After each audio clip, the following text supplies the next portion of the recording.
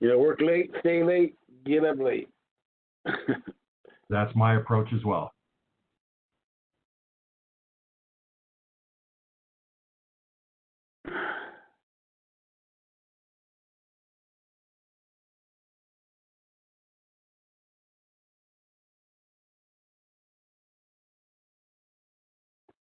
Yesterday was pretty good. It was very good. I was impressed for never having done a tech conference before. This group does well. Yeah, no, I was on for most part of the day, and then I had to leave early. But it went pretty well.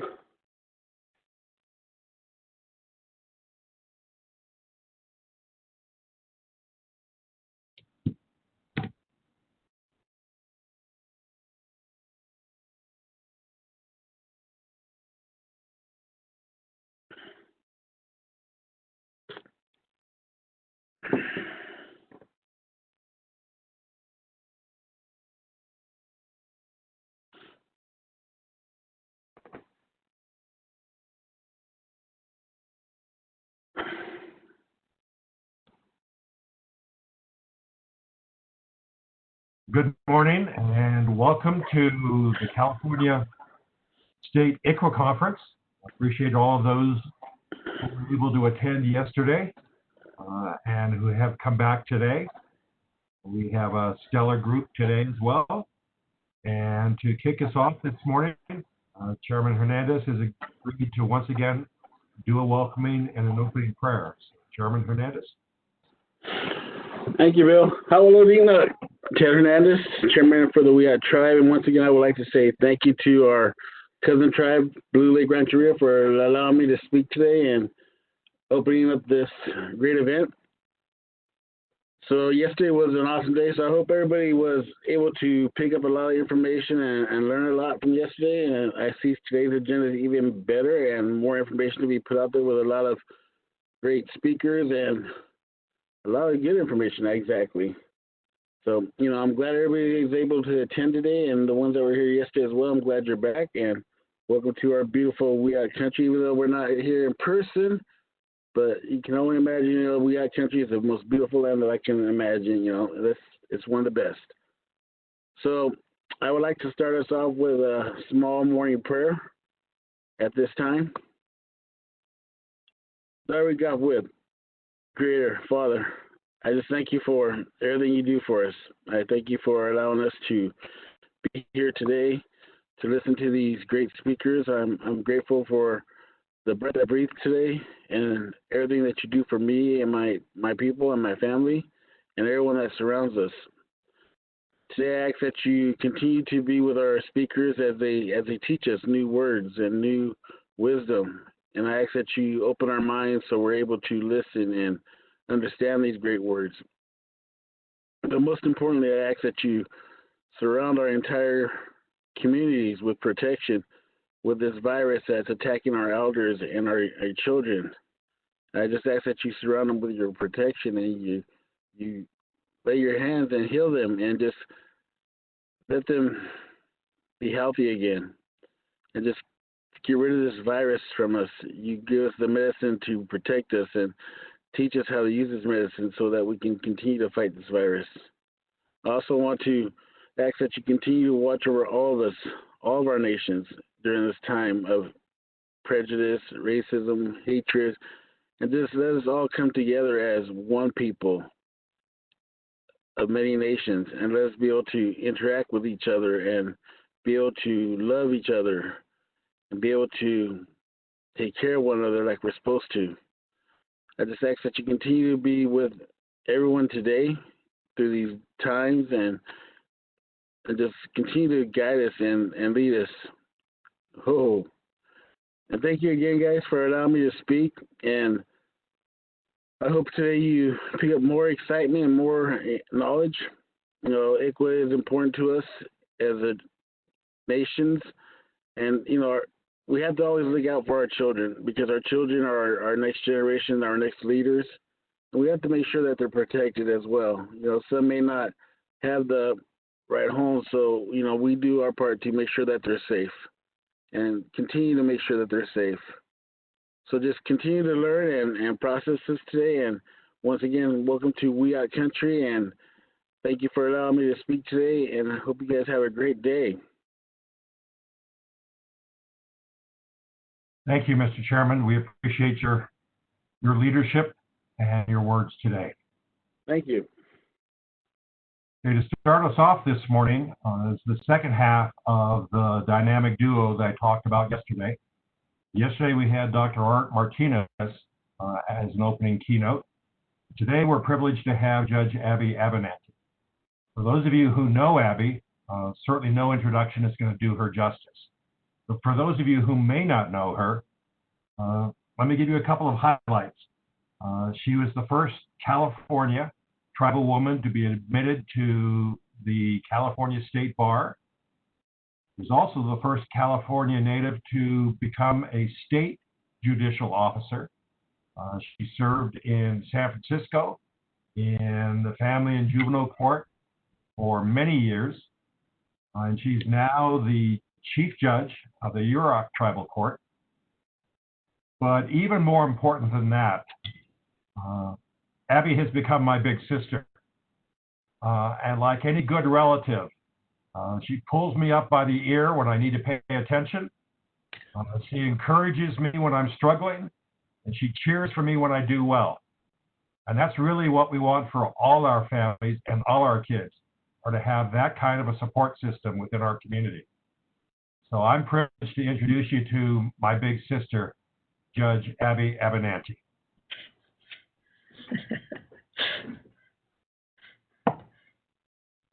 Thank you. And he's a very good little brother, too, I might add. I appreciate that you've given me an opportunity to speak with you today. And I want to say that I appreciate all the work that you do. And I'm speaking specifically now to social workers and to the directors of the tribal programs.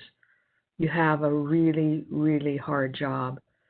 We're awaking to the fact that a lot of the systems in the country that has become what it used to be our land are very racist and are sick. These systems are sort of layered on top of injustice on injustice on injustice. What I want to say before I go into more discussion about that is that all of you who have gone to school, I know some of you are going, why? Why did I even bother? What is all this for? What was all this work for? You know, it doesn't work. It isn't working. And I am miserable, and the people I'm trying to help are miserable. You went to school for the same reason I went to school, because we needed to. We need to understand what they have done and how we can undo it. And you've spent the time to learn that. And now it's our time and on us to go back and to say, we are going to redo this system. No matter what it takes, we're not going to be broken by this. It cannot break us. It did not break our ancestors, and it will not break us. If you look at, everybody's talking about the police system and how unjust it is, but if you look at the social services system, it has many of the same problems with the identical outcomes. And the identical outcomes are disproportionality. And it's been set up to create that, and that's what you need to know. It was not set up to address the problems that it says it was set up for, because the practices are not consistent with fixing those problems. And what we need to do is not go, okay, well, we're not going to address the problems, because some of the behaviors that we have acquired after the invasion are not okay. They're not okay with us. They would not be okay with our ancestors, and they are not right. So we do have to address them. So then the issue is, how do we do that? And you look at sort of the ways that we've been set up. And one of the cornerstones is the Adoption and Safe Families Act of 1997. And that was supposed to be like, the start of the modern era in social services. I don't know how helpful it is or how right it is to sever 2 million children from their parents. And that's what that act did. Because it set up expectations that were consistent with what the system wanted. When they're talking about permanency, what they're talking about is they have an adoptions market they want to fill. And they're using the children that they take to do that. That's not okay. And it is not okay to further crush our people by stealing their children once again. This is our generation's boarding school, our generation's indentured slaves. They always come for our children because they know if they take our children, they will break us. But we will not be broken. We will rise from this mess that they have helped us create, that they are building on top of the bodies of our children. This is not what we are, and we're not going to allow it to continue. And so what you need to do is look at how they talk and what they're doing, the time frames, their practices. You know, there's a lot of talk now constantly about data. You need data to inform your programs. You need this and that and da-da-da-da-da. You need to count. You know, it's best practices and evidence-based. I mean, when I think of that, I think of, okay, let's just say, for instance, we were going to teach people how to spit, okay? So the first thing you go, should you put your head back and spit up, or should you put your head down and spit down?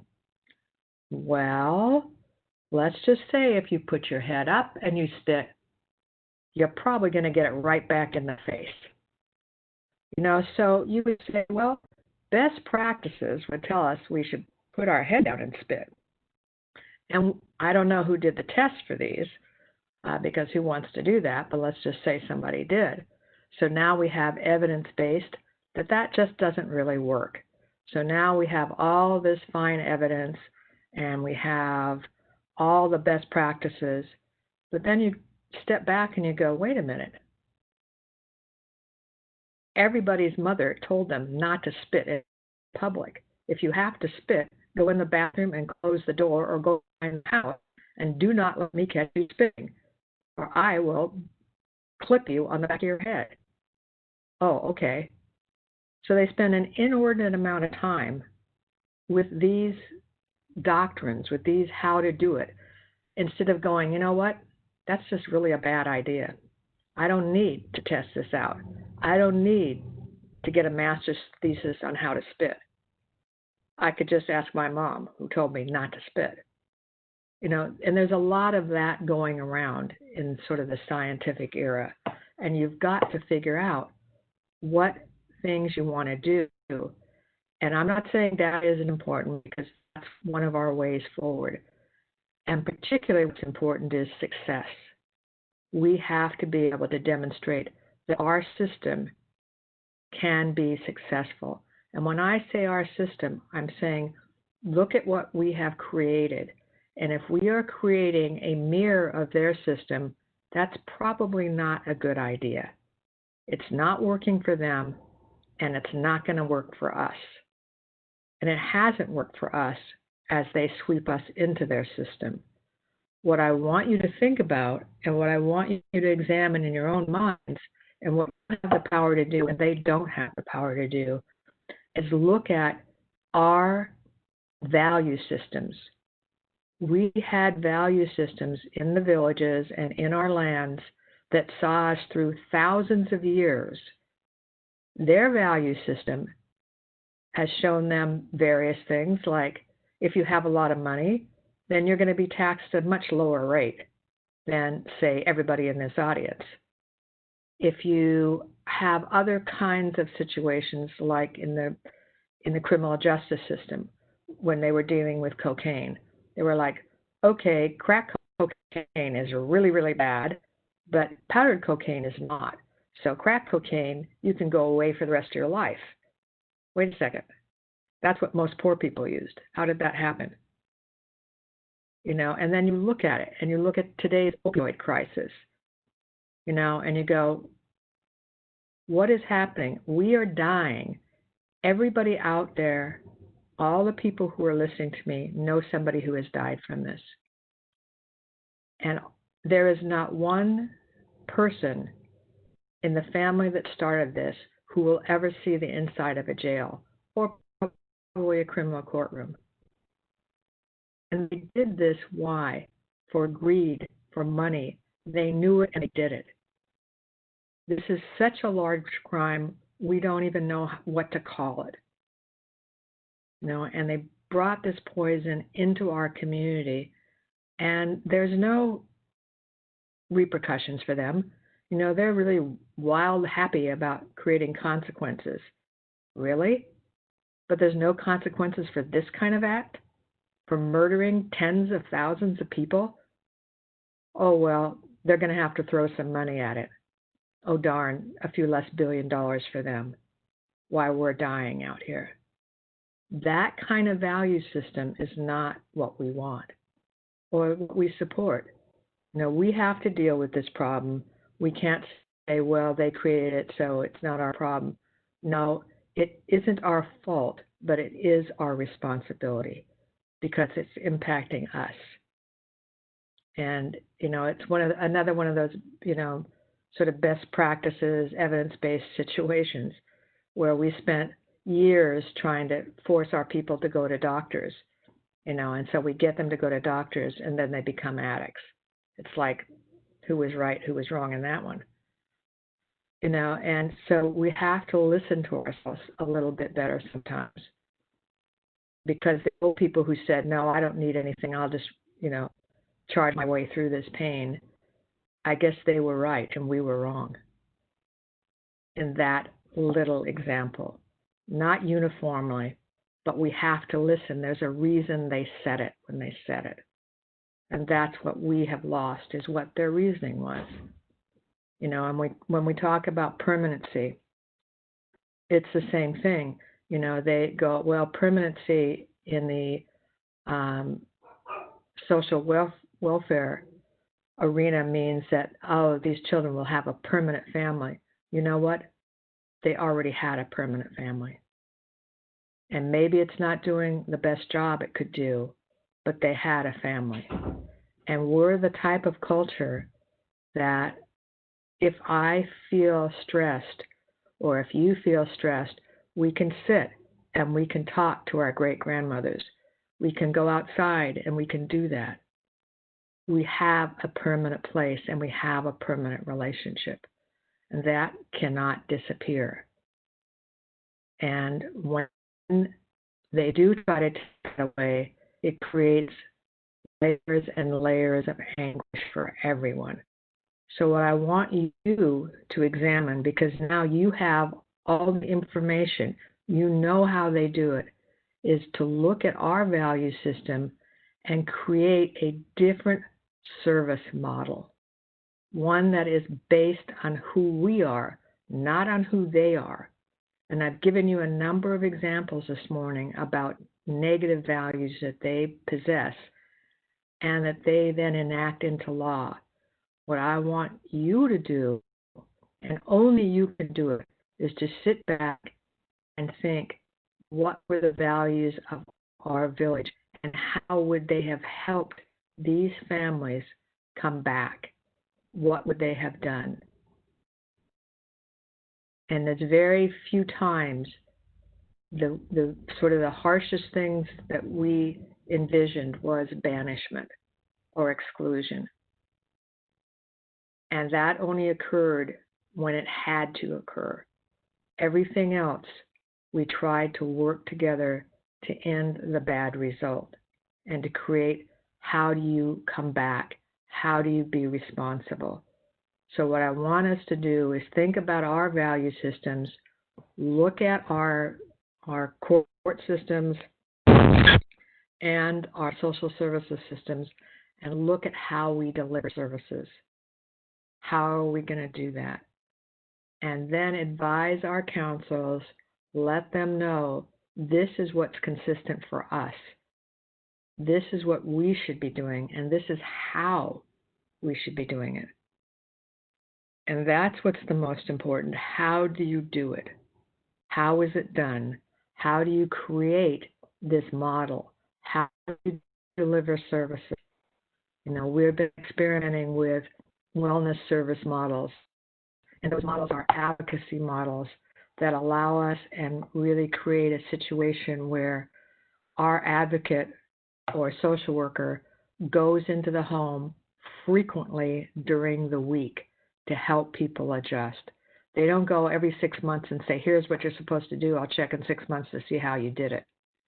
That's not going to work. That's not how human beings work. It just isn't how we were set up. What you have to do is you have to go, let's walk together. Let's walk back to what you want to be and who you want to be and how are we going to do this. So that's going to change some of the rules of the game from what you've been taught. And that's okay. And that's what I really want to talk about. When I first came home, people were all about, oh, well, you can't be a judge because you know everybody. And I'm like, yeah, I do know everybody.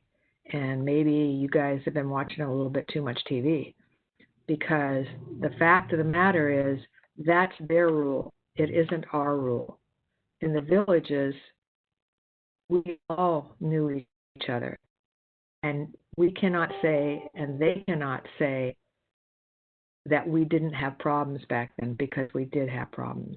And when we had problems, we didn't run around looking for a stranger to solve them, because we'd still be running around up and down the river looking for strangers. That's just not how it happens. So what you have to look at is then, in our model, what would we have done? Because that's what people are going to be more able to readily go to and say, help me, help me. All of us, every single one of us, you in the audience, me, the people we know, have needed help at one time or another and will need help again. We have to create a model for how we get that help and how we deliver that help.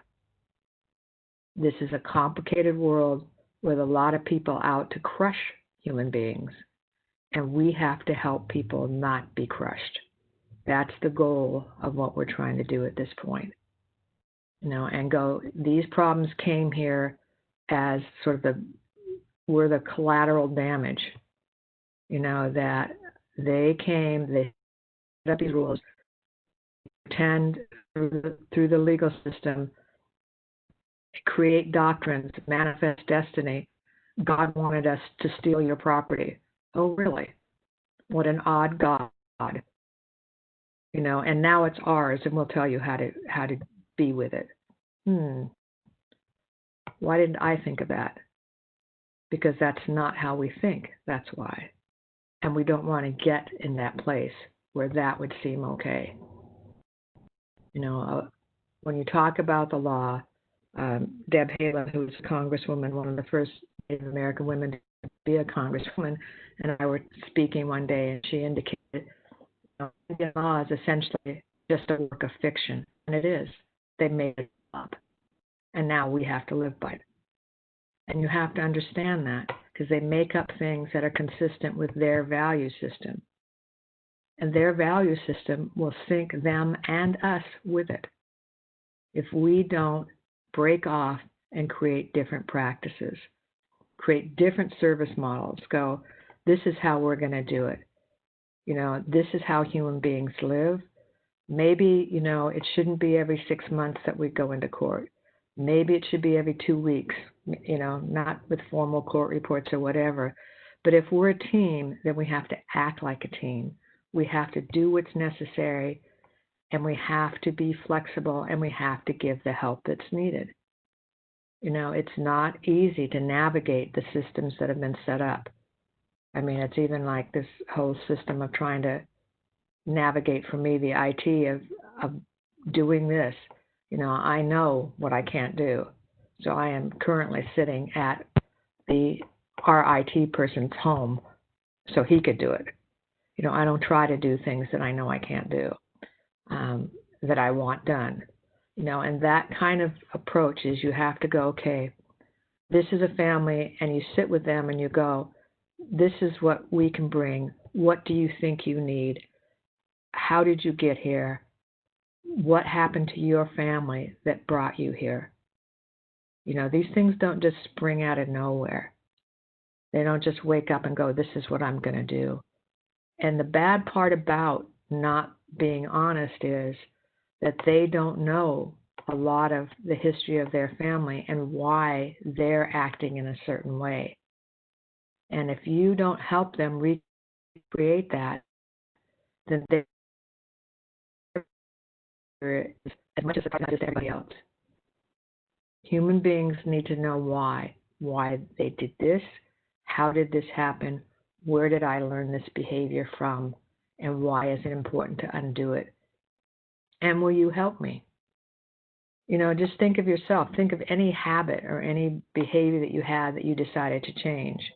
You know, when I had a child, and the first time the child said an ugly word that I didn't like, and I realized where that ugly word came from, I went, oh, you better clean up your vocabulary. Well, you know, it wasn't the last time that I had to say that to myself. Even simple things like that. You know, you need help to change. You need help.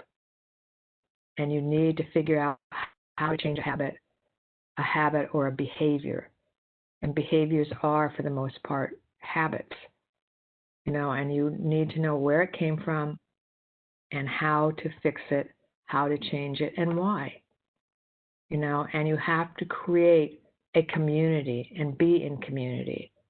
You know, and you go, okay, well, I'm supposed to have a certain distance from my clients, is another example.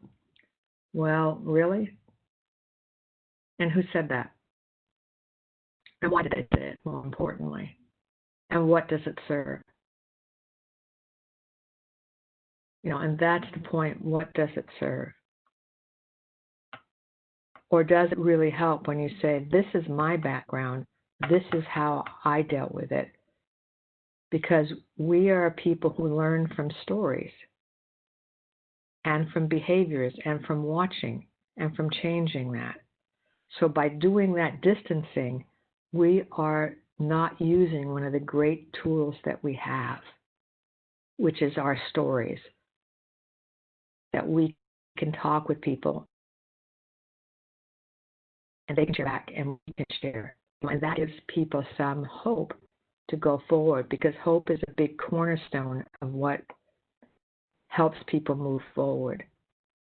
You know, and the 2 million children who lost their parents because it made sense for permanency, and that was what they wanted for the Adoption and Safe Families Act, they're in pain of some sort for the most part, and our children are in pain.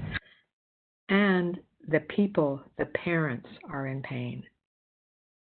You know, that often is the final blow that a human being can absorb and finishes all the other damage. How do you come back from that? How do you come back from that? From something you never wanted to happen. There's very few people who go, oh, hot diggity dog, I just got my kid taken away from me. Not that I know. And I've seen it. I've done it as a judge. And I've never seen anybody go, that's a great idea at all.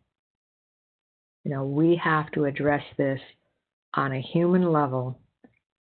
And can some people not parent in the day-to-day? Yes, that's true. So then how do we, in a humane and kind way, address that?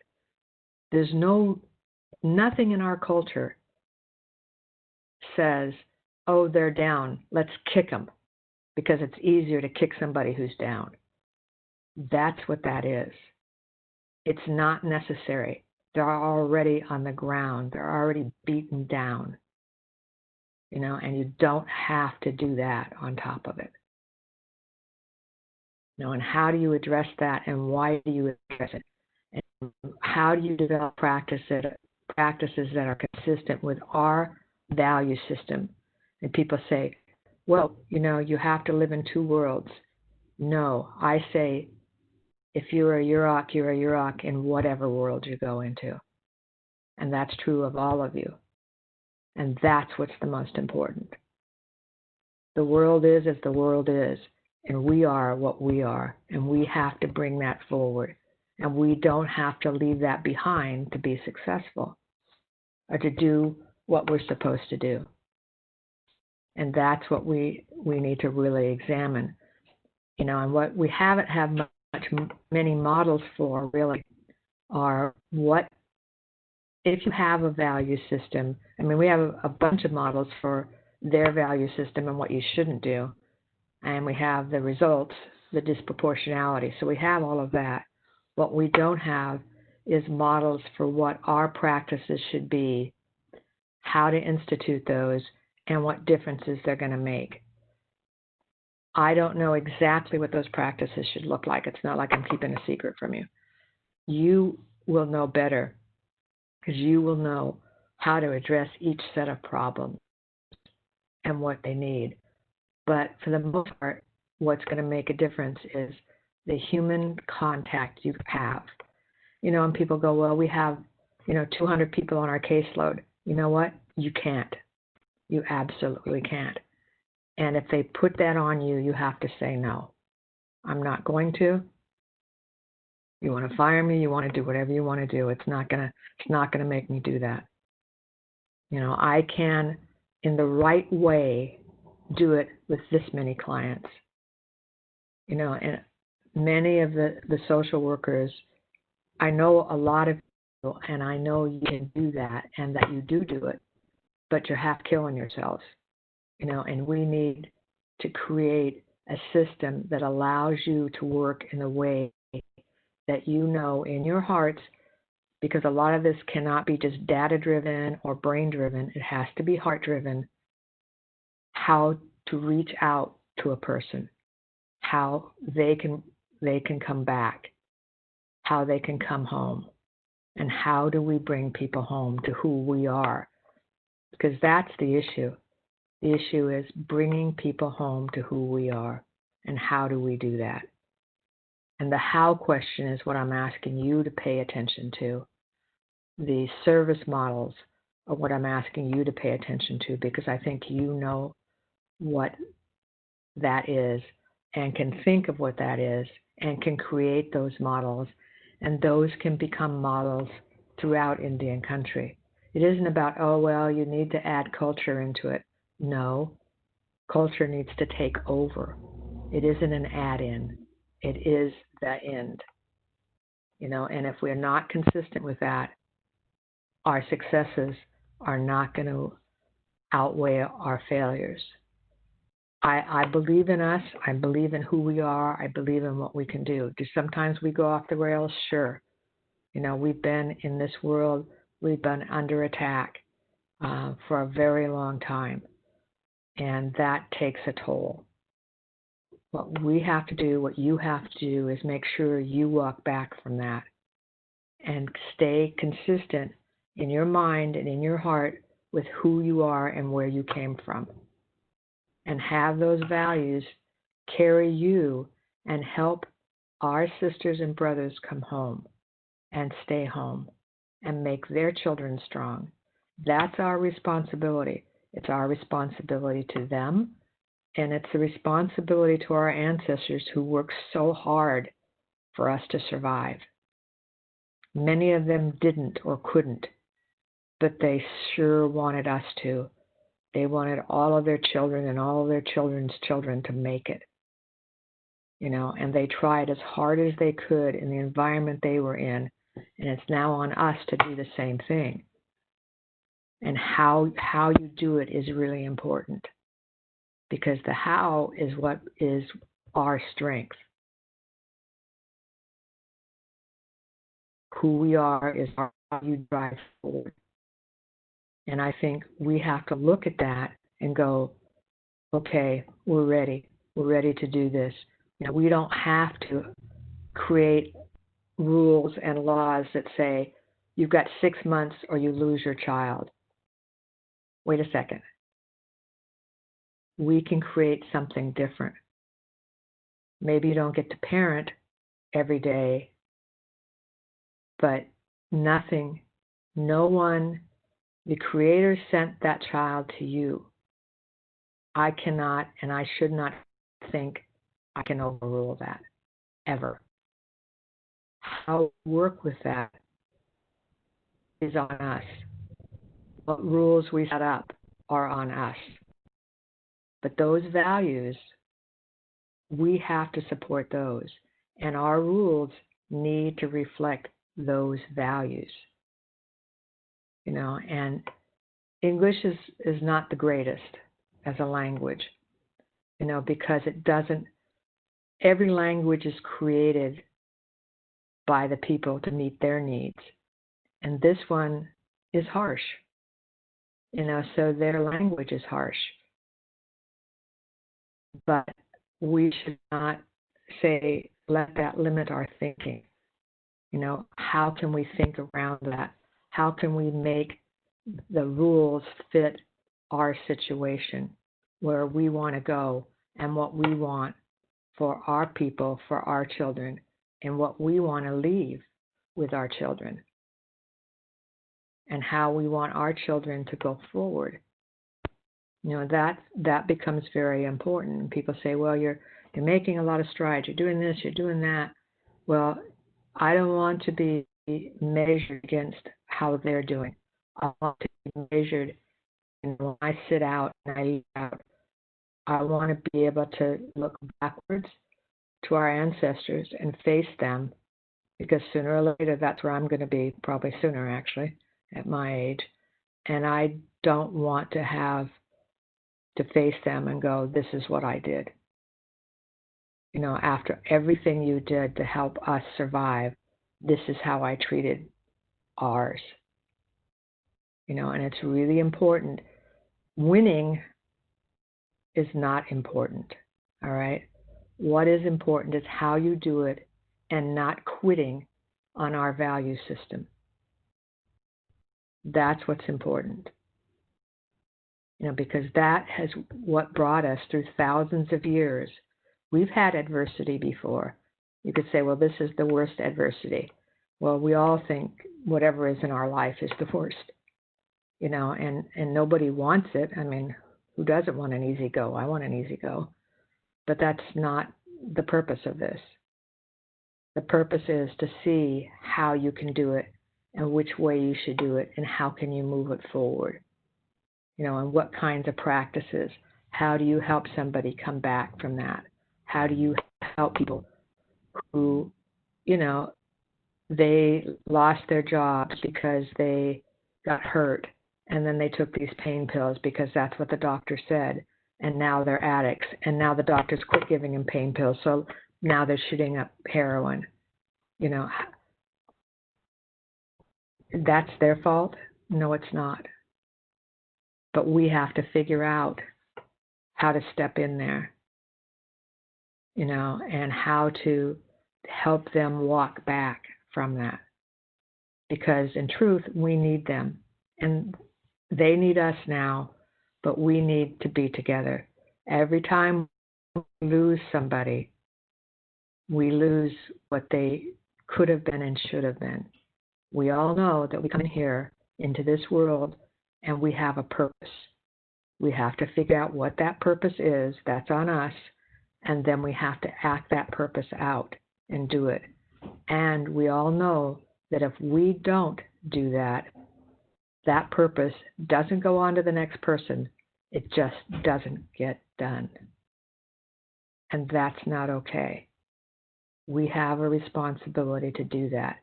And you who have been so educated, you know how to do it. You just have to think about it now and think your way to that, because you know how.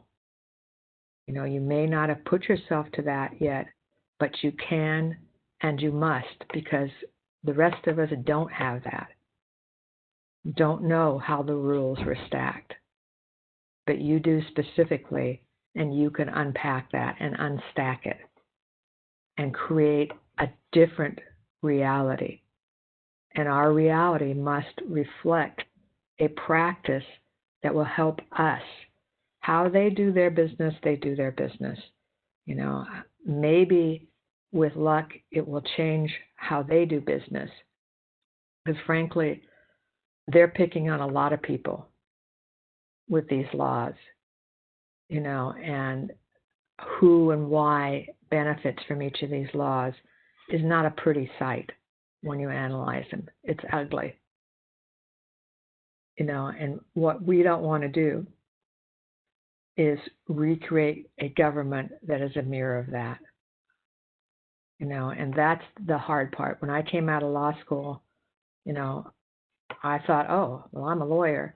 I had to go back and apologize to a number of people because, in fact, I was a lawyer and I had a little idea how to be a lawyer.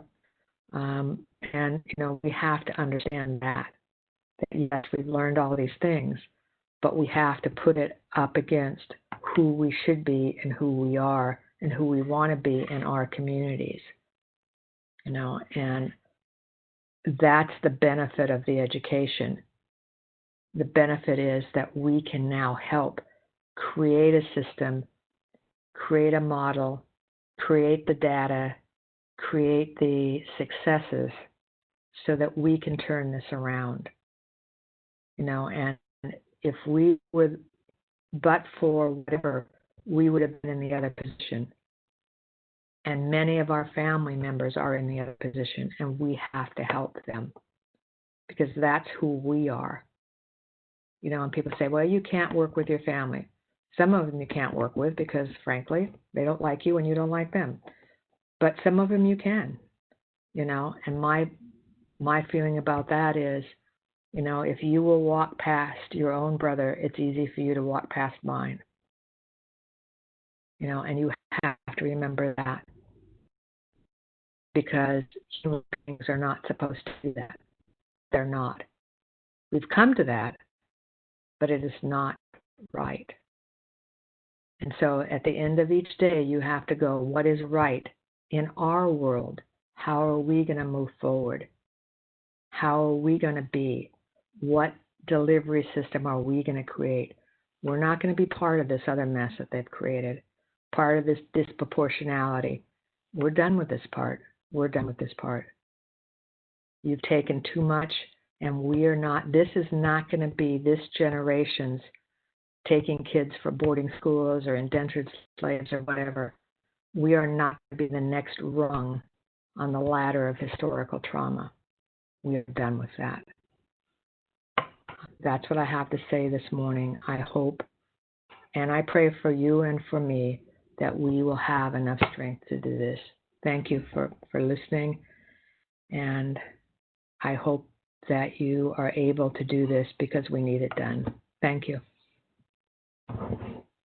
Thank you, Abby, for that powerful grounding that we need in our values and our communities and why we're doing this work. I wish I could clone you and sprinkle you all around. Fortunately, you can't. I can't do that, so take care of yourself and keep being an inspiration to people who need that hope. Thank you. All right, thank you. Goodbye, hon. You take care. So I hope you all recognize that Abby has pointed out to us that we don't have to continue doing things the same way. That if we want things better, we need to do better. And we need to treat people as our family, even the parts of the family that we don't necessarily like. So I hope you can see why Abby has been my mentor and one of my inspirations. Well, our next session is the CDSS Office of Tribal Affairs Team Spotlight. And heading that up will be somebody that you certainly met yesterday, that you may know from her work. Heather Hostler is a member of the Hoopa Valley Tribe and is the director of the Office of Tribal Affairs for the California Department of Social Services. She has her Bachelor of Arts from Humboldt, where she was awarded the Humboldt State University Distinguished Alumni Award. And with her will be Donald Rodriguez, and I'll let her introduce him a little further. But he is, in my view, one of those young people who will soon be leading the rest of us about how to do better for the children and the families. And I hope you get a chance to see why I'm a member of his fan club. But Heather, take it away. Good morning. Thank you, Judge Thorne. I'm appreciative of your work here in leading us through this conference.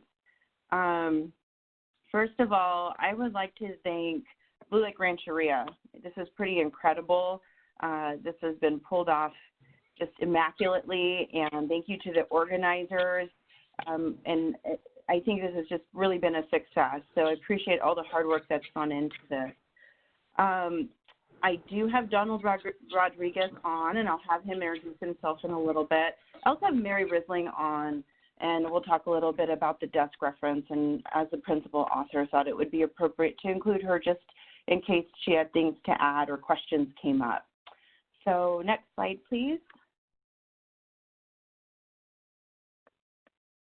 All right. So in this OTA spotlight, I thought it would be appropriate to introduce my team. I get to be out in front a lot, but my team is really deserves a lot of the credit. We are, I call us a mini but mighty team. We started with just 2 people, and then we've added folks over the course of the last few years. Mary was on board well before I was and doing a lot of this work kind of as a tribal consultant, but as a kind of one-person show at CDSS. So she really built a lot of the foundation and was instrumental in bringing the Office of Tribal Affairs to fruition, along with folks like Kelly Winston and Greg Rose. So just to give you a highlight, this is the team, and all of my team are either tribal members or Kevin is has a tribal member family. So I think that it speaks for itself that folks here and the team are really invested in the work. Next slide, please.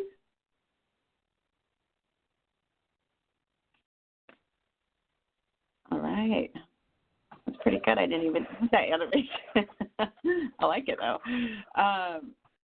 So I want to talk a bit about the ICWA field positions, or the ICWA field liaisons, as we're calling them now. We covered it briefly in our discussions yesterday, but generally we really heard from the ICWA Task Force report, heard from tribal leaders, and also heard from counties that there needed to be more support. So really, this is just kind of an overview of the activities that the ICWA field liaisons will be doing moving into the future. So a note about that with hiring. We had gone out a couple of different times in this first year for hiring, and needed a kind of a particular level of expertise to be able to carry out the functions of strengthening relationships between tribes and counties, technical assistance, and providing training in the area of ICWA. And so we've definitely had some struggles with hiring.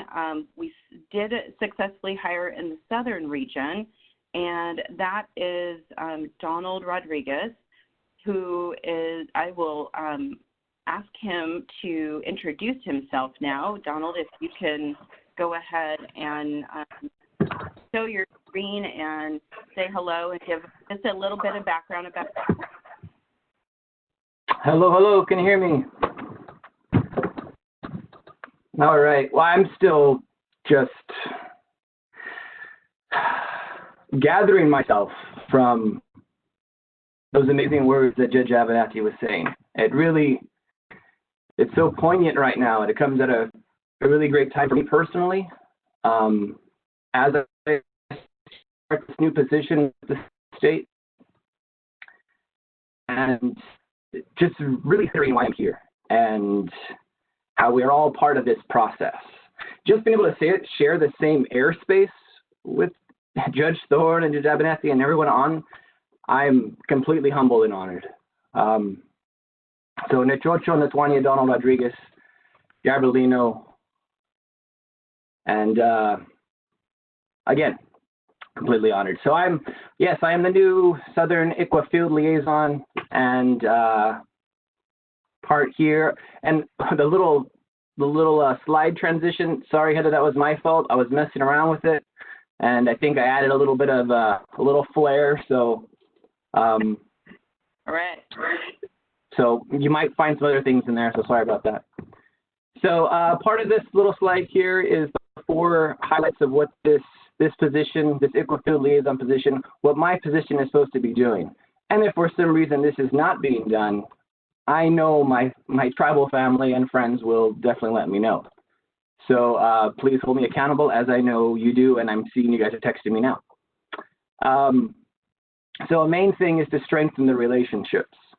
But as Dr. Martinez was saying yesterday, you can't really strengthen something if you don't already have it. So some tribes may feel like they don't already have the relationship with the county, and vice versa. The county folk may feel that they don't have a relationship with the tribe. So how are we going to work on that? What can we do? Let's come together and figure out what we can do about that. That's a real main way that we're going to be able to move forward. Another part is to provide technical assistance, collect and report data, and provide training. And I think in the next slide, it kind of goes further in depth into what we're talking about with those 4 quadrants.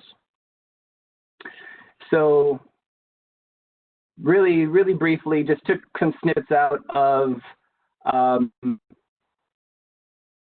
the main points of the job description and kind of inserted in here.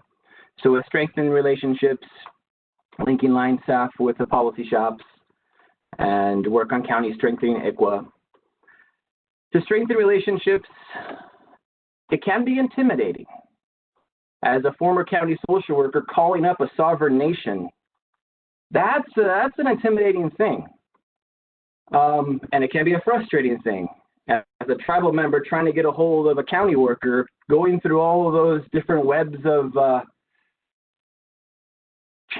chain of calling and trying to get in touch with somebody that you're supposed to. Well, fortunately, the experience that I've had and the connections that I've made down here in the southern region, I'm hoping to speed that up a little bit to get your questions answered and get some resolution to some long issues that have been here for a while. So I see this position as it's created for the tribe and it's created for the counties, but it has to be used. So please use me. I'm here for you, and put me to work, because obviously if I'm adding little things to these slides, I have enough time to do that. Please blow up my phone, email me, and we'll get some things resolved. Another part, providing technical assistance. A main goal right now is to identify a tribal ICWA contact for every tribe in the southern region. I'm having an issue with Cabazon. If anybody knows anything from Cabazon, please let me know. Also with Ventura County, I'm having an issue getting in contact with Ventura County. So everybody knows a contact at Ventura, please let me know. And the next slide. Oh, see a little effect? Anyway. Providing trainings. I've had the great honor to be part of the Tribal Star team that was providing a lot of ICWA training, so they gave me a really good core foundation and basis. And now this position is to coordinate trainings to the right entity, for example. Just learned about Two Feathers, so that's an amazing resource. We'll be connecting people with that.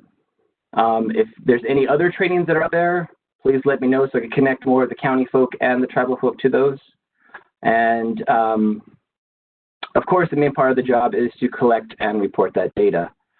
And please correct me if I'm wrong, Heather, but this position, as of right now, is only around for 2 years. So let's use it. Let's work me. I'm dedicated for these 2 years to do this job. If we find that it's doing well and it's still needed, then hopefully it can be extended.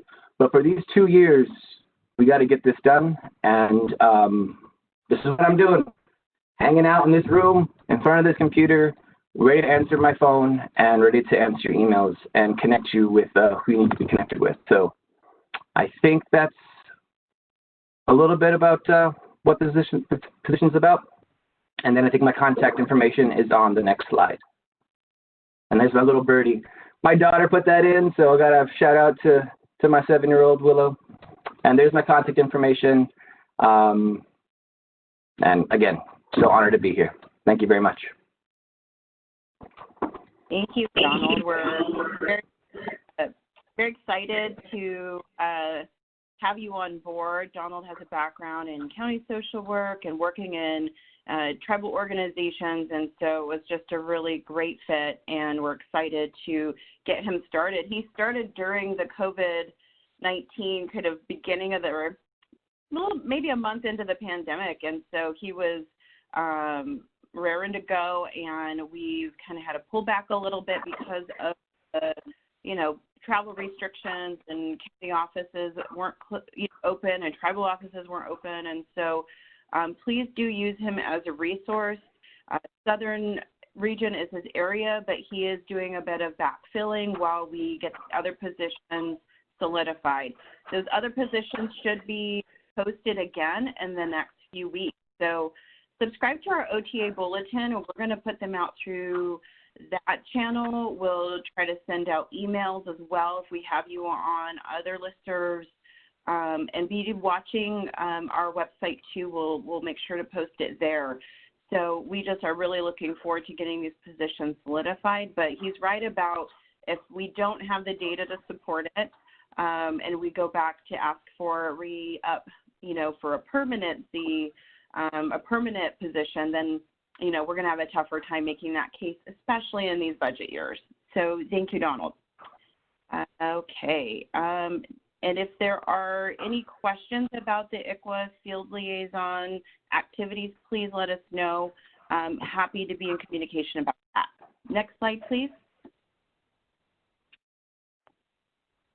All right. So we talked a bit about this yesterday, the ICWA desk reference that Mary Risling had put together for us. We have kind of used her as our ICWA desk reference thus far. She's really been kind of the person who's helped us pull all these pieces together and instrumental in a lot of this work. And so this desk reference doesn't replace anything that's already out there. This is a reference. So it's not saying you have to use this. It's just a place to put all of the ICWA California-related information in one place. So it's a framework for social workers to get them ready to actively work with tribes and achieve compliance with ICWA. We have the controlling authorities. I know lawyers like that, and I think it's helpful when we're working in these spaces. It gives general information about ICWA, tribes as sovereigns, the information that you need to have the appropriate context for working with a government-to-government relationship. And then there's the Division 31 100 regulations that are currently draft form. They're going through the process, and they have been through tribal consultation. We've definitely looked at them with tribal partners and other partners, and so it's going through the final regulatory process. And so we wanted to include those there for this desk reference because it lifts it out of the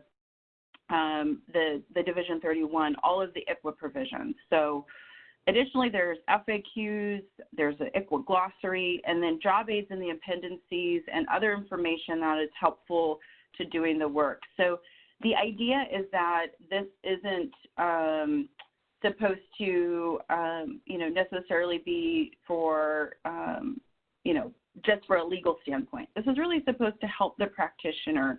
There's practice tips, there's other information. Just to give you, I don't know if this will be easy to see, but just to give you an idea of the size, this is the prototype that we have here as we've been doing review and sections, and so it's a lot of information. That being said, I don't know if Mary Risling, if she can unmute. I think she might have been having some trouble unmuting, but she is on the line, so I would invite her to add anything if she's able to get into this call or this WebEx. Mary, are you there? No, I can't unmute. I hear you now. Oh, okay. All right. Hello. Welcome, Mary.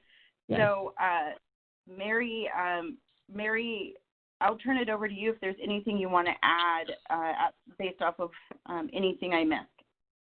Yeah, I think I'll just take a couple minutes and start by greeting my sister and brother from another mother, co-members of the White-Haired Club, Abby and Bill. It was great to catch the tail end of your comments. And I will actually say that I think that this is a back to the future kind of thing. And it really is targeted at exactly what they were talking about, which is being focused on actually making changes. But to do that, it's a very heavy lift. And I've served as tribal consultant to CDSS for 5 years, and my contract is actually over as of yesterday. So this is kind of a parting resource. And I want to just say a couple things about it. One is the project didn't start out to create a desk reference. Really, the department, the Child and Family Services, Deputy Director Rose, is very interested in, and so is, of course, now the director, in integrating a basic level of ICWA knowledge throughout the department, because actually making the types of changes that I think we would all like to see requires not just knowing something about Indians and tribes, not just being able to memorize and recite ICWA provisions and the law, but also understanding about funding streams and how programs are operationalized and implemented and what kind of reporting requirements there are. And that requires that you both understand how big these issues can be, but also have an appreciation of a multiple pathways for tribes to interact with these systems. And what I witnessed as I first arrived was emphasis on political status labeled ICWA eligible, and just trying to really communicate that out to social workers with the idea that they really need to understand that. But that's almost as far as it went. And then everything else also, cultural humility and trauma-informed practice was also an emphasis. And that is very important. And so I think Heather's comments about this doesn't replace other things. There are social worker guides that counties are doing. Donald mentioned Tribal Stars work. That's all important and valid and really focuses on those elements. The challenge, though, is that both changes in the federal regulation and then resulting state law and other changes in federal data requirements and reporting requirements really shift ICWA practice, moving it forward in the process, but also highlighting and expanding the opportunities available to tribes to impact child welfare, both in terms of development of their own systems, but also in partnership and interaction with the state. So that's a different conversation. And so the desk reference evolved out of initially a pilot project within the department, within CFSD, to create what were called ICWA specialists within the department. The idea of creating a basic level of familiarity with CDSS personnel throughout the department so that when a new initiative arrives, like FFPSA, and as the department is is scanning its horizon to determine how they might implement these provisions, they tend to look at what their status quo is and what avenues currently exist that could be taken advantage of and folded into this. And unfortunately, that scan is blind to Indian country.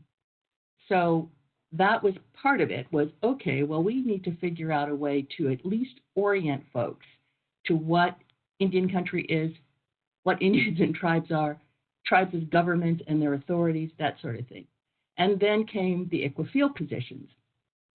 And the idea there is that those field positions can link back to the policy shops at CDSS, which are the experts in the administration of child welfare programs and know all of these details and can answer questions, but that a focus of the training that the field positions could engage with would be really helping counties and tribes understand the opportunities and possibilities and approaches to being able to work effectively together.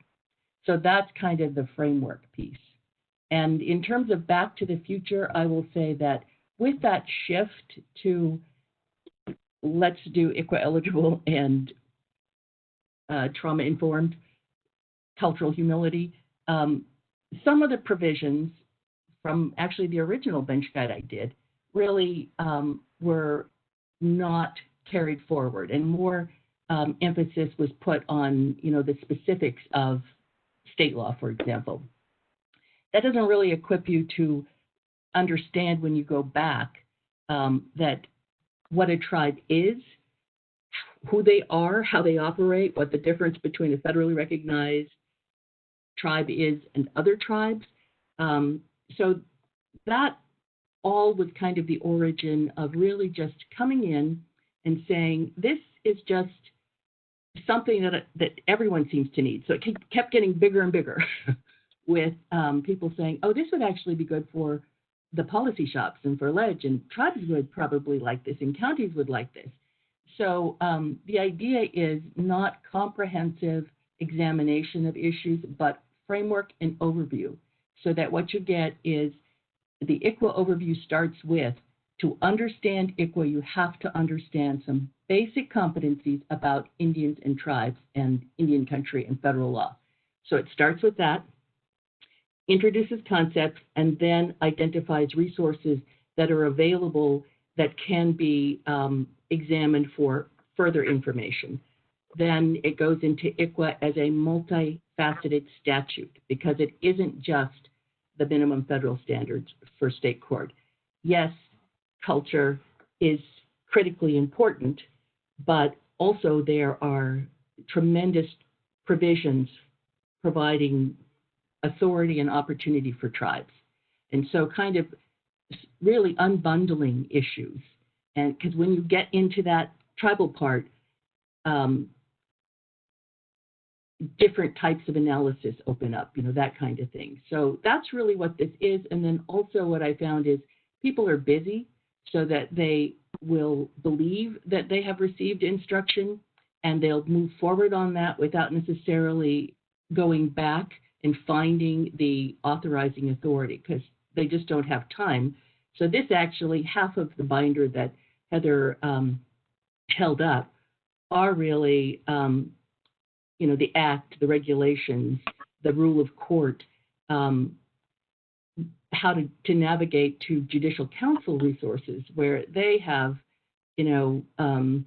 provisions, all the provisions of state law relating to ICWA that are accessible. So just saying these kinds of resources are available, and here's how you can get to them. And that's sort of what's going on with this. Great. Very comprehensive. Mary is retiring this week, so this is her last kind of hurrah today. She's well out of hours. Just to give you a little bit of a sense of where Mary's expertise is coming from, is I'll read her bio real quick. Mary's a member of the Hoopa Valley Tribe, which I also am a member of. Her background includes decades of experience as a tribal attorney with the California Indian Legal Services. She's regarded as an expert in Indian child and family issues, and she served on numerous tribal state policy bodies, including several terms on the California Judicial Council Family and Juvenile Law Standing Advisory Committee. So just huge gratitude to Mary. We really couldn't do any of this work without her. She's been instrumental in the foundation of the work, and this is an enormous undertaking that most people couldn't pull off. So if you go to the next slide, we just wanted to take some time here to acknowledge, this one is the, I saw some questions come in on that. So the ICWA desk reference is not released yet, but to stay up to date on that release date, please subscribe to the bulletin. This is linked in the materials. If you click this in the materials, you should be able to get to the bulletin or visit our website, and we will continue to post the updates of when the release will happen. We're just at the final stages and need to go to print, but thought this was a great opportunity to share it at the ICWA conference. So here is our gratitude for Mary that we want to share with, with this audience, because she's very deserving of it. So we had folks around the department and others who sent quotes in, and I'm just going to read those quickly. I know we're running low on time, but wanted to acknowledge Mary here publicly. So Mary will leave the department having taught many of the CDSS team about government-to-government relationships with tribes. Her knowledge, commitment, and dedication to tribal communities is unparalleled. Thank you for your contributions to the lives of so many. Wishing you many more great days ahead on the next path of your journey. Kim Johnson, CDSS Director. We have been fortunate to have Mary's insight, experience, and knowledge to shape our work on behalf of Indian children and families. Her wisdom will forever be present and used throughout her thoughtful work in the ICWA desk reference. I, for one, have learned much from her over the years, and I will miss our many conversations. Blessings and gratitude. Greg Rose, CFSD Deputy Director. I've had a handful of strong women who have helped me throughout my career, and their knowledge and wisdom have been instrumental in my professional growth. These women have been powerful mentors and forces for good in my life. I consider Mary Risling one of them. Heather Hostler. Next slide, please. Mary is a joy to work with. She's whiskey straight, no chaser. Kevin Nidick and Jennifer Parsons, which that's the team who works with her. When I'm trying to figure out what A even means, Mary has already figured out A through Z and the interconnectivity of everything. Kevin Nidick. She quite literally wrote the book, The California Judges Bench Guide on ICWA. The CEB on ICWA. I had the honor of sitting at her desk in the CILS Eureka office years after she retired, and was so grateful on arrival to find memos on everything, case file organization, client outreach plans. She not only did the work, but laid a path for others to follow. Mary, it was a pleasure to work with you these last several years. Thank you for your wisdom and your guidance, both in person and through your very detailed work product. Delia Sharp, CTFC Executive Director. It took me a while to understand where Mary was coming from. Some of that was me, for sure, but Mary is scary smart, and sometimes her brain is more detailed than her mouth. She was very patient with all of us most of the time. When I finally figured out what she was talking about, I think it took at least a year or so. It was so invaluable. Mary's perseverance is something you truly have to appreciate, and our work is better for it. When I took missteps, she always acknowledged that my intentions were good and helped me get back on track. In many ways, she is the reason staff now see tribal engagement as important as any other work they do. She really helped create a culture shift at CDSS. I'm so appreciative of her knowledge, patience, and kindness. She will absolutely be missed. Kelly Winston, CYPB Bureau Chief. So thank you, Mary. We wanted to take this time to acknowledge you. Thank you. Good luck. And I think that is it. Next slide for I think contact information. So thank you, everyone. That was our kind of quick OTA spotlight on just a couple of things. And I see there are some questions. Judge Thorne, I don't know if there's time to address those. What I'm going to ask people to do is to reach out to you specifically. You have Heather's contact information. I promised I would try and keep us on time. And I just want to add one more thing about Mary. She wrote the very first judge's bench book on ICWA, and you all in California may not appreciate that, but we have taken that bench book all over the country to show Supreme Courts what is possible. If you are truly committed to doing ICWA, you need to begin to educate your judges. And it's not an impossible task. Here's what Mary has done. You could at least try and follow in those footsteps. So Mary comes from a long line of tribal leaders who have put their communities first. So I just want to add my thanks to Mary. Thank you. A couple of housekeeping items. CILS has recorded an ICWA 101, and that webinar is available in the conference materials. I've been asked to remind you to please complete the evaluations for each panel. And if you did not get those done for yesterday, a link will be sent out to you to do that. But that really will help us both with the quality and the technical aspects of whether this worked or not. And in addition, the conference is being recorded, and a link will be posted on the California Tribal Families Coalition website in the coming weeks so that you can use this to either as a training material or resource for your staff, county staff, judges. Please take what is here and leverage it. So we will be on a break now until 10:30. We will see you back then. Thank you.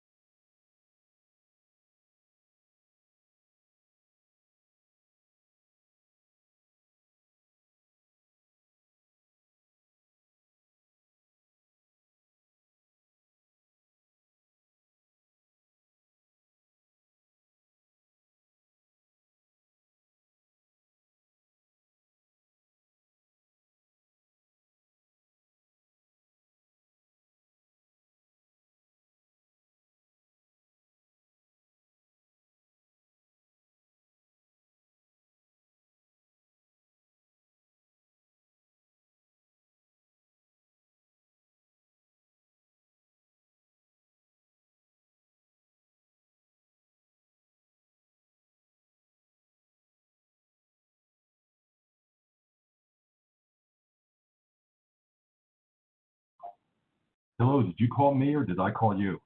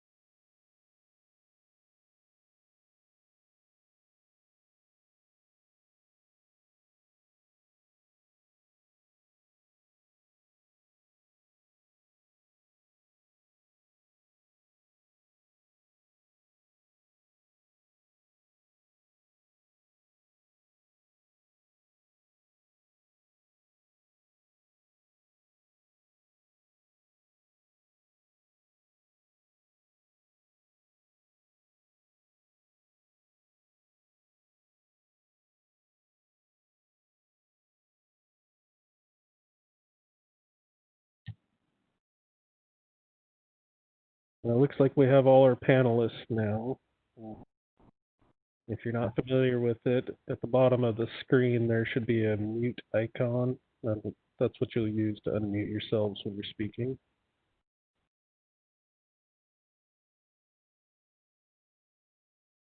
Okay, welcome back. Happy that you all are able to join us again. I want to give my special thanks to the organizers and the planners for this conference. You truly have assembled a group of superstars. This next panel is an example of that. In this panel are several people who I've worked with for, well, let's put it this way, back to the days when I still had hair. I had a ponytail down to my waist. Some of these people I have learned from and collaborated with and taught with, people who I look up to and who I am privileged to call colleagues.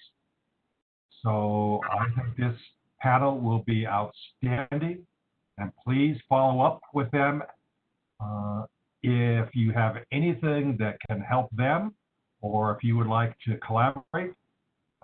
This is a group of wonderful people. Leading the panel will be Season Goodpasture, who as well has been one of those people who tirelessly worked behind the scenes to make this conference possible. Season is the Social Services Director for the Paula Band of Mission Indians. And Season, I will turn it over to you.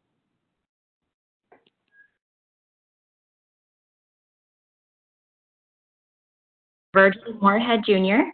Dr. Virgil Moorhead is a member of the Big Lagoon Rancheria, Yurok, and Tolowa. He's currently a lecturer at Humboldt State University and Director of Behavioral Health Services at Two Feathers Family Services in McKinleyville, California. He's a graduate of University of California at UC Davis, and that's where he got his bachelor's, and California State University, Sacramento, that's where he got his master's. Dr. Moorhead received his Doctorate of Psychology in Clinical Psychology from the Wright Institute in Berkeley, California in 2015. During his graduate work, he completed his doctoral internship at the University of Michigan, Ann Arbor, and postdoctoral fellowship at Stanford University, serving as a staff psychologist and lecturer at Stanford University for 3 years. Dr. Moorhead's research focuses on developing and testing community-based strategies for health promotion with Native American communities.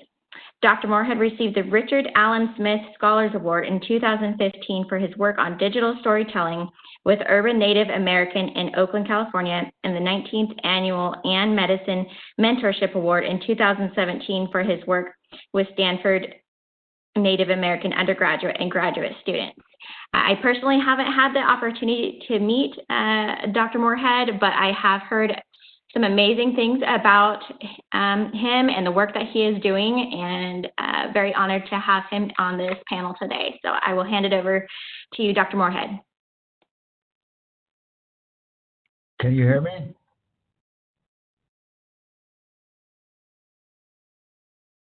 I can hear you. All right. Can everybody see me? You're good to go. All right. So, thank you for having me. I'm glad to be on. I was going to show a little bit of PowerPoint, if I can get it up. Just 3 or 4 slides to talk a little bit about what we're doing at Two Feathers.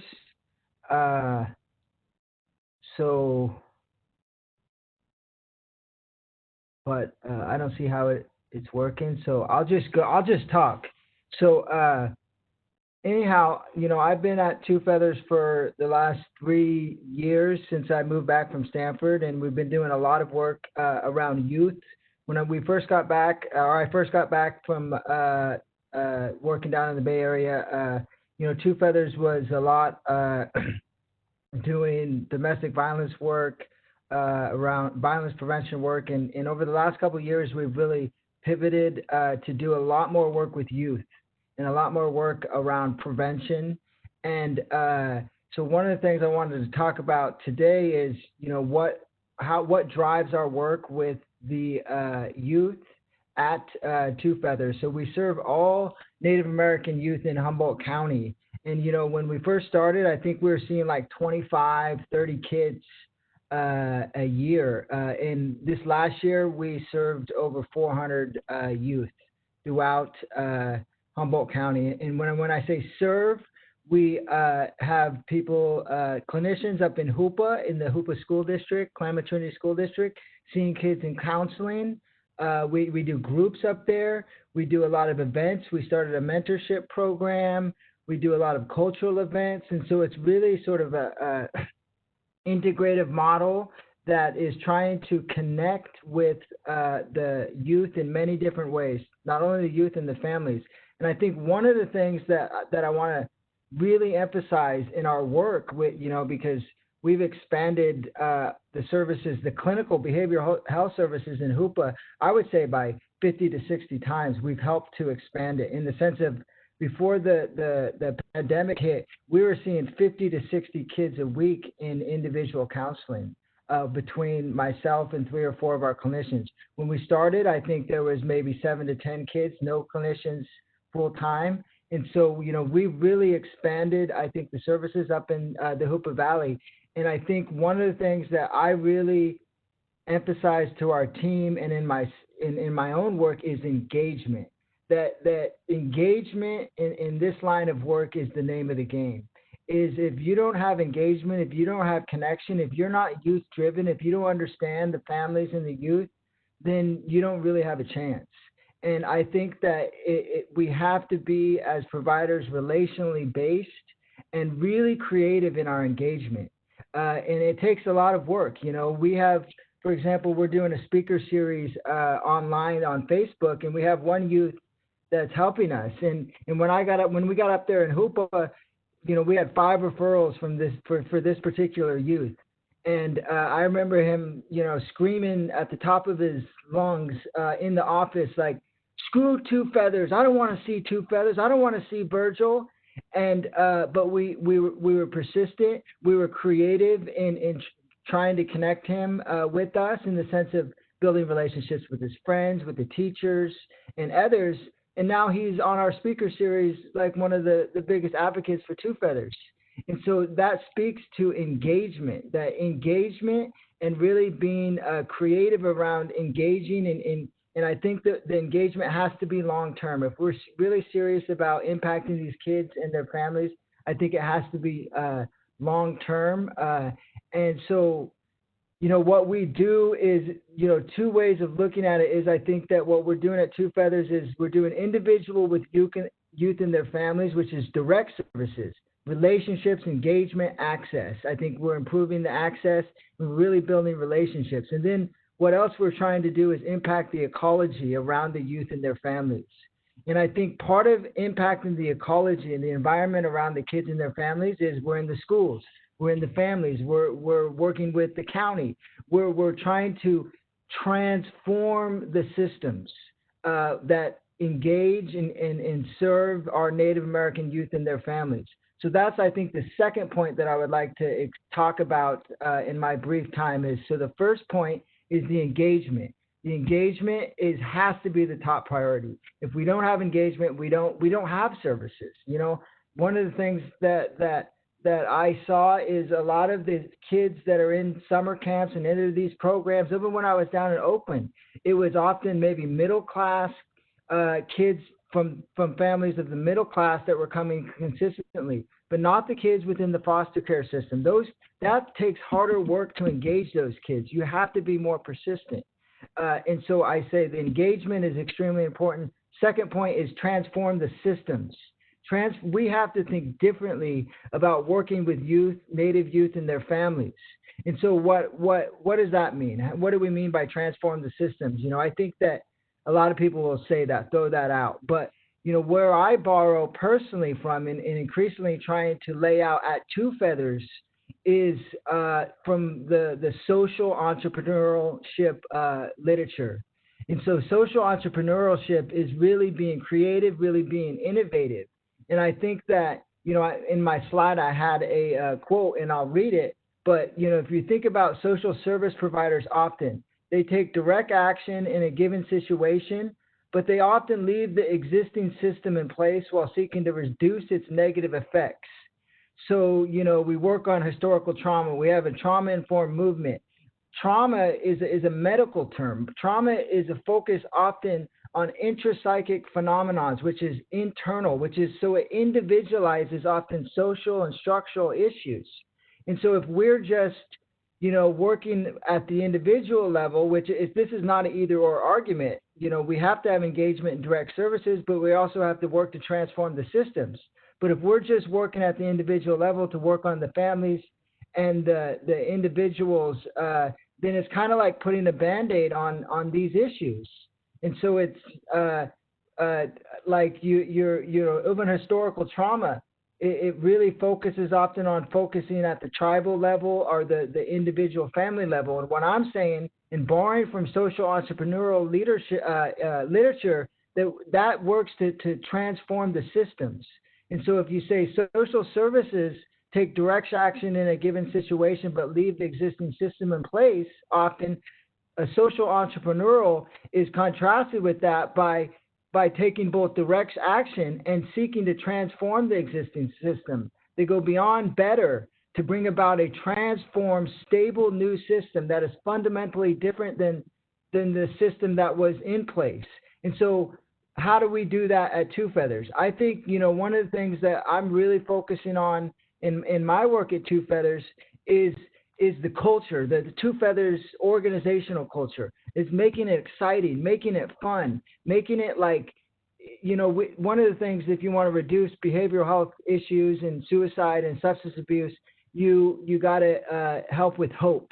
You got to make people have meaning in your life. You got to have people that look forward to things. Well, what is the best way to do that? Is with your own staff, with the organizational culture that you have. So you have to be creative and innovative in transforming the social service system so that your staff, our staff, are excited. They look forward to doing work to have an impact. So I think within social services, as I see it, that's part of transforming the system. As one example, is creating excitement, is creating meaning in the people's lives, really personalizing some of the work and not just going this sort of manualized care. And so I think that's one of the things that we're trying to do, because then if you have excited, hopeful, positive people that are working, then that's going to trickle down to the kids and their families. So we have to think about how do we have fun and innovative programs that engage the kids, and in so doing, that's a new system as I see it. And so there's many different pieces to it, but that's kind of where I think what we're borrowing from Two Feathers, which is, to summarize, is the engagement piece, prioritizing engagement with all the funding that we go after, all the people that we hire. We're not going to hire somebody that can't engage the kids and families, that you have to be able to engage them. And then social entrepreneurship is going beyond the existing system. It's creating innovative new programs. And so I'll leave you with a quote from one of the more renowned social entrepreneurs, whose name's Bill Drayton.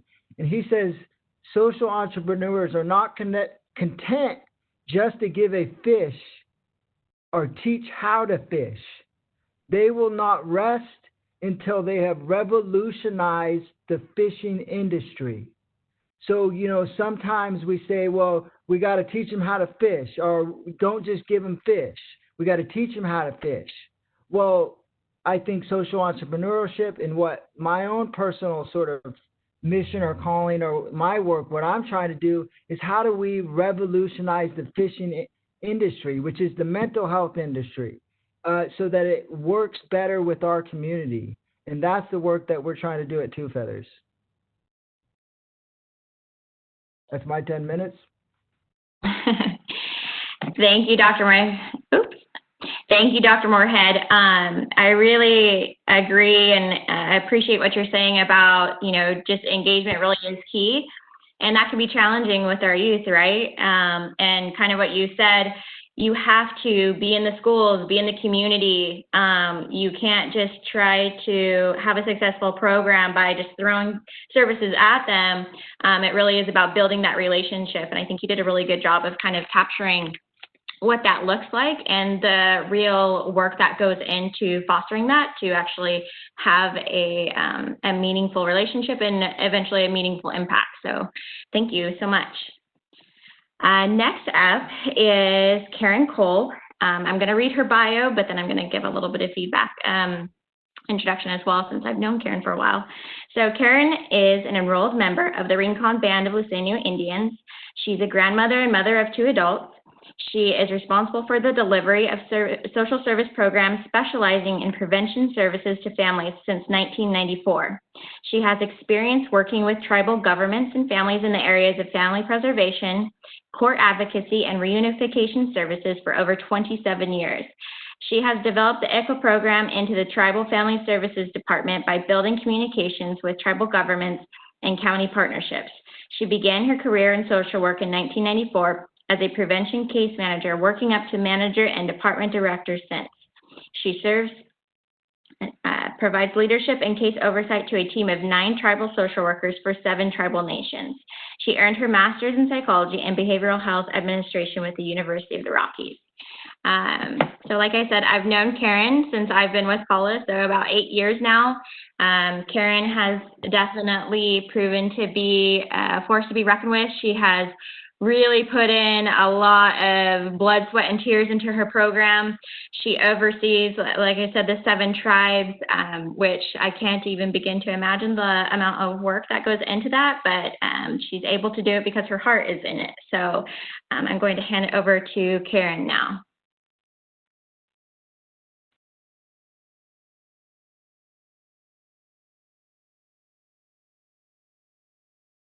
Am I sharing my screen yet?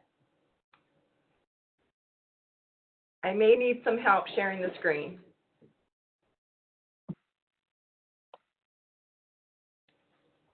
I'm sorry, I thought Season would be running your PowerPoint. Do you need me to share it for you?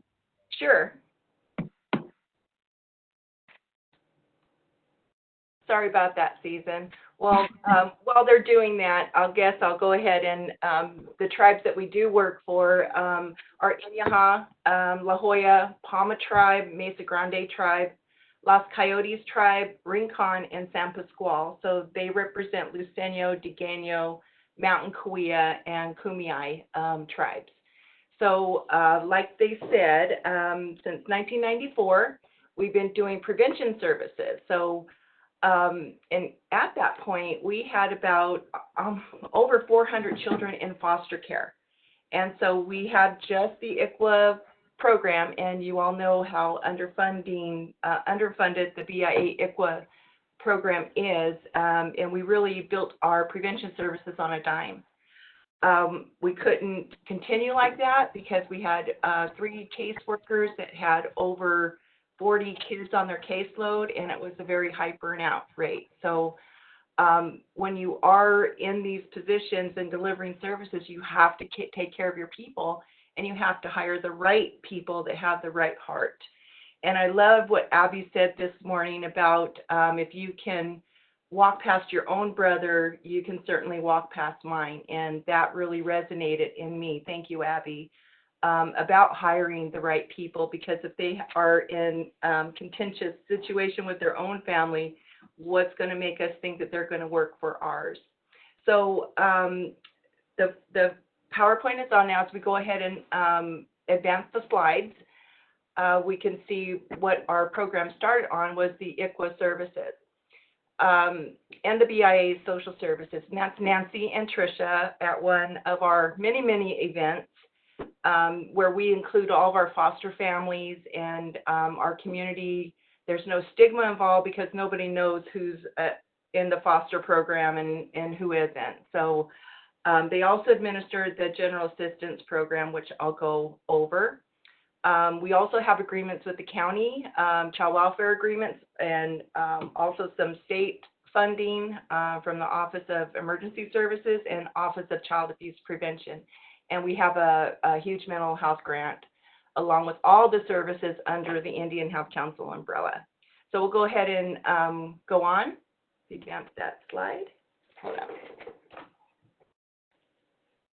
And so the reunification, and these are basic things that we all do in our ICWA programs. The court advocacy, we update our tribes on a daily basis sometimes, do the visitation, expert witness, and case planning.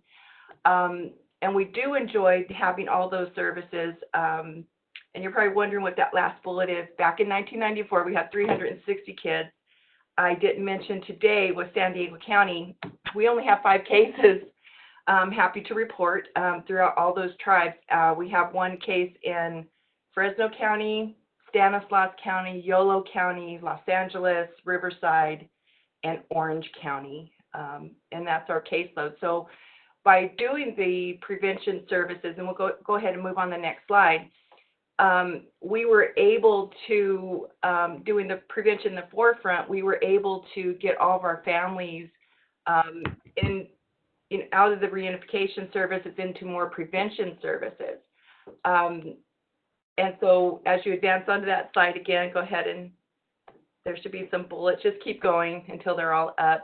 And so today, when there's a reunification case and there is a need for removing children, we probably already know about it if it's in our county, because we do the Child Protective Team meetings, and we have a strong collaboration with the county since our beginning. And so we'll go ahead and advance that. And when we have a smaller caseload, we're able to do a lot more things like trainings too. The prevention services, however, are much larger. I'm not going to go over all this. You can look at that. But we do serve the kids in the school through the PEI program. Our Healthy Native Nation works with kids with disabilities and do developmentals, of course, medical and dental. We do some billing through Medi-Cal for our services, and we're looking at some more services to build home visitation and also health education. And then our services to foster care. So we'll move on and look at our emergency assistance. This is our Bureau of Indian Affairs program. We suit up and show up when there's a disaster. My team does disaster preparedness, and we go to different sites when there's evacuations. We also do the burial assistance, disaster assistance, and the case management of the general assistance population. And that's Maya in the corner there. We also have a community closet that we give out with our general assistants and our foster parents. So we try to keep it very local, and we can go ahead and go on. And then, of course, like I said, we can't do this alone. And so this picture is of all of our past champions since 1994. You'll see Robert White in there. They are the Indian Specialty Unit Supervisors. Nilla Hamilton, then it was Sonny Bird, and Phil Powers slipped in there. And of course, all the way on to the right is Antonia Torres, who started in 2011. And at that point, her being from San Pasqual and Kumeyaay, she had the same vision because we started the program together back in 1994. She was Title IV-E. She had to go to the county, and she actually kept her career with the county and worked herself way up into the policy. So we kind of had an insight with Tony telling us what kind of funding was coming down and doing the collaboration. So she's been a very big champion here in San Diego with our programs, with all the tribal programs. So those are the fighters right there. They fought to keep vertical case management, smaller caseloads, and they knew what active efforts meant and what they needed, more time to do that. And so we were able to also do trainings along with them. We did mandated reporting. We did the social worker initial trainings with them, and then eventually Tribal Star. So we'll go on to the next slide. And so now I'll get into some of the MOUs and how you can work with your counties. Start with your policy analyst and talk to them about how you can help in your service area, and talk with them about those funding opportunities. We were able to get about 3 different staff for child abuse prevention case manager and a parent youth advocate. And so they go out together on the investigations. Our motto is don't take our kids. And doing prevention, we can go out with the child welfare worker, offer our services, tell them we can work with this family, and they just simply send us a referral and we take over. We take over the case, and we really have less removals because of that. In the past 5 years, it's been even more drastic where we have not had to remove kids, and the kids that are removed are the ones we really don't know about, who aren't living in the community or on the reservation, so we really don't have our pulse on them at the time that they're experiencing trouble. We're still, go ahead and advance the slide, and we're still dealing with a lot of stigma of our community. We're turning that around very slowly. One of the things that we wanted to do when kids were removed was to have no trauma. And what we're most proud of is that Indian Health Council, our clinic, and even your clinic can turn into an assessment center, where if the kids have to be removed, They come to their family doctor, their aunts and cousins live there, work there. Sometimes it feels like living here.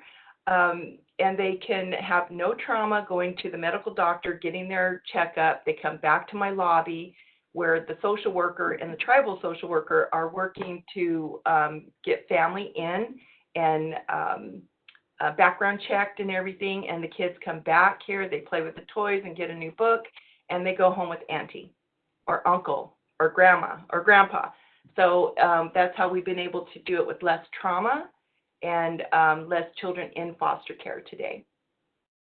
We do not want our kids to go to the Polinsky Center Assessment Center. They do not fare well, and they tend to stay there a while before background checks are done. So we've been able to do it right away with no trauma by becoming that assessment center, working with the county and having a protocol here in San Diego that says and lays out how the county workers are to work with, the tribal workers. And so we go out together in tandem and do prevention services and no removals when we can. Go ahead to the next slide. And so training has its benefits. And so I wanted to tell you one of the things that happened recently when under the night or cover of darkness at night, we did have a CPS worker who we had worked with before, left one of the local units, came back and recognized that the same family was experiencing the same problem 4 years ago, and just kind of felt that nothing happened. And so she was going to come back and remove these children again and save these children. Well, we all have problems. We all kind of go up and down, and this family was experiencing that. So when the CPS worker showed up with the sheriff said, "Hey, where's the tribal social worker?" And that right there was a big turning point for us. And we knew that we had collaboration in our community from our tribal law enforcement and from our county sheriff. That was a county sheriff, and we will be honoring him when we can to recognize that and show that we can all work together. So next slide is our prevention early intervention. These are mental health dollars. The millionaire's tax, as you might recall several years ago, we've had these programs for about 10 years. This program shares the services with all 4 clinics in the entire county. So the urban clinics, Southern Indian Health, Sequan, and Indian Health Council all share this program with therapists and to prevent the early onset of mental health disease. And so what I was able to get from this program is a mental health case worker. And so she goes out and she's right now has about 11 cases that families that she's working with, kids with disabilities and whatnot, and also does the craft to wellness and different mental health events and mental health and first aid training. One of the things, because we were remote, that this craft to wellness did, they do regalia. They make skirts for the girls to dance and different quilts and things that they give out to our program. So during the COVID, everybody worked on a quilt block. And so this is one of the quilt blocks that we did, and we're going to put them all together, and we're going to call it our COVID quilt. And the next time we're all together, we're going to raffle that off, so or give it away, so we can stay together and keep that community feel. So moving on to the next one is our Cal OES, and this is family violence prevention. This one just does workshops, and not just domestic violence, but really prevention of family violence. So when you think about how we did things before, why is there so much DV? A lot of our programs service the women, and they ignore our men.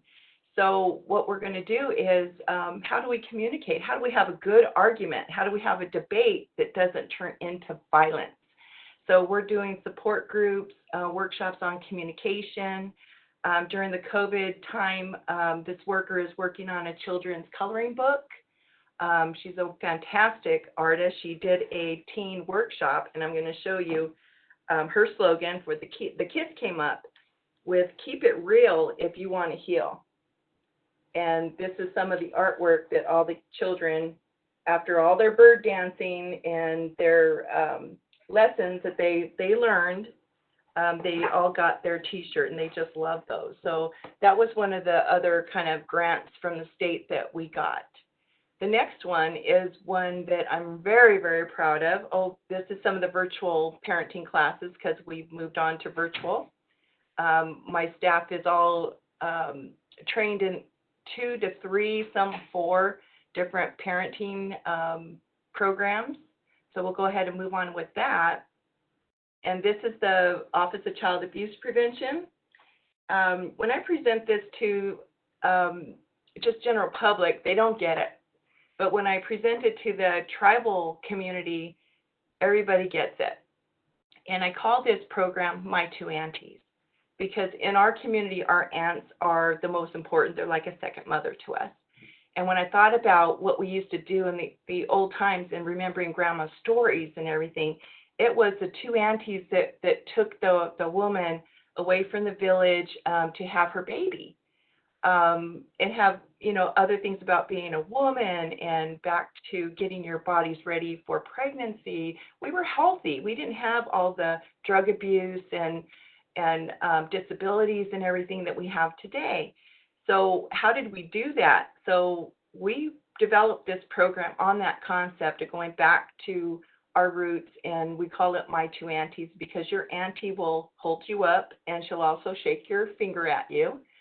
And get you to the place that you need to be. So this one is working with our OB program. Anybody that tests positive for substance use is an automatic referral, but we're going in there doing health education in the lobbies and doing just gifts and a lot of incentives and family spirit curriculum. Our partners with this are Rady's Children's Hospital, Tribal Court, Child Welfare, Santa Isabel Social Services, and Paula Social Services, because we want to get in on that equine therapy that Paula has over there. But we also want to work with all pregnant women and young girls and getting ready to have healthy families once again. So those are some of our partners. Very proud of this program. And the aunties are doing some really good work, working with the Center for Native Child and Family Resilience Center with Art Martinez. We were able to be one of the programs chosen to really look at how we did our prevention services and document a little bit. They talked about evidence-based this morning, Abby did. And so we do have a community-based program, but how did we do it? We do want to document because we do want to share this. We want every tribal program to have these things and not have a struggle, because it is a struggle to keep afloat. So that's one of our other programs. The other slides that we're going to show you are a lot of the community. Now there's Dina, my niece, giving me a big hug at one of our community events because she's saying Auntie KK. So I just had to put Dina in there because this is what we're about, and seeing your aunties in the community, doing things, developing those programs that include the entire community. Working with arts program has been really eye-opening and challenging because it takes a lot of work to prove that these things work. And so we're taking it slow. COVID helped us give a lot of attention to that. So we're going back into our indigenous ways of knowing, as Art likes to tell us, indigenous ways. And so what we're doing with all of our family lessons is we're changing them into Lucenio. And all the family spirit lessons we're doing from lessons from the north, the south, the east, the west, and we're changing it up into our language. So we're hoping that that's going to take off. The last one, I think, let's see, is just the inclusion. When we have our big parties and events, nobody knows that our foster families are there. It's just one big, nice event that everybody can have. There's no stigma. So going on, some more. And our fall festivals, some of our kids having some fun. And that group right there, that's our medical department. That's our medical doctor, our nurses, all of our health aides there. They're having some good times, and they see the kids in the community sees the providers, and so no trauma. And I think I'm right at the end here. Oh, we look a little different right now. This is our COVID-19. We're doing testing, and all of our staff is helping out with that. We'll go on to the next one. And that's our community. That's B'nai Kalak. And also, we wanted to say congratulations to Donald Rodriguez. When he was in the Indian Specialty Unit, he was always at our events, which really makes a difference when you're working with children and families, when you see the child welfare people out there, just a part of the community, not wanting to remove you, wanting to just have fun and be a part of the community as well. So congratulations, Donald. And my last slide, this is my staff. That's a bunch of strong Native women right there. And we thank you, and thank you for your time. Thank you, Karen. It was really neat to hear about all the different collaboration that your program is doing, and I've definitely seen it for myself. We're fortunate enough to just be up the road from Karen, so we refer each other's to each other's programs frequently. Next up is Miss Liz Elgin-Daroon. Liz is a parent of 3 daughters and 3 grandchildren.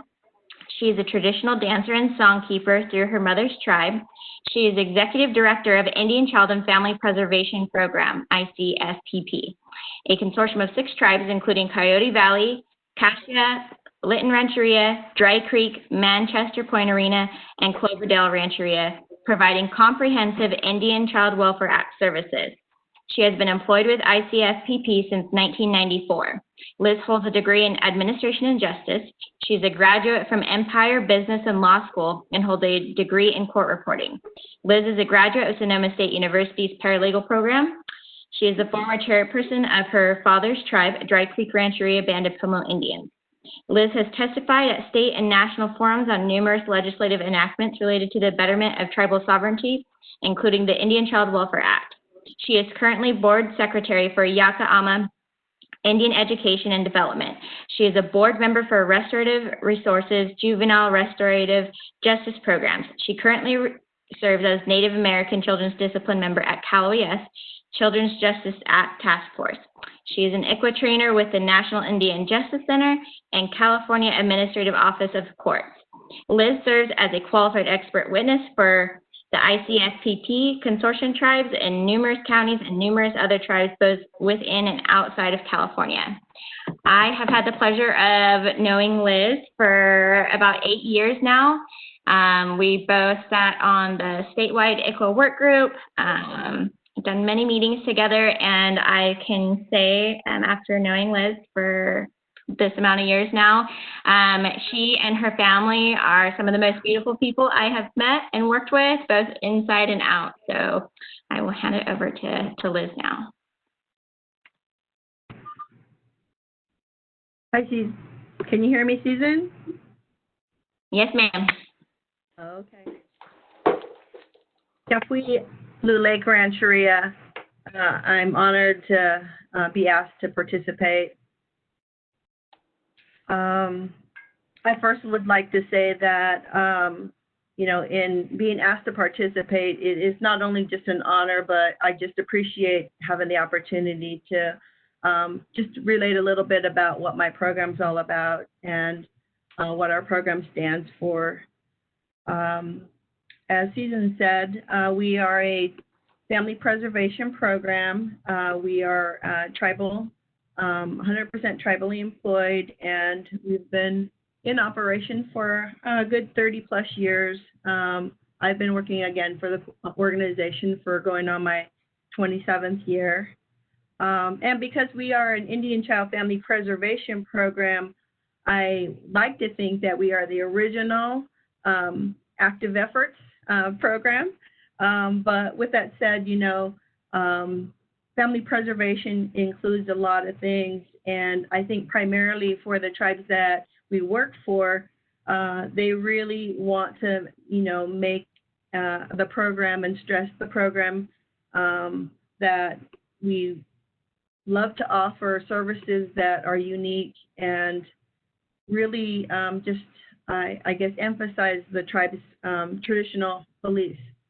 Our tribal consortium members, the tribes that season introduced, many of them have their own traditional services, their language programs, all of their own different housing services, educational programs, a number of cultural classes that include language, regalia making, all their cultural days. Those are things that we are just so happy to be able to have tribes that are still practicing and doing a lot of their traditional and custom practices for their family members, both on and off the reservation. And those are some of the things that I think we tend to not focus on when we're doing work with state court and county agencies. We tend to not think that those are things that we can focus on as our primary role. But I'm happy that our tribes really make certain that that is something that, is their overall number one reason for creating a child welfare program. Their languages, their regalia making, a lot of the classes that they hold for, all of the things that they want to hold sacred within their families and their tribes, they open that up for their members and make certain that, whoever wants to participate can. The beauty of, I think, having that part of our Comprehensive Indian Child Welfare Act program is that becomes then a key element of helping to preserve the Indian family and also piecing our families back together in a more traditional and holistic way. A number of the services that we do provide on the outskirts of, actually looking like trying to partner with counties and state agencies as relates to our court matters. We provide a number of services in our program with the assistance of other agencies. We correspond and we communicate with many service providers, not only with our tribes, but our Indian health organizations in the 3 counties that we primarily operate, Sonoma County Indian Health, Consolidated Tribal Health, Lake County Tribal Health.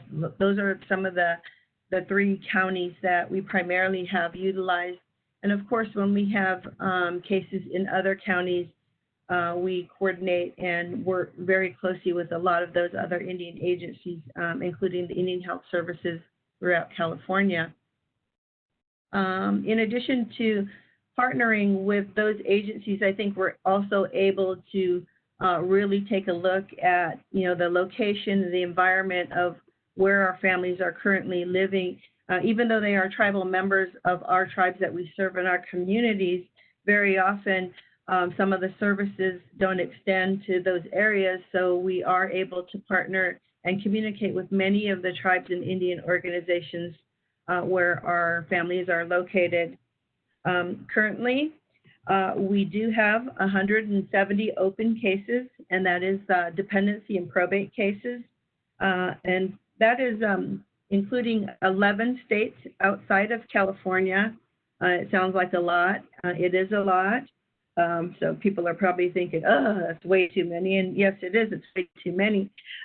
We have approximately 15 active delinquency cases. We have approximately 14 active family law cases.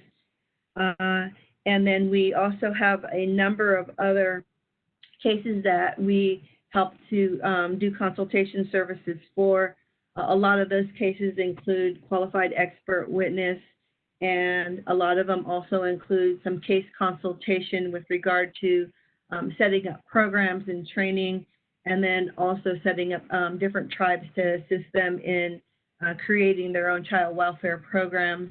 A number of the services that we are involved with are also working with the state and also counties. Our program is able to provide tribal criminal background checks.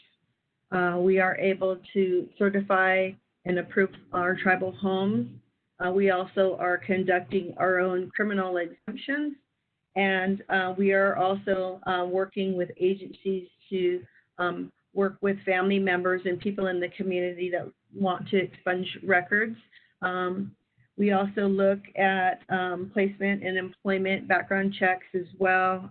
We are able to provide those services for our agency, our tribal consortium members as well, tribes in addition to the tribes that are participating in our program. We are a program that is 100% involved with tribal intervention, meaning that all of our tribes that we represent, we intervene on their behalf in all of the state court proceedings that we're notified about. We also are involved at the 100% level of making certain that we know where our children will be placed. The placements that are occurring, currently right now we see a really swift change, and I think it might be environmental right now just because of what's happening with the pandemic in the last 4 months, is that, there is a crisis to move, a crisis to react. And, we've been involved in a lot of the emergency response that has been happening.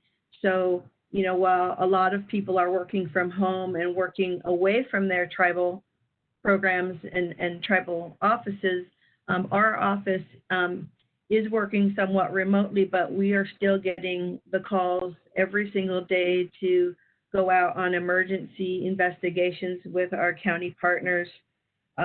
So many of our staff who are experienced in doing that are getting the calls both on and off reservation. And so, just even with the SIP going on, we still are able to provide a lot of the services that normally you would see it slow down. I think ours has really increased with the active stressors that's happening currently in our homes and in our communities. Like I said before, we participate and partner with a number of agencies, including many of the counties in which we've developed some Indian child welfare roundtable protocols. We seem to think that that's something that every county has its own way of operating and conducting business as it relates to Indian child welfare. And because our tribes have children in multiple counties and in multiple states, it very often requires us to, spin our hat around and really familiarize ourselves with what's happening locally, and then get accustomed to what those rules of courts are and how those judges operate in those counties. So it really takes a lot of coordinating with other counties and agencies and partners to know how to react and respond in those cases. So many of our staff members are out and about and participating in those roundtables. We currently in our partnership with our Indian health providers and our tribes right now, because of the pandemic, we don't have a lot of our in-person training, a lot of our in-person one-on-one assistance happening, but we do have a lot of virtual programs happening, which it's been pretty good. Talking with a lot of our county partners, many of our counties don't have culturally appropriate services that they can refer to because there are a lot of people are not able to go there. We are able to offer them some of the programs like the Positive Indian Parenting and the Gathering of Nations curriculum for tribal youth related to tribal suicide prevention and at-risk behavior, alcohol and drug awareness. We are able to offer the Fatherhood and Motherhood is Sacred program, which is a domestic violence program curriculum. It also is traditionally based, and it is offered in multiple different ways with families and tribes. And then on a one-on-one basis, we do have the one-on-one counseling for the Fatherhood, Motherhood is Sacred programs. The White Bison program is also a curriculum for drug and alcohol and family preservation. The Red Road to Recovery is also a curriculum that not only is offered in person, like these other programs are also offered in person, but we do have all of the virtual programs available so that these programs can and be written into some of the case plans that are being created currently in court. We want to make certain that even though we have the pandemic happening, we still are creating culturally appropriate service plans for our family members. And very often our families are becoming stressed because they don't quite understand, how it is they're supposed to work to regain custody of their children without having that support. Some of the more traditional services that I think we tend to not focus on are whether or not our family members are inclined to be more receptive and proactive in working with our traditional healers and providers from our communities. I really want to say that I am so grateful to our tribes that are, practicing and carrying on their traditions, so that a lot of their ceremonial practices that they do to keep their families and community members healthy are vibrant, they're alive, and they're well. And I think that really is a key component to how our program has survived so long, is that, we not only are offering a lot of these curriculum-based programs, evidence-based programs to families who are working through the court system.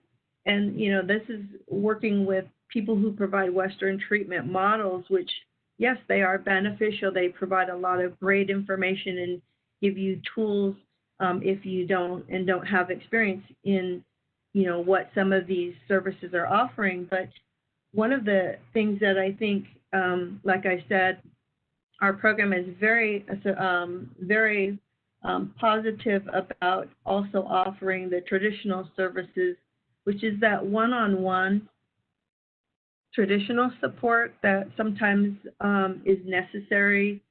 A lot of the different programs that our tribes offer, not only are just for the entire community, but very often we have one-on-one requests for spiritual and wellness support.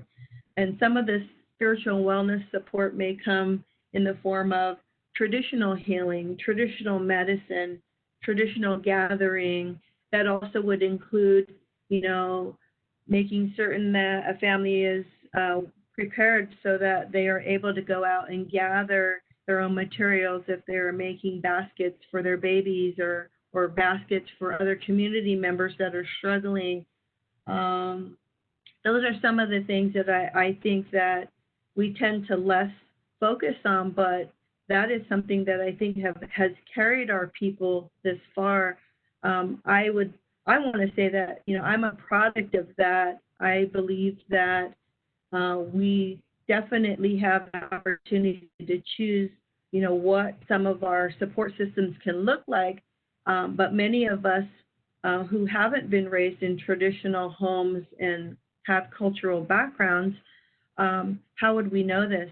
And working in the child welfare field for, these past 2 decades, I realized that, I'm very lucky that I was raised in a household and in families that hold on to traditional practices. And many of the families that I work with, and I can say probably the majority of the families I work with are, they're starving for the culture. They're starving for, learning about who they are and where they come from. And I know that just representing our tribal governments, they want to make certain that we don't have, more and more generations of family members and tribes not knowing about some of their traditions and customs. And to me, that I think is what has kept me in this field for so long, is that, the Indian Child Welfare Act is a federal law put in place to keep our Indian families intact.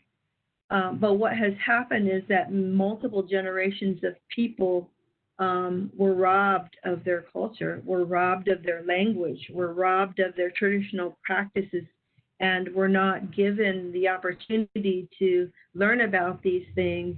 And, you know, we look back on multiple generations, and we have families that have not received the parenting support that they normally would have received had they been raised around the community and not, you know, moved away and moved outside of their communities. And that, so, you know, it's kind of a flip side in working in child welfare, because we're working on trying to promote and keep our Indian Child Welfare Act implementation of the federal law active, but we also have to be very familiar, and we have to be able to welcome some of the practices that many of our families and community members don't know about. So it's a really fine balance.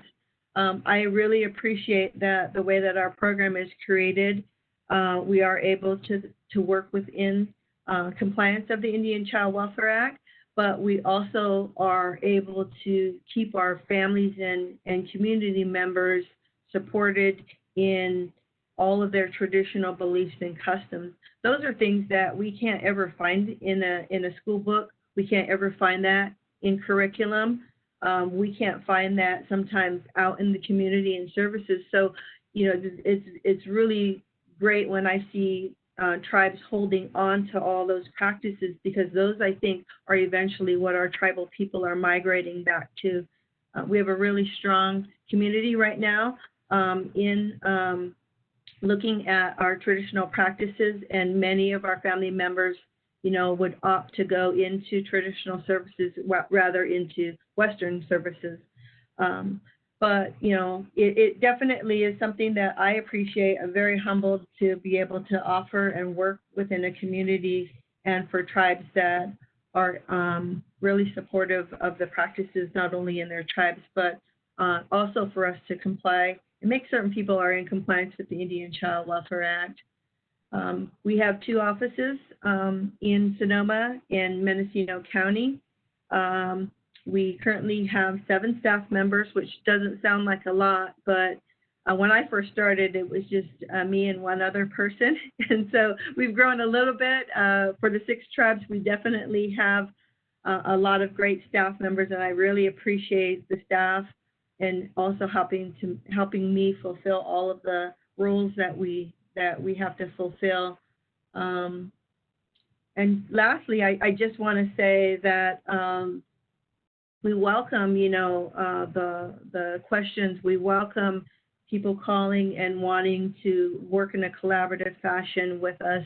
And we definitely don't see the cases ending and going away. I think with the pandemic and things happening in the environment now, we're seeing much more people come alive with wanting to be advocates in their community and stand up for one another. And I really believe that that is our role. We play a role in who we are. You know, Creator put us here to offer something, and every single one of us holds a gift. And what we do with ourselves, that's up to us. But I firmly believe, you know, this is where I need to be. And this is where I think I've been able to hold on to my traditions and customs, and also, you know, make a difference in the lives of so many families that have been broken apart. And you know, that I think is, you know, my lifelong commitment, and I'm truly, you know, happy to be a part of this, and also want to say I really appreciate being able to participate in the panel today. Thank you. Thank you, Liz. Yeah, Liz's program, I know that they are so good about bringing the culture and traditions back into the services that they provide and the activities. So I would definitely encourage anybody that's looking to do that, to reach out and ask those questions like she said, and that's a great resource. So thank you so much, Liz. Next up is Stephanie Weldon, and Angela Sundberg. Stephanie Weldon, she is an MSW. She's the director of the Yurok Tribe Health and Human Services Department. She was formerly the director of child welfare for the Department of Health and Human Services, DHHS of Humboldt County. Stephanie is a Yurok tribal member and a mother of 6 children. Stephanie works to develop and advocate for collaborative systems that serve the most vulnerable children and families in the community in a culturally relevant and accessible way. And it was really neat to hear Stephanie present yesterday. I hope everybody got the opportunity to hear about the things that she is doing, and we'll hear a little bit more about today. But yeah, the fact that she has 6 children and is doing the work that she does, I'm sure everybody can understand what that means. So I will hand it over first to Stephanie, and then I'll give an introduction to Angie after. Thank you. Can you hear me? Yes. Great. So what it means having 6 kids is that I write down or I calendar the wrong time for my workshop. It means Angie calls me early in the morning to say, hey, what are we going to pair? What are we going to hit home in our workshop? It means we're sometimes doing things a little crazily, and that's what having 6 kids and a grandson means. And I have Angie, I have to share this story really quickly. Angie and I have worked together a really long time through many ups and downs, but I have Angie to thank for the reason why my family doubled in size overnight. And so when things are tough, I want to call her and say, come get some of my kids. Angie was a ICWA social worker when I was first at the tribe, and she cornered my husband and I a couple of times and said, look, these Yurok kids really need a place to go, and really gave us the 3rd degree. And so that's why I have double the size of family right now, because of Angie's great social work. I need to hit her up for babysitting sometime soon, though, I'll tell you that. I'm sure Angie will be up for it. You know, I just realized you guys are co-presenting, so I do want to give the introduction for Angela as well. So Angela Sundberg, she is a social services manager at the Shara Heights Indian community of the Trinidad Rancheria and has a Master's of Science degree in social work from Humboldt State University with an emphasis on working in indigenous and rural communities. Angela is an enrolled member of the Shara Heights Indian community of the Trinidad Rancheria, descending from the Yurok people. Angela has lived and worked in her own community 30 years. Angela has over 20 years experience working in the social work field in indigenous communities with a focus in youth programming, Indian Child Welfare Act, advocacy and case management, child and family advocacy, and multiple systems, including juvenile justice system, child welfare system, and ICWA expert witnessing. Throughout this work, Angela has collaborated across systems and developed and maintained positive working relationships to increase access to services and promote healing in her community. And to be able to say that you've worked in your community for 30 years is amazing. So thank you, Angela, as well for presenting today. Thanks for having us. So unlike the other presenters, they are doing great work in their community, and we're not going to focus on exactly what we're doing direct service-wise. We're going to talk about the advocacy piece.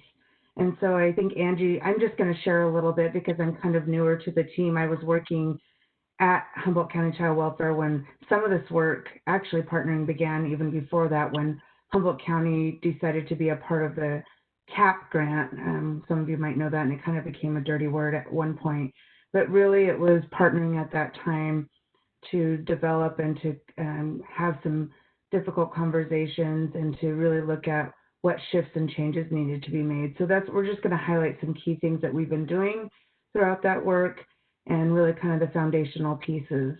And I think what's critically important is, I think Virgil might have said that, or maybe even someone else earlier, about establishing a relationship. You know, just like any relationship, there can be highs and lows. And I think that's what's critically important. I think as the tribes that up here up north, there's 8 federally recognized tribes up here in Humboldt County. And I think what's been really important is to be able to gather together and try to align and create that relationship together with the county folks and be able to help share and bring them to an understanding of what the challenges are, both internally and externally. And so I think that's what's important that we've been doing recently, is been meeting as a group and as a collective, and then partnering by bringing in the various different directors that have gone through Humboldt County. And I just want to give a little bit of a shout out, and I think Angie can speak more to this, to their newest director, who's been working really hard to try to understand and come with us. And I think it was some of the key highlights are persistency, being consistent, and not wanting to give up despite how much you want to pull your hair out, and still work on doing the good work.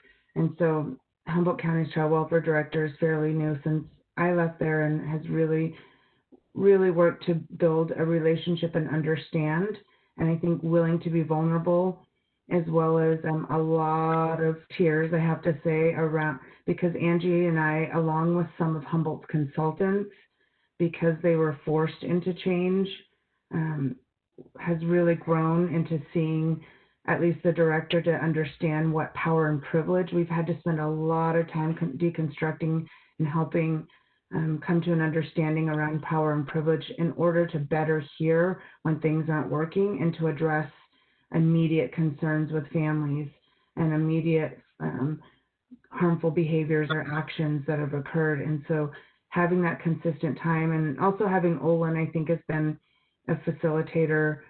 He's a contractor with Humboldt County, and they have a few others, NCCD, as well as the Center for Social Policy is their monitor. But I'm going to go ahead and that's just kind of the context of what the work we're working on to better strengthen the response and have more of a joint response. That a lot of this work has been going on for years, but it's really to solidify it and ensure that policies, training, and tribal worldview is consistently at the forefront, not an afterthought. So I'm going to go ahead and hand it over to Angie, and she can talk more specifically, and then I can add to it from there. And I apologize, we don't have a fancy PowerPoint. We're just going to kind of hit some key aspects and then answer questions when we get to the end, if there are any questions for us. Go ahead, Angie. Hi, everybody. I'm Angie Sundberg, Trinidad Rancheria Social Services Manager. As Stephanie said, we've worked together for years. I think, as in a lot of communities, we have like a core group of Native folks that kind of continue to work in the field and kind of make the rounds when they get burnt out at one agency and go to another or whatever. And there are 8 federally recognized tribes in Humboldt County alone, and we are small tribes and large tribes. So Yurok is obviously and Hupa are the largest tribes in California, and both of those tribes are in Humboldt County. And then we have the smaller rancherias and tribes that are here too. And I think what we've done over the years is really create relationships with each other to be able to create our tribal social services directors meetings, where we can come together as much as we need to collaborate, get on the same page before we meet with county folks, before we meet with state folks. And it's really helped us to organize our thoughts and really get strategic in how we want to create change in the county. And one of those things that we were able to do was meet together to be able to present information to the district or the DOJ and get the settlement that came out of Humboldt County to be able to help create change. And in doing so, we were able to help write policies and give our input into the creation of the policies at Child Welfare Services that they didn't have. I think we are on like this, we have like a dual approach, one where I think Yurok Tribe, I know Two Feathers and Trinidad Rancheria are all on a path to create our own system and to be able to do 4E and have our own child welfare system and mental health system outside of the county, but also know that we live in a very small community and we need to collaborate and work together and figure out how the county is also going to support tribal families and help best serve them. And so our work meeting together is to promote that and really just keep coming back and with problems and solutions to the county, to the state, to the feds, to try to create change across systems and with internally and with policies and with law. And so I think that's kind of what we really try to do.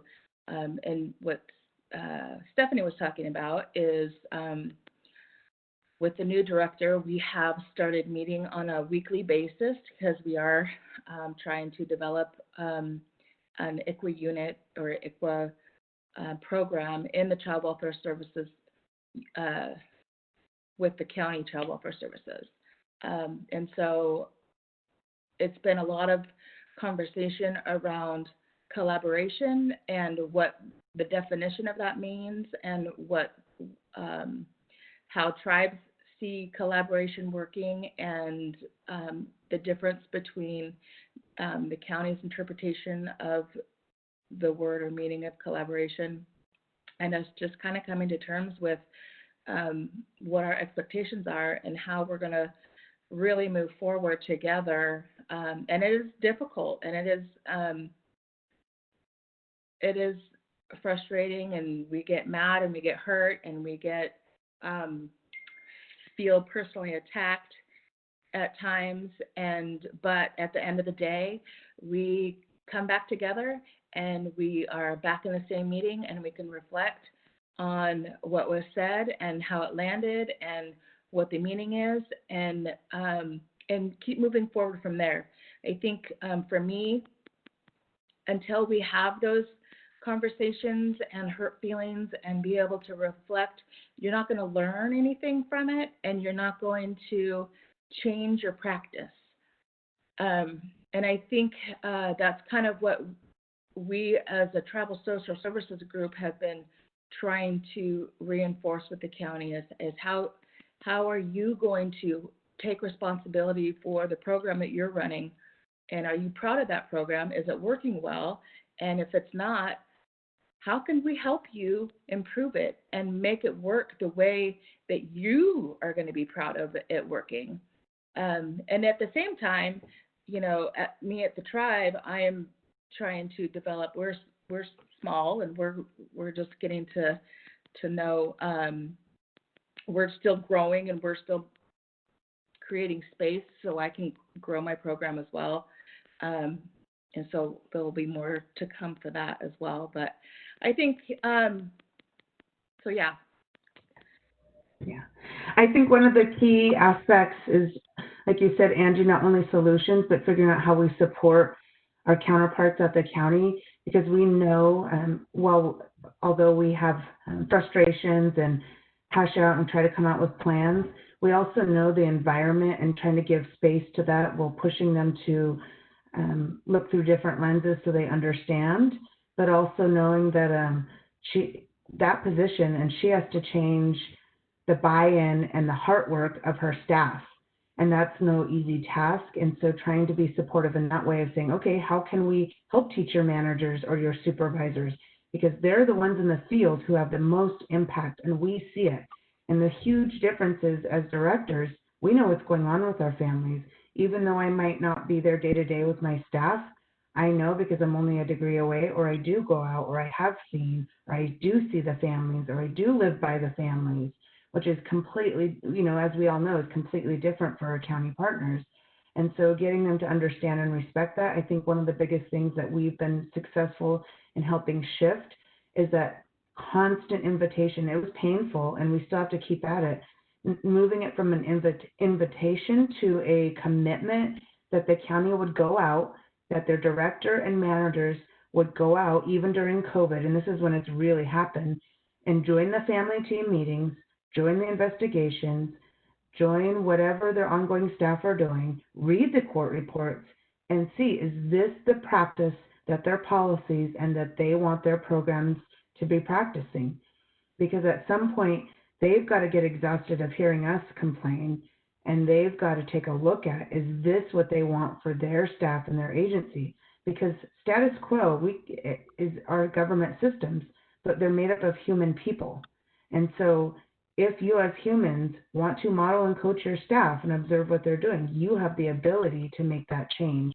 And I think we've articulated that so many times that for some of them, they really said, yeah, well, we've got all these things to do. So do we. We're directors and we run multiple programs, not only ICWA. We have other programs. And so we really, really had to push that. And I think some bought into it and some just said, fine, I'll do it because I have to, or I'm tired of hearing you say that. And coming back after 1 week or 2 weeks and having their eyes this big and saying, wow, I haven't been out in the field and I did not know my staff were doing this and this is not the practice that we want, then it becomes a shared responsibility of, okay, now it's not just the tribe saying this isn't working. This is about safety of all kids, and then the tribe, we have a responsibility to follow ICWA.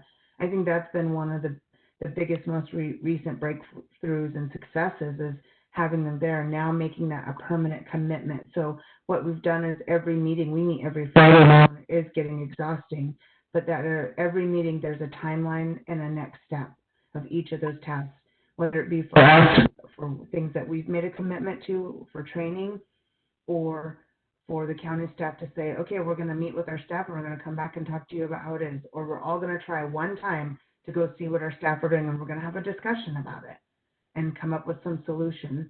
So I think really phasing in that approach and holding themselves and ourselves, because we know we can't just say you have to fix.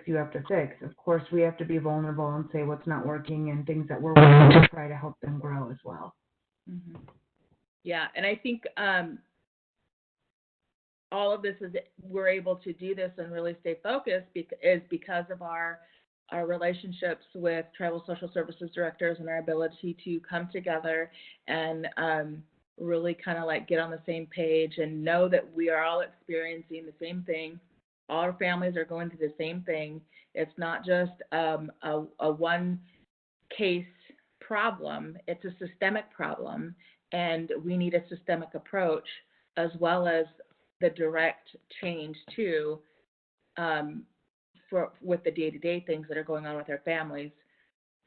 And our ability to come together as tribal social services directors and strategize about what approach we're going to take and the different avenues that we can take on multiple levels and multiple systems to create that change is really helpful, and I think is what got us to where we are today in Humble. We are nowhere near where I want to be in Humble or with our families and how we're approaching and engaging our families. But I think that we're turning a corner and we are finally coming to a place where we might actually be able to see some change in my lifetime. I just have one more thing to share that I think is really important, and I would guess that Angie would agree with this, is one of the things that you really have to do when it comes to power and privilege. Oftentimes there's direct and indirect ways in which our partners think we don't know their system or their families or their tools. So that's what education provides, as well as going to their trainings and using, and I can say from working in the county system, there's still a level of, but you don't know, you're tribal, even if it's not said like that. Well, I'll just give a prime example. SDM is a prime example. Every county uses it.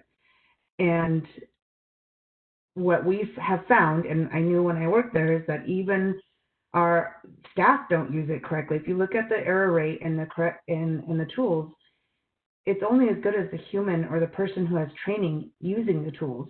So learning the system tools and policies, and I think I said that yesterday, do your homework, be prepared, because then you can advocate, and there's a certain level. It's unfortunate that we have to know their tools to be considered valid or have any understanding, to be able to speak their language and then translate it into how that fits or doesn't fit with our community. We have to constantly be code talkers or translators of things, but unfortunately, that's an angle we've had to do, is say, actually, that's not how the tool is. That's not what the definition says. We've done the training and we know the tools just as well, and that doesn't fit, or you didn't check this box or that box. And how did you get that information? Or you're only looking at the very narrow picture rather than the larger picture. And so I think we have to do double duty by knowing their system, policies, knowing project management, knowing the national tools that we may not say or think that fit in our community, but knowing those tools and knowing how to make them fit for our community, because it's a different conversation when they give you validity. And I hate to say it, but that's racism, that's systemic racism, that's oppression, and that's where we have to be able to speak their language. Mm-hmm. Yeah, definitely. I especially after I've gone through and helped them write their policies and procedures, and so I know them pretty well now. It is come in very handy all the time on a daily basis, just be able to say, no, that is not your policy. Please go back. Here's a link. Here's, whatever. Here's what the state is saying. Here's your own policy. It's been really helpful to be able to have that power and to be able to kind of call them out on, no, that's not the right way. This is, and this is not the intent. I was in the room when that happened. I was in the room when we created it. So I know that's not the intent because we talked about it. So it's been educational. Yeah. And so for tribes that may not be in the position to develop their full-on system, I think having this county approach is important, and building that relationship is critically important. I mean, we were just very blunt about some of the realness and the challenges, and we know that people have high caseloads and there are struggles, but at the end of the day, we have to move the dial. And somebody said to me once recently, why are you spending so much time? Why would you even bother with that? Just do your own system. And I said, well, we're doing both. And the rationale behind that to share with you all is we are working on our own system slowly, not as far as we would like, and we want to do things not the same. And there are some things that we can learn from that system, and not all of our families are going to be able to be under tribal court jurisdiction. Even though they're all in state court right now, they won't all be able to, depending on place. There's a lot of factors depending on. So it's critically important to still have a good partnership and working relationship, so that way those families that are served, our families that are served in that system, can experience a good outcome. And eventually, we really need to be focused, like Virgil said, on prevention, because at the end of the day, we can have a great working system, and if we truly do they're truly doing active efforts, we're going to have less families coming in the door, and that's the goal, to not have the families in the system, and that we're working way earlier and way ahead of time. Thank you. Thank you, Stephanie and Angie, for sharing your advocacy work and just kind of highlighting that it really takes coming back to the table again and again and having those tough conversations, but they're needed, right, to move the work forward and to create some real change. So thank you, ladies, so much for sharing your experience and what you guys are doing to push the work forward. Next up, I have the honor of introducing Honorable Judge Devon Lee Lomayesva. She is a member of the ICWA Nation of Santa Isabel. She is currently the owner of Lomayesva Law Corporation, PC, where she primarily presents the Saboba Band of Luiseño Indians, as well as other tribes, and her commitment to preserving the rights of Indian tribes via the practice of tribal and federal Indian law. She is also the Chief Judge of the Intertribal Court of Southern California that serves 11 member tribes and numerous other tribes and tribal organizations throughout Southern California and beyond. Devon has also held the positions of Executive Director of California Indian Legal Services, in-house tribal attorney for the ICWA Nation of Santa Isabel, lecturer at San Diego State University, American Indian Studies Department, and adjunct professor at Palomar College. She has also served a 4-year term on the ICWA Nation Tribal Council and numerous committee positions. Devon is co-founder of the American Indian Recruitment Programs, established in 1993. This program is designed to promote positive youth development through education, culture, and other positive projects and events. Devon was appointed to the Tribal Court State Court Forum in 2017, coming together with tribal and state court judges to address areas of mutual concern. Devon is a member of the Native American Lawyers Association of San Diego, the California Indian Law Association, Federal Bar Association, and member of the Santa Isabel Traditional Gathering Committee.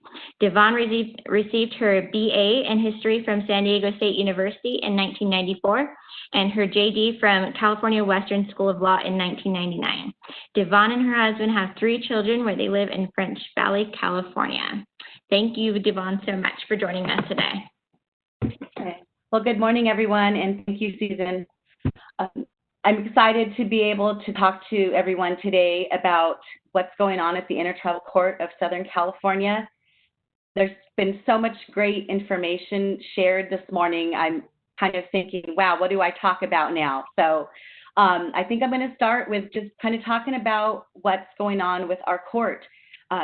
Since the numbers that Susan had looked at on my bio, we've actually added 3 tribes to the court. So now we actually have 14 member tribes and about a half a dozen additional tribes that contract with the court for appeals and other matters.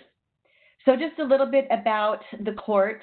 The court actually started out through the Southern California Tribal Chairmen's Association back in 2002, and it was up and running in 2006. The purpose behind the court was really to address a lot of the issues, and of course, we're always going back to funding. And when the Tribal Chairmen's Association and those chairpersons were thinking about, how can we take advantage of what a tribal court system has to offer, it was really difficult to even get a grant to start that work. So our struggles began early with trying to get the court set up. But since then, and being able to find the funds to support it, and ironically, the court actually started out for child welfare issues and was to address those ICWA cases that could be transferred into tribal court. And since then, the court has expanded into all those issues that are Indian law, the issues that tribes want to bring to the court's jurisdiction. There's too many issues to name, and I just want to kind of focus on those things that are relevant to these matters we're talking about today with child welfare issues.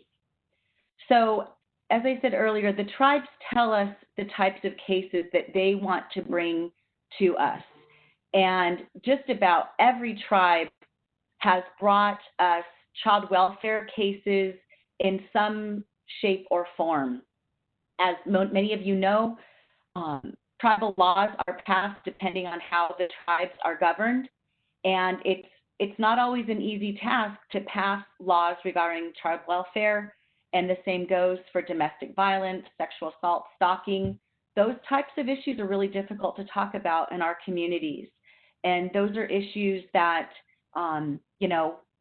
still today, many tribal leaders and others don't want to talk about. So those are the things that, with all the work everyone here is doing and that the court is doing, we're hoping that we can provide a forum where those issues can be talked about more openly and more comfortably and be served better by being at home, by hearing those cases where the parties are familiar.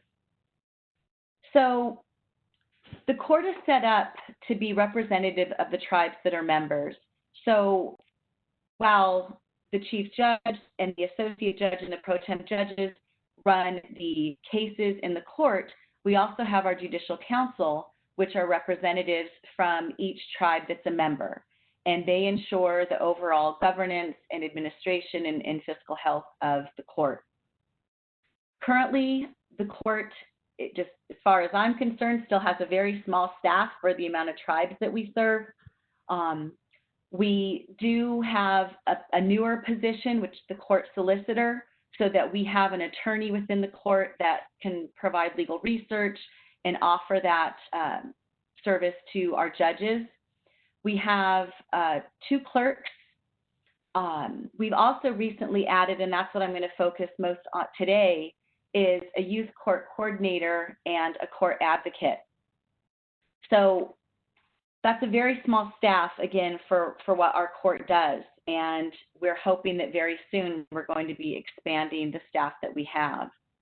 So just to talk about our core project going on right now, and something that's always been kind of a passion of mine, is to be able to better serve the youth that come into the court. You know, right now we have a handful of tribes that are bringing persons into the court under their law and order or peace and security codes. And oftentimes we're seeing youth that come into the court that way as well. And over the last several years, the observation has been amongst the judges and the court staff that it's really unfortunate that there's not a lot that we can do for the youth based on the codes and the programs that we have.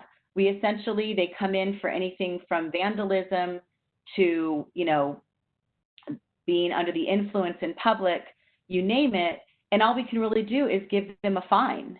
And all that ends up doing is burdening the parent and not providing any services to the youth. So we began planning several years ago what it would look like to be able to create a youth court within our court. And after the research and kind of seeing the models that we thought would work, we decided to go with a youth peer court model. So we'll actually be having Native youth that have been trained come in and hand down the consequences to the tribal youth offenders that come into the court. Right now, everything in our court is of a civil nature, but we do get many civil types of infractions that can also be criminal in nature. So we're hoping that with this civil approach that we can gear up at some time in the future to be able to also exercise that criminal jurisdiction that we do have as tribal courts. So we have identified 2 tribes that are members that are going to act as our pilot. And we've had a lot of meetings with our core partners that include the social services directors of those tribes, as well as tribal council members and the judicial council members, to come up with a program that's going to address those essentially prevention issues that many of the panelists have talked about today that I agree are so vital for keeping our youth out of the system. As most of you know, Native youth are still in the higher numbers and percentages of youth that are in the juvenile justice system, as well as the dependency system. But what complicates that even more is the fact that the data is just not there. The data is not there for us to demonstrate those high numbers. But we as tribal courts and tribes and tribal people know that we see high proportions of our youth in the system. In meeting with a number of law enforcement and district attorneys, probation, what we found, at least in San Diego and Riverside, where the tribes that we serve are primarily located, is that you get a lot of Native youth coming through the delinquency system or dual status cases where, you know, they're in dependency and delinquency. And the tribes and the parents are wanting to find Native programs for these youth to participate in, but they're not there. You know, we have social services programs that are Native based and some wellness programs, but as far as the court process, there's really nothing. And in working with some of the tribes in Riverside and San Diego, they're also pursuing similar programs to what our intertribal court is doing, is trying to create a tribally based process for our youth to go through instead of through the state juvenile justice system. So we haven't started it yet, but what we're envisioning is that when those youth are identified by tribal police, that they're going to be cited into our court as a diversion case. And they'll be going through our program in a way that's going to focus on what is the reason that brought you here? What can we do as a court with our community partners to give you the tools and your family the tools that you need to stop this behavior? You know, we talked about in a lot of our meetings, you know, these youth are going to come into the court with varying backgrounds. Some of these youth are going to come in because they caved into peer pressure and it was the first time they've gotten in trouble. Others are going to be those that have a history of getting in trouble, and maybe they've also been cited into the delinquency court and how we're going to deal with that. So we want to be able to offer services that's appropriate to those youth. It's very individualized programs. I attended a conference last year, and they really talked about the damage that can be done to youth that are over penalized in the system. You know, there's kind of a, you know, you're booked into the juvenile hall, you know, you have your court date, and then you finally get to the point of, well, are we going to continue this case any further, or are we going to dismiss it? But so much damage has already been done to that youth that's gone through just the confrontation with law enforcement, through the booking process, through the hearing process, oftentimes, you know, being shackled in the delinquency courtroom. You know, that trauma is already setting up that youth to reoffend. And that's exactly the type of thing that we want to stop from happening. You know, and this is all happening before there's even, you know, a disposition in the case. So we have really went back and forth in trying to make sure that the questionnaires and the people that meet with our youth when they first come in are going to be people that are familiar with our communities, that recognize that culture is a huge part of who we are, and that that has to be an integral part in the process, and that those things can't be separated. So we're really excited about how this is going to turn out. We're first starting with those youth that are on the reservations that are cited and then diverted into the youth peer court.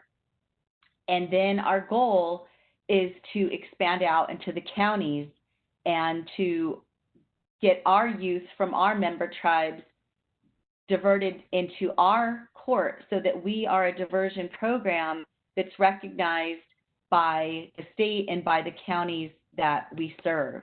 And then ultimately, we're hoping that we can divert any Native youth that's residing in those counties so that those Native youth that might not be members from our local tribes but are still a part of our community can provide the types of services that we believe are going to be the best services for their mental health, their physical health, you know, their cultural health, so that they're not reoffending.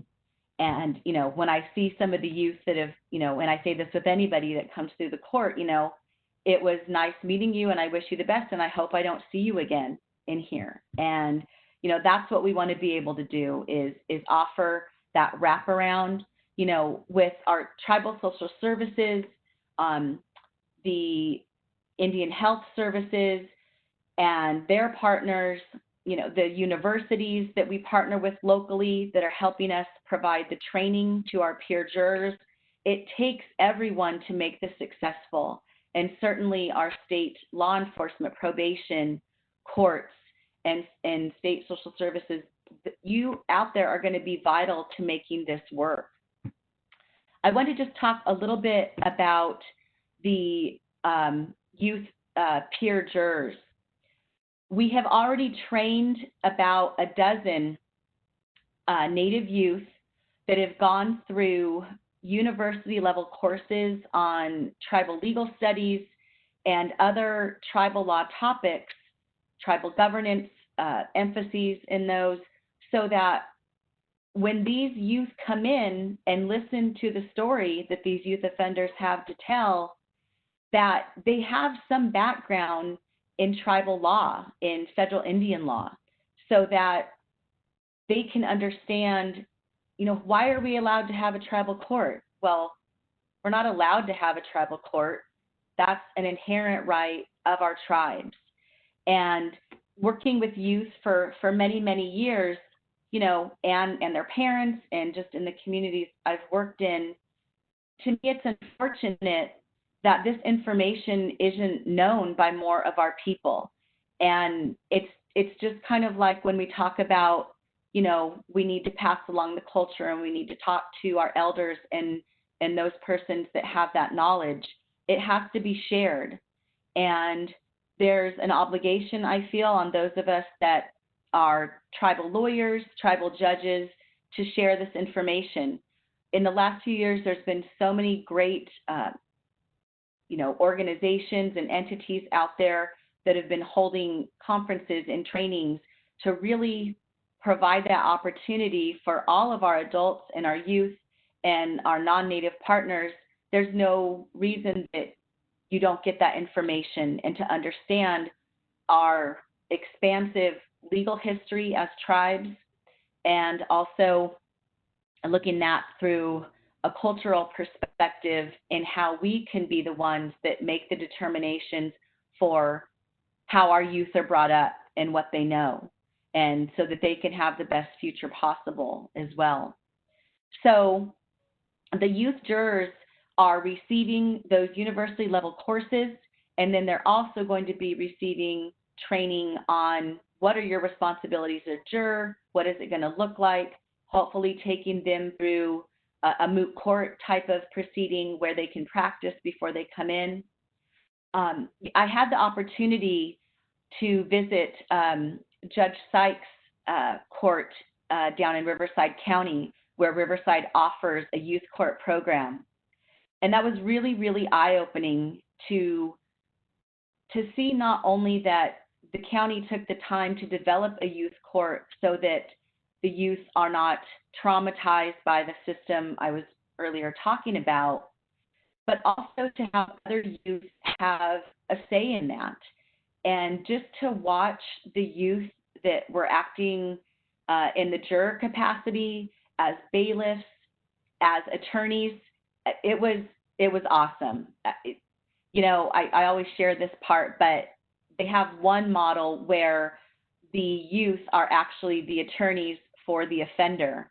And in one of the cases, the youth, had 3 defense attorneys, and then there were 3 prosecutors.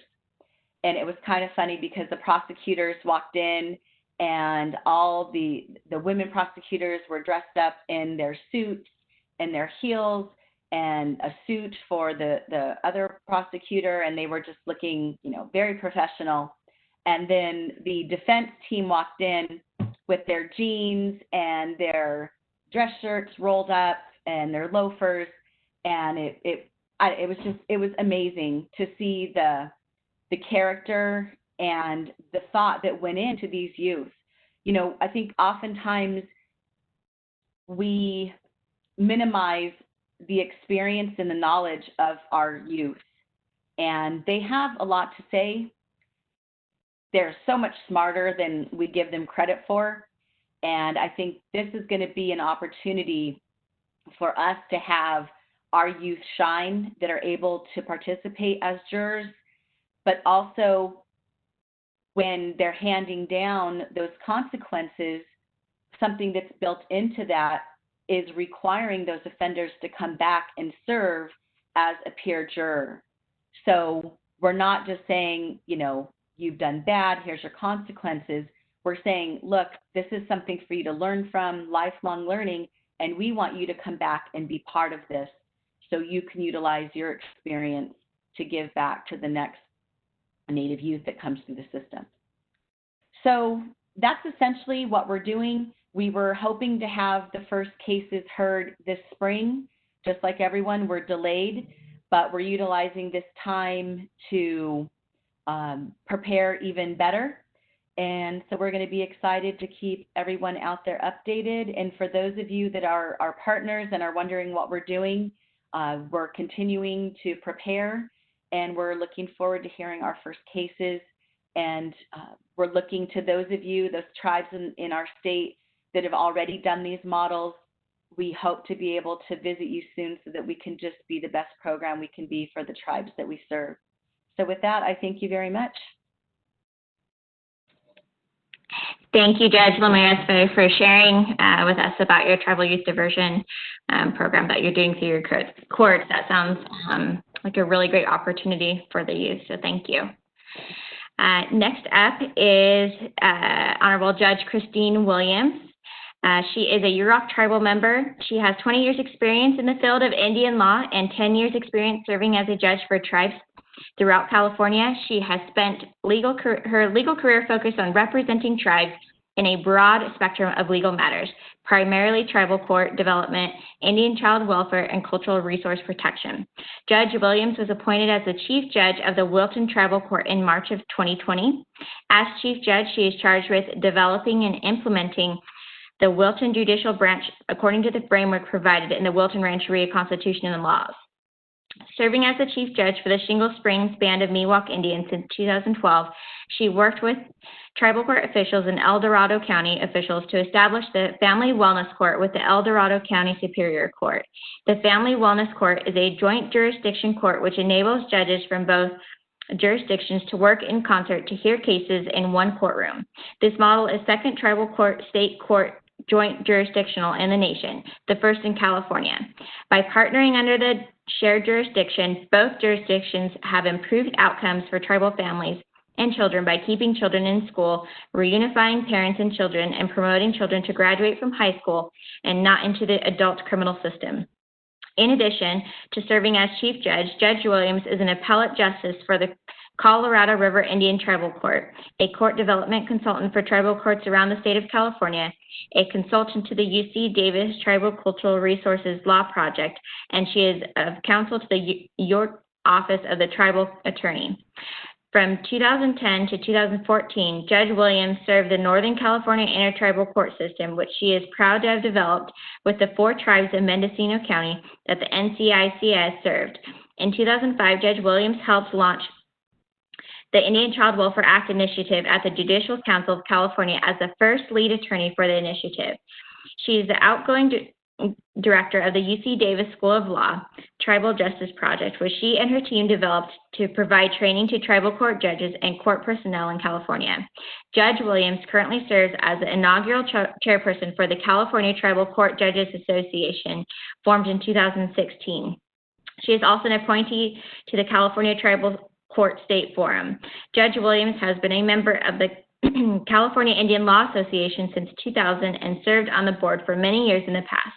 Judge Williams was admitted to practice law in the state of California in 2000. Judge Williams earned a Juris Doctorate degree and federal Indian law certificate from Arizona State University College of Law in 2000. She graduated from UCLA with a Bachelor of Arts degree with a double major in sociology and women's studies in 1996. And on a personal note, I know Judge Williams will have no idea about this, but I was first hired as an ICWA court advocate back in 2009, shortly after graduating, and she was one of the first keynote speakers at an ICWA conference that I attended and was so inspiring, so it is my honor to present her here today. Well, thank you so much, Susan. I didn't know that, but I'm glad to hear it. I hope everyone can hear me.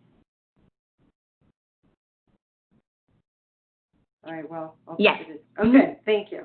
Well, thanks everyone for having me here today and for the 100+ attendees that are still hanging in there. Let's get you to lunch. I'm personally getting, weary from hunger, so it's getting that time. So let's wrap this up. This is a long panel. I feel like we heard from Virgil 3 days ago. And so I definitely want to be brief, but I did want to share what I think I was asked to come and talk about today, which is a little bit about the California Tribal Court Judges Association. So we formed not too long ago, back in 2016, and it is really exactly what it sounds like. It's a collection of judges who serve on courts in California, tribal courts. And it's different from the California Tribal Court State Court Forum, which Judge Loma and I are both part of. Judge Lomesa is also part of the California Tribal Court Judges Association. This is just for the California Tribal Court judges. So what we really focus on is internally supporting each other in our court development. If there's exciting grant opportunities, training opportunities, educational materials, we try to share those with each other for the benefit of all of the tribes that we serve. Then in addition, we don't lobby per se, but we do support different legislation, different opportunities that are coming up. We do work sort of alongside the Judicial Council when a new rule is proposed, a new form, any change at the legislative level. So we've sent several letters of support in different areas that we all agree in common are benefits to tribal court justice systems. So that's really our mission. It's simple and it's specific. We are a group of California judges for tribes who are supporting tribal sovereignty through tribal justice development in the state.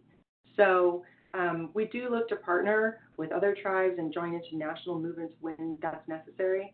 But it was really just sort of a bunch of us saying, you know, why don't we ever get together and talk about things that just matter the most to us? And that's what we do now. We have a staff person, if you will. We have a volunteer law clerk who attends UC Davis Law School, or she will be starting in fall, and that's our only staff person. California Indian Legal Services does provide us with legislative updates and legal updates as needed, and that's basically what we do. We do not provide direct services, but we do try to support each other and support our missions of what we're doing. Let's see, what else do we do? Well, one thing is, and I know if any of you were attending yesterday, Susan gave a really great sort of summary and toolkit on how to get funding, one-time funding for your tribal court. So if that's something that you're interested in doing, I know where all the judges in California are hanging out. So that's kind of another thing that we're there to do, is just be there to advise anyone that might have questions about developing tribal courts. Every single one of the judges who's a member of the California Tribal Court Judges Association supports not only their work for the tribe that they serve, but they support tribal justice as a concept in California. And so I can say with confidence that any one of them would be happy to assist, to help any tribe that was looking to start a tribal court and enhance their tribal court. We are pretty representative of all of the tribal courts in California. There's a few tribes that we haven't been able to get a representative to join, but the only requirement is that you basically are a judge for a tribal court and you ask to join. So there's not a big membership process. It's just a matter of getting your contact information and adding you to the list. We do meet on a regular basis, every other month, I think it is. And the meetings toggle between different days so that we can try to accommodate everybody's schedule. So one thing that I've heard a lot from different people throughout the last couple days, and I'll take this opportunity to thank the Blue Lake Rancheria so much for sponsoring this event. I really miss seeing all of you in person, I'm not going to lie, but this is a great way to be resilient, continue to foster better outcomes for our youth. And I think it's a real reflection of what I see in Indian country every day. We don't give up, we don't quit. It's, you know, when the going gets tough, we just get going. So I think this has been a great opportunity, and I'm really glad that we didn't have to miss this conference this year due to safety concerns over large gatherings. So as I was saying, so with our courts, and I've heard this throughout the last couple of days, is, you know, we only have this many cases, or we're only serving this many people, or we're very small. And the large tribes, which the large tribes in California, I'm a Yurok tribal member, we're still small compared to tribes outside of California. But I think if we think about some of the themes in our keynote this morning, I think a lot of it was small can be our strength. Every single court that's a member of the California Tribal Court Judges Association is just as much a court as the Navajo Nation, as the Cherokee Nation, as any other state court. These are real justice systems dealing with real problems. And I personally love the fact that we are smaller, that we have manageable caseloads, that everybody does know, everybody on that caseload. For the most part, I have my entire docket committed to memory on any given day. Getting tougher as I get older, not going to lie. I like that calendar in the electronic system, but it's, I like that I know almost all of the participants coming into our court, and that that is something I think most of the tribal court judges can say in California. So I think just like everything else that we do here, maybe people outside might judge that as a weakness, that we're not valid because we don't serve enough people. I see it just the opposite. I think it's one of our strengths. I think everyone who gets a wellness plan, for example, through one of our courts in California, they're getting a specifically tailored plan that's made to help them and support them in the best way that the tribe has available and that the family can respond to. And so that's something that I think works. I think it's something to be really proud of. And so to everyone who's here today, how many children are too few to matter? Every single child that we serve, every single family that we serve, all the tribal members, they all matter. And there's no minimum number that means now you have enough concern to start your court. No. So everyone in California, all of the tribes that are out there, if you're interested in having your own court, then you should look into that. And I think the funding piece that Susan talked about yesterday is critical. It's available. We don't know how long that will be available, but it is there now. And I think it's something to really think about if you think your tribe could benefit from a tribal court. I love seeing all of the innovations in state court through the Indian Child Welfare Act. I think that's absolutely necessary. And unfortunately, yes, you still have work to do. We all do. It's not over. The improvements I've seen since I started practicing 20 years ago are measurable, and I think that's great. Progress is worthy and worthwhile. But I would say the flip side is think about tribal courts. Think about tribal justice systems. Does your tribe have one? Does your tribe want one? And that means the tribes you're members of and the tribes you work for. I personally serve 2 tribal courts that I am not a member of, and I do everything I can to treat everyone that comes in there as if they are my family, and that everyone gets the same level of respect no matter who I'm serving. Non-natives as well. We do have cases involving non-Indian people, and they deserve the same level of respect that we would give to anyone else. So that, I guess, is my sort of overall message is think about where tribal courts might fit in the communities you serve. I think it's a really fantastic extension of tribal sovereignty. I don't think that it would mean that all of your work in ICWA is over. I think there are real barriers to supporting cases in tribal court financially that we have to overcome through 4E, but we heard panels about that as well. So the work is getting done, but I think when I'm on those calls and we do a spotlight on a court every month with these other judges, I'm just inspired every day about some of the things that are happening up and down the state. So I think we have about 15 members that are represented. I mean, I think that there are still tribes that I know who do not have their own courts. If you count all the tribes in the Intertribal Court of Southern California, we might be closer to 30 because just Devon on her own is representing half of the state's tribes in her court. So that's amazing. But that's something I think to think about. If you're in a region where there's a tribal court that serves a tribe but it's not the tribe you're working for, or it's not the tribe that you're a member of, but you think that might be something you're interested in, there's nothing, the way intertribal courts start is by people talking. It's just a conversation to start. and you never know who might be someone to get partnered with. I think, it's also a great way to get started. It doesn't mean you have to stay forever. We've heard throughout the time of the last couple of days, people starting in an intertribal court and then eventually breaking off into their own. I know the Yurok tribe, which is the tribe where I'm a member, has not a consortium court that they're part of, but they have a coalition where several tribes who have their own courts work together to leverage resources in common. So there's a lot of different ways to be innovative around your tribal justice systems. And if anyone ever has any questions at all, you're welcome to contact myself. I'm the chairperson for the California Tribal Court Judges Association. And we're always, really just sort of there and open to support any tribe that's interested in learning more about how tribal courts can serve tribal communities. So thank you, everyone, for having me here today. It's been a real pleasure. I've been inspired throughout the whole entire conference by all of your remarks. And I think this is a really great substitute to being able to see each other in person, but I would love to see all of you soon. I miss the warm hugs and the smiling faces.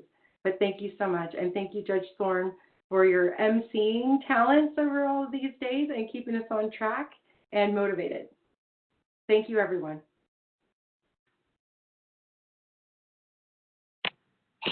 Thank you, Judge Williams. I definitely encourage anyone who's interested in starting their tribal court or just has questions to definitely take her up on answering questions. That's a huge resource. So thank you again for offering that to folks.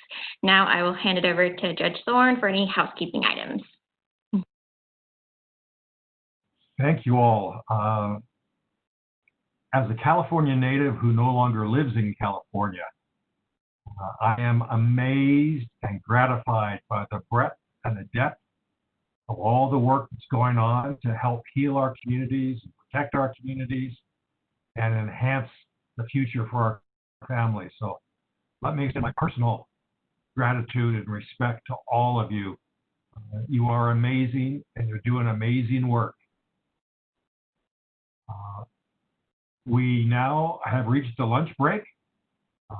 So at 1:45, we'll reconvene with the issues panel. And that includes things like child and family team meetings, ICWA, FRs, Foster Youth Bill of Rights, and a number of other things that just sort of pull together loose ends that affect our families.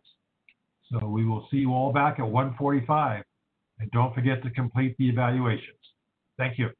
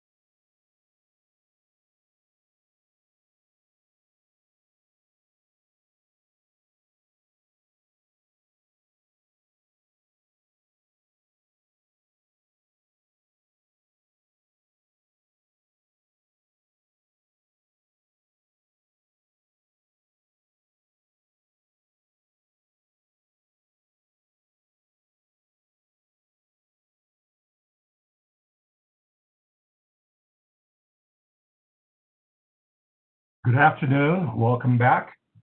Glad to have all of you join us for the final afternoon of the California State ICWA Conference. This afternoon, we are privileged to have with us Tamara Honrado, who is General Counsel for the Yurok Tribe, and she's going to be overseeing a panel of many diverse points of view. Before I turn this over to Tamara, though, I want to once again acknowledge Blue Lake Rancheria and their IT whiz, Dustin Boyd, who have done amazing work enabling us to have this conference. And I want to thank the planners and the people behind the scenes who toiled for countless hours to pull all of this together, including some pretty amazing last-minute gymnastics they accomplished. So thank you all. And Tamara, if you're ready. Thank you so much, Judge Thorne. I'm very pleased to be here today to present the last and final panel of the virtual ICWA Conference 2020.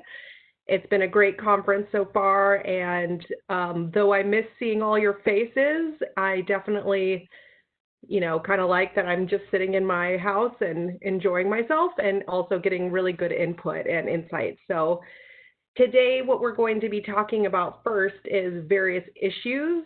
It's about, first we'll talk about child and family team meetings, and then we'll go into the AB 175 Foster Care Bill of Rights.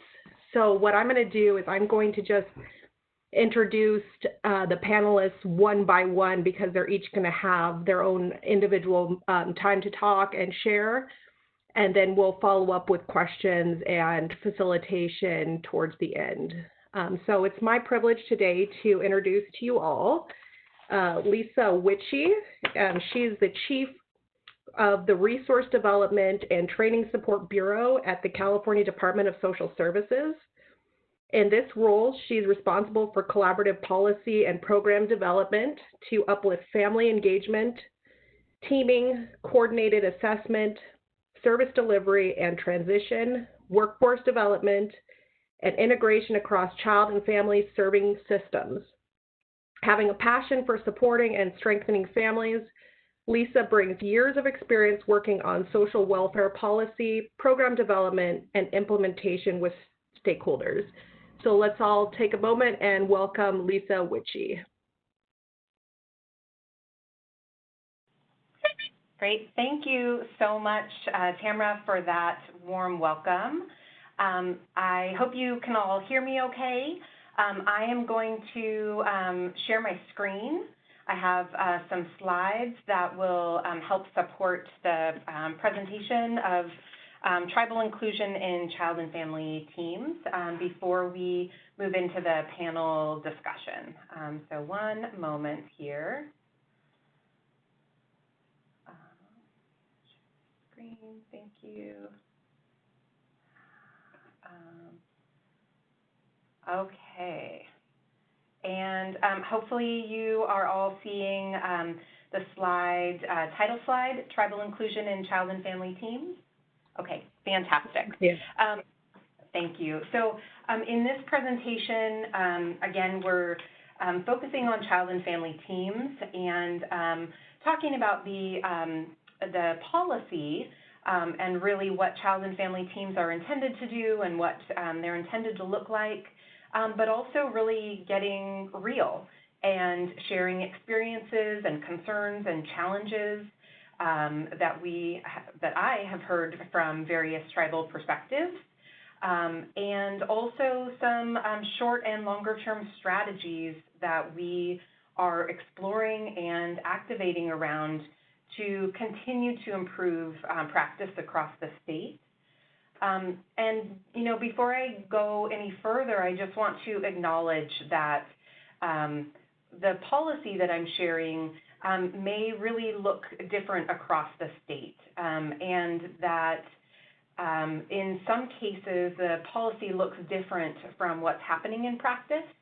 And while there are many strengths for sure across the state in terms of child and family team practice, there are also definitely opportunities for us to continue to improve and to strengthen integration across systems and across partners who participate in child and family team meetings.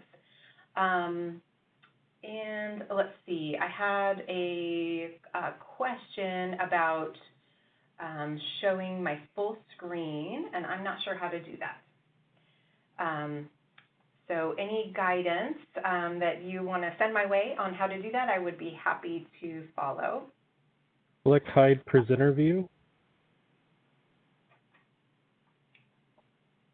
Sorry, say that again? Oh, Hide Presenter View. Okay. From current slide? Correct.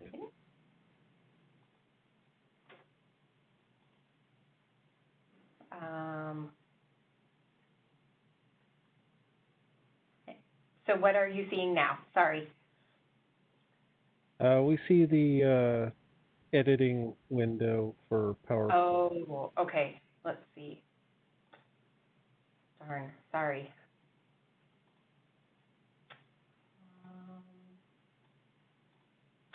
Well, what's happening?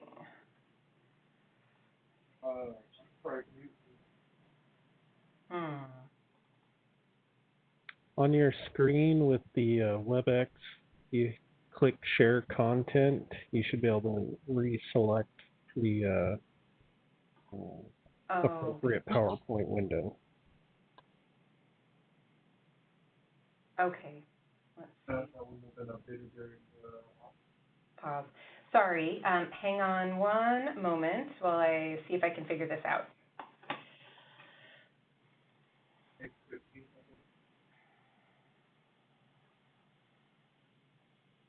Okay. View.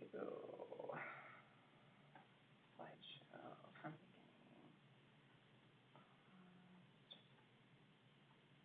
If you would like, you can email me the PowerPoint and I can put it up and you can speak and I'll progress through it. I can message you my email address. Okay. Yeah, that might work better. Very good. I'll message you my email. Okay, great. Thank you. Sorry about that. So I will just continue as we're working through those technical details. I'm sorry about that. So what I wanted to convey there is to acknowledge that that there are concerns and that the concerns are valid, and that we hear the feedback that's been provided through various opportunities that we've had to engage with different stakeholder partners, different tribes and tribal representatives, and that we are absolutely committed to continuing to make improvements so that we realize our vision for strong, stable, and safe families. So I don't know at this point if you are seeing my slides. Whatever you did, you fixed it, so we're looking good. I did. Oh, good. Okay, fantastic. Well, I'm not going to touch anything then. So thank you for that feedback. So this slide that I hope you are now seeing is about the child and family team. And so I wanted to just spend a little bit of time sort of setting some context about what child and family teaming is all about, and just want to keep it brief. I know many of you are familiar already, but a child and family team is a group of individuals convened by the placing agency who are engaged through a variety of teaming processes, and the purpose is really to identify strengths and needs of the child or youth within the context of their family. So it is not a child team meeting, it's a child and family team meeting. So we're looking at strengths and needs of both the child and their family or caregiver. And that helps us to develop an individualized and focused case plan that is intended to achieve positive outcomes for safety, permanency, and well-being. So the CFT includes the child or youth, family members, professionals, natural and community supports, and other individuals that are identified by the family who are invested in the child, youth, and family success and who support the family. The CFT meeting is the functional structure and process of engaging the family and their team through that thoughtful and effective shared planning process. And the CFT meeting doesn't represent the entire process. It's one real strong component, though, of engagement, a way to share communication among team members and to support planning and shared decision-making. So effective cross-system planning and coordination helps to ensure that there's only one team process for any child, youth, or non-minor dependent who is in foster care. That's really important so that there aren't multiple teaming processes happening, which can be really confusing for youth and families and others who are members of the team. And you may know that child and family teaming was enacted through legislation and policy guidance issued by the CDSS, and that became effective in January of 2017. We do track data on completion of CFTs, and our most recent data looking at the number of youth who are in foster care who have ever had a CFT, we're at about 77%. So we've definitely, over the time that we've been tracking that data, seen great improvement of the number of youth and families who are receiving a CFT. But, you know, we still have a long way to go, and that data is really speaking about completion. It's not speaking to the quality of the CFT process. So we'll get into that a little bit more.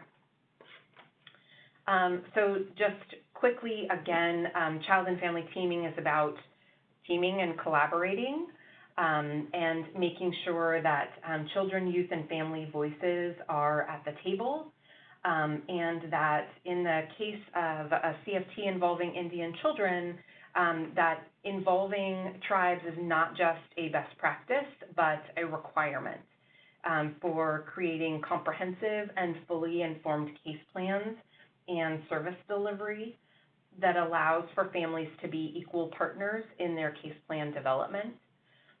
That's definitely an area, as we continue in this presentation, where we've heard that we have got some opportunity for growth, for sure, is being clear around who the required participants are and what their roles are in the teaming process.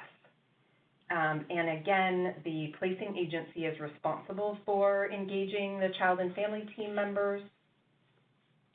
And this child and family team model is really grounded within the integrated core practice model. So following those same values and principles that you may be familiar with in other practice models like wraparound, where the values are to be individualized, have cultural humility, be needs-driven and family-centered, trauma-informed, and strengths-based. And CFTs are facilitated by a trained and skilled facilitator. And this slide is showing the members of a CFT who are required. Those who are required as applicable, meaning that if in the case of an Indian child, then the child's tribe or Indian custodian would be considered a required member. Since not all children are Indian children, that's why it's in this category of required as applicable. And then there's another category of suggested team members. And the idea is that the child and family team membership would change over time. And so often in the beginning of a child's case or involvement in child welfare, there may be a higher percentage of sort of those formal participants, like therapists and caseworkers, and fewer natural supports.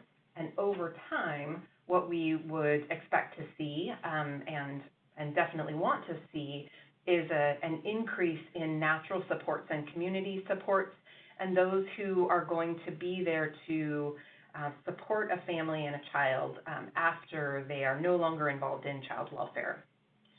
So the goal, again, is strong, stable, and safe families.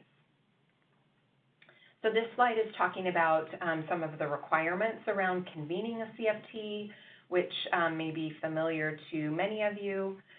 There are minimum requirements, but again, the frequency is really driven by the needs and preferences of the child or youth and their family.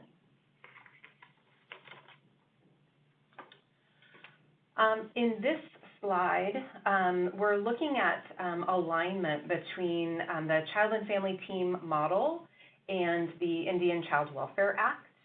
And there is a lot of alignment, which is fantastic, of course. And what really stands out is the focus on preservation of the family and promoting the best interest of the child through this process and the child and their family.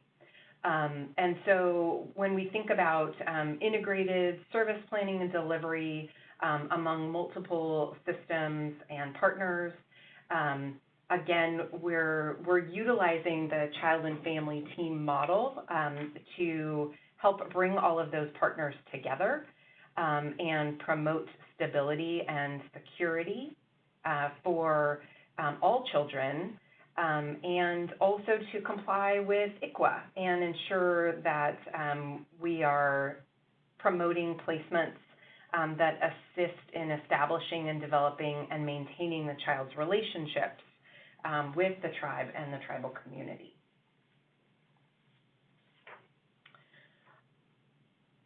We had the opportunity to engage with the Tribal Advisory Committee back in November of 2019. We held a scoping session, and in that session we had a great amount of participation from tribes and tribal representatives and counties and others who shared their feedback and experience with child and family teaming. And there were some themes that were identified in that scoping session which have been really helpful to us as we're continuing to implement across the state and continuing to improve the quality of practice across the state. So some of those themes I've identified on this slide around messaging and training to make clear that tribes are not invited members of a child and family team, but in the case of an Indian child, tribes and tribal representatives are required participants. The identification of the need for education about the role of a tribe in the CFT process. There was a strong desire for data and outcomes and accountability to the model and the policy to ensure that what is really being delivered, what children and families experience, is consistent with the model of child and family teaming that we've outlined in our policy. The need for skilled CFT facilitators we've heard loud and clear. Engagement of tribal members, so there was some feedback shared around tribes and other family members being invited to join a CFT and not being clear again about the fact that a tribe is a required participant, and also meetings being scheduled kind of at the last minute and where the tribe's or tribal representative schedule wasn't being taken into consideration. And then lastly, some other cultural considerations were raised, some elevation around different language that is utilized, and opportunities to facilitate better engagement with tribes. So that tribal advisory committee scoping session, I was able to participate in that along with some other members of my team and the Office of Tribal Affairs. And the feedback that was shared was so helpful and has really helped to inform some of the strategies that we have undertaken. Granted, not as fast as we would like to see, and that probably many of you would like to see, but I did want to share some things that are underway that the scoping session really helped to inform. And so one thing is that we have kind of a long-standing now Child and Family Team and CANS implementation team. It's a statewide team. And prior to the Tribal Advisory Committee meeting, we did not have any tribal representation on that team. We'd had some conversation with the TAC previously about how best to solicit participation from tribes. And so we were able to use that scoping session as an opportunity. And so now I'm happy to share that we do have a few active tribal participants in that implementation team. We're doing a lot of work to create deliverables and supports. So we're creating a implementation supports toolkit that should be released on the CalSWEC page, webpage in the next week. We're expecting it to be released by the beginning of July. And that toolkit includes a number of tools to support counties and tribes in their implementation efforts. So there's an implementation template and a snapshot tool and other tools that have been vetted by the implementation team. We're also in the process of updating our CFT facilitation curriculum, highlighting the role of tribes and CFTs that involve Indian children. In addition to that, we have drafted some CFT fidelity tools that are currently out for review, and I'd like to make available to this group for review as well. I'll work with Delia on how best to make that happen. But that's the fidelity tools is a way that we are looking to help bring more accountability between what's happening in practice and what we've identified through the CFT policy. We're also planning a statewide convening to focus on quality CFT implementation and use of the CANs within that CFT process.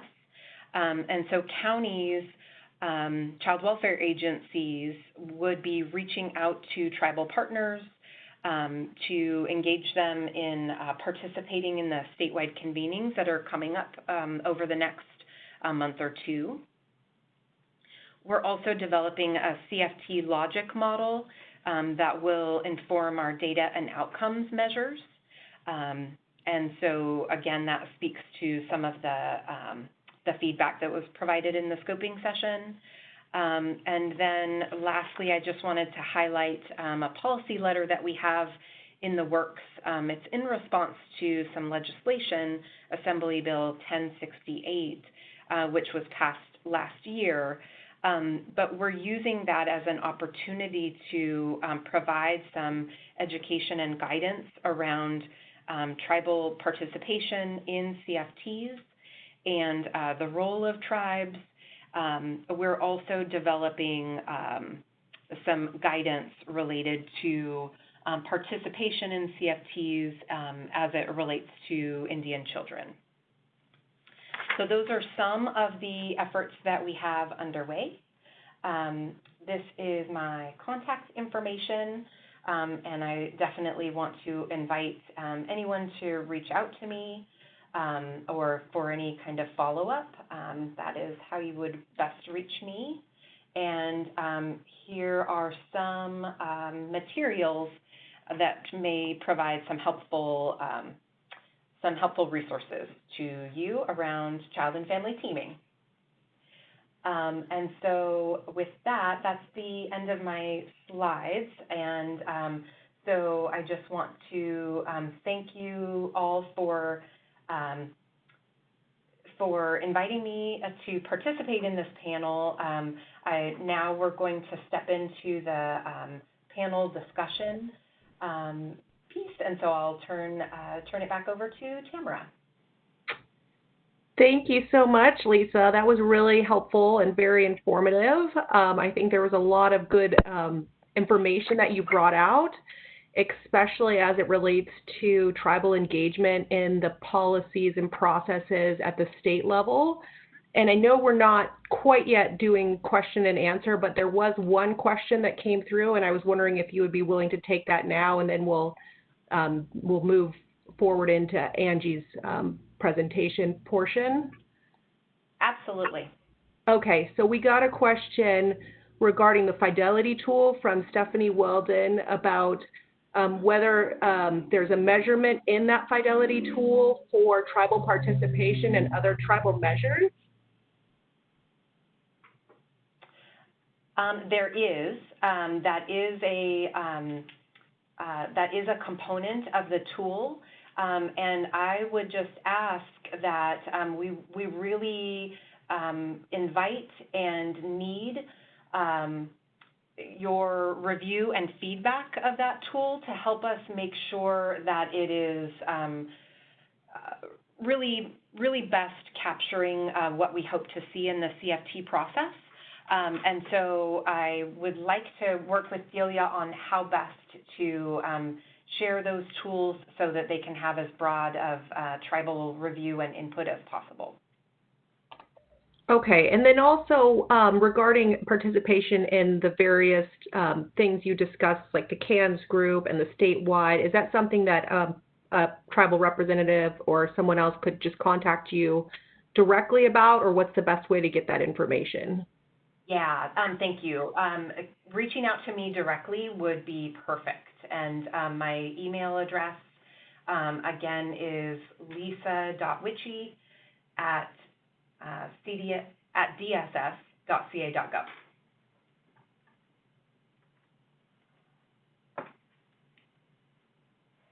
All right, great. Thank you so much. So I see you there. We see all your work behind you, and good to see that you're putting a lot of time and effort, and thank you for your presentation.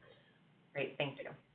So at this point in time, we're going to talk to Angie Sundberg, who most people know, and she's been a panelist throughout this two-day ICWA conference, but also a longtime advocate. But I'm going to go ahead and read her bio anyways, just in case we have some late joiners, and so we can brag about Angie a little bit. So Angela Sundberg is a social services manager at the Cherry Heights Indian community of the Trinidad Rancheria, and she has a Master's of Science degree in social work from Humboldt State University with the emphasis on working with indigenous and rural communities.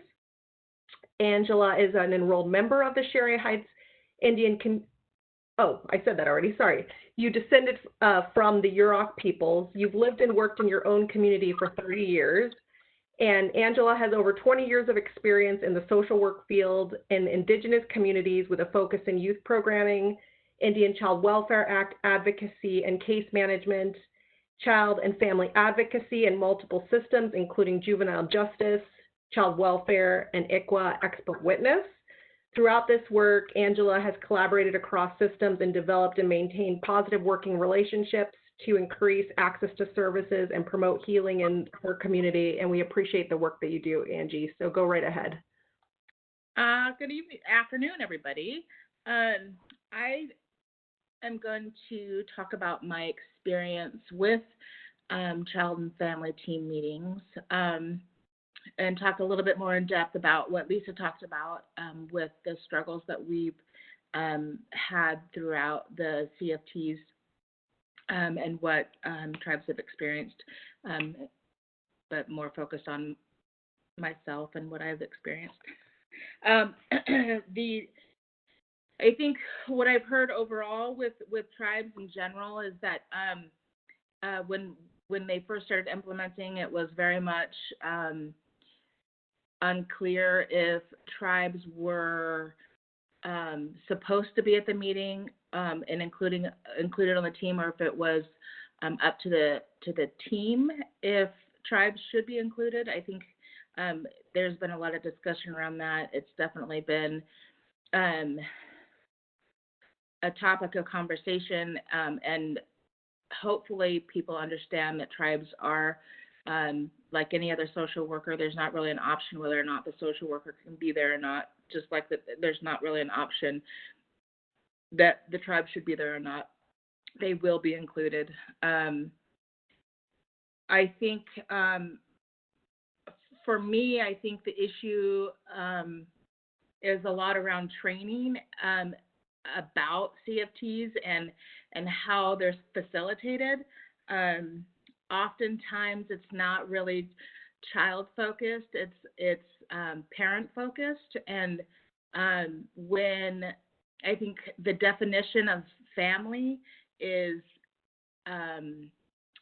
interpreted as parent, so and oftentimes the parent is the one making the decision who they want on their team.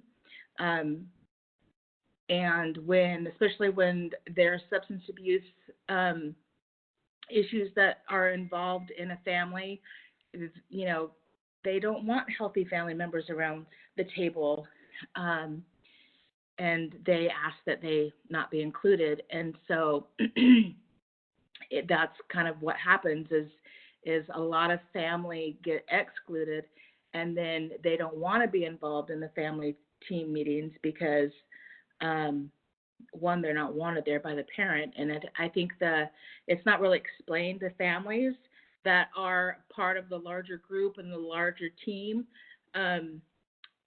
what the purpose is and why it's important for them to stay included and involved, and they're not kind of assigned a role in the team, right? So it's to keep the kids safe and to keep to kind of build the team and natural supports and all that.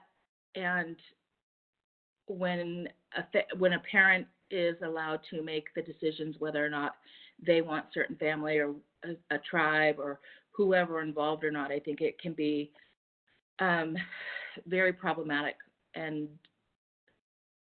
doesn't really promote a case in moving forward and allowing for everybody getting the help that they need to become healthy and move forward in their case. I think also when you're at the team, when especially in a tribal case, ICWA has legal requirements that must be followed. And it's not always up to a team to make those decisions. And so oftentimes when the tribe exerts its rights under ICWA, it puts us in really adversarial positions and can damage our relationship with families if it's not facilitated correctly. And I've seen that happen quite often, actually.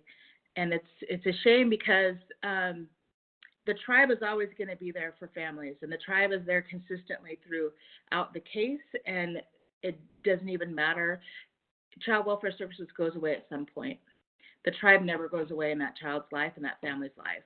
And so for me, it's really important. I'm a tribal member in my community. I see these kids throughout their entire lives, and I need to make sure I have a positive relationship with my kids and my families if I'm ever going to be there for them to get help when they need the help. So I think that is one of the issues as well that we've talked about. And then I wanted to touch on one more thing. I think everybody knows that there needs to be some changes made to the CFTs, and Lisa did a great job at listing them out. I think what's concerning is our families are experiencing these things now, and the issues need to be addressed now because they are affecting our families in the moment now. And so the longer that we wait and delay and not have tribal input and not have the right people at the table giving the input that's needed to make the change, I think we have the potential to really do some harm to families when the CFTs aren't running the way that they're intended to run.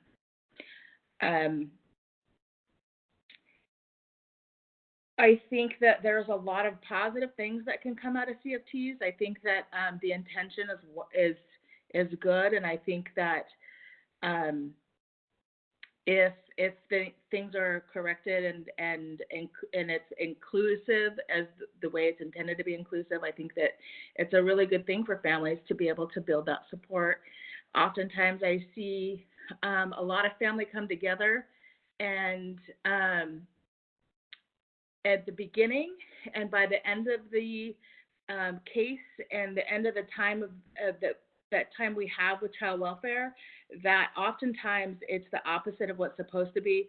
We're supposed to have more family at the table, with less service providers, and most of the time it's all service providers and very little family and extended network to help keep the family safe. And so I think that there's some work to be done for sure to make it run the way that it's supposed to be intended and the effects that it's supposed to have on families. So I know that there's some questions coming in, but I am going to. So I'm going to just jump in real quick on you, Angie, there and just say thank you for your feedback. I think it's really key and really important what we're hearing from you. And because this is the afternoon panel, we thought we would just toss it up and make some fun things happen in the moment. And so we added Stephanie also for the tribal perspective on the CFT and just to get more of a dialogue going between you, her, and Lisa, and to have maybe a little more robust discussion. So you all probably know Stephanie. I don't have her bio here, but she's my client. I work with her at the Yurok Tribe as the Office of Tribal Attorney. So Stephanie, I'm going to open it up because you've been sending in some questions and they're really good. So we just wanted to get you talking. So thanks for joining. Not that everyone's tired of hearing from me, and Angie and I can always have a good time together. We'll make a party of it here and make things fun. So I just wanted to add some things that Angie really highlighted that are really important to consider as both tribe and if you're working for the county and as well for the state. The CFT is so important where the work gets done. And I just want to add some of those pieces that are really important that we see not happening but are potential solutions. Of course, Angie hit on training, but you really have to be able to ensure that your facilitators know how to talk to tribal people. Let's start with that with language, making sure that the language translates. Oftentimes we come in with our social work little tool bag and kit and use all these terms, and we say, oh, don't use acronyms. It's more than that. I've seen a lot of Indian parents and families just cringe and not want to engage about this. What's working well? What's not working well? That, for a lot of Indian people, I know that's a social work practice for a lot of the families I've seen is just tell me, what are we going to get to, what do you want to talk about this meeting? Let's get through it. And I know relationship and engagement are important, but those are very Western ways of engaging. So really looking at the language that's being utilized is key, important, as well as doing the preparation work ahead of time with the tribe so there's a game plan.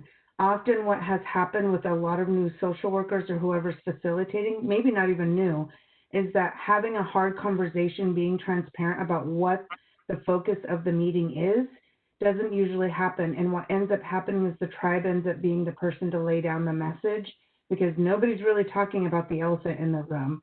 So it's really important to map that out and to give choices and options. And yes, we don't want to be directly telling our families what they have to do. And I think a lot about what Dr. Martinez has talked about and saying, and it's really important that people know that one step at a time, but they have options. And so it's really important, as Angie said, just, families there, and there might be a huge disconnect or isolation because of the trauma. So part of this facilitation is a lot of almost like family therapy and clinical work of bringing people together, setting the stage, making that engagement, and being really clear about what realistically you can expect. So if you're going to be talking about emergency placement, be clear.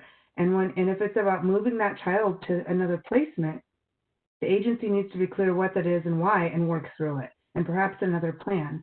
I've seen strategies, and I would hope that there would be more of this around. It's similar to family group conferencing, where the measures are laid out, what needs to happen, what the safety factors are, and maybe everybody needs to step out. Maybe not the first meeting, but other meetings, and letting the family, when there is a lot of family, come to how they're going to meet that option or that choice. And so giving that and letting families problem solve, but also laying down what the clarity is. Because what happens right now, a lot of experiences that my staff are experiencing and I've seen is just that challenge of not knowing what the bottom line is, and everyone's kind of guessing, and it feels like the goalpost is moving. And then, of course, having the more extended family. And just because the family doesn't give the name, working with the tribe to identify those people. That's where family finding, duty to inquire, continuous inquiry, all of that comes into really critical play. And so a lot of times right now, a lot of the family team meetings are creating a wedge, at least for our tribe, between the families and the tribe. And like Angie said, at the end of the day, and child welfare is out of the business, whether the kids reunify or not, those are still our kids and still our parents. And we have to live and work with them, whether we're in our professional roles or not, because we still live and are a part of the community, especially our staff that are tribal members or from the community. They still have to do that. So I think really making sure there's clarity and mile markers about minimums. I know that there's a recommended, I think it's 3 months at a minimum of every 3 months. I can't remember what the guidance is, but I think it needs to, the sooner, like family wellness court, as frequently as possible, because as more that you meet and come together and work with the family and engagement, the less challenges and barriers and tug of war that everyone's going to be having. So you put the front work in up front, and you can get to that. And I think those are the biggest components, is making sure that your partners, they're not just there as participants, that they're actively, able to say things and able to be a part of helping the family voice, as well as what the options are. Especially, I've seen CFTs where placement has been the topic, and everyone's dancing around about placement, but not one consideration has been that here's the tribe's preferred placement. And yet all these other options are still being talked about, and this family is really not clear.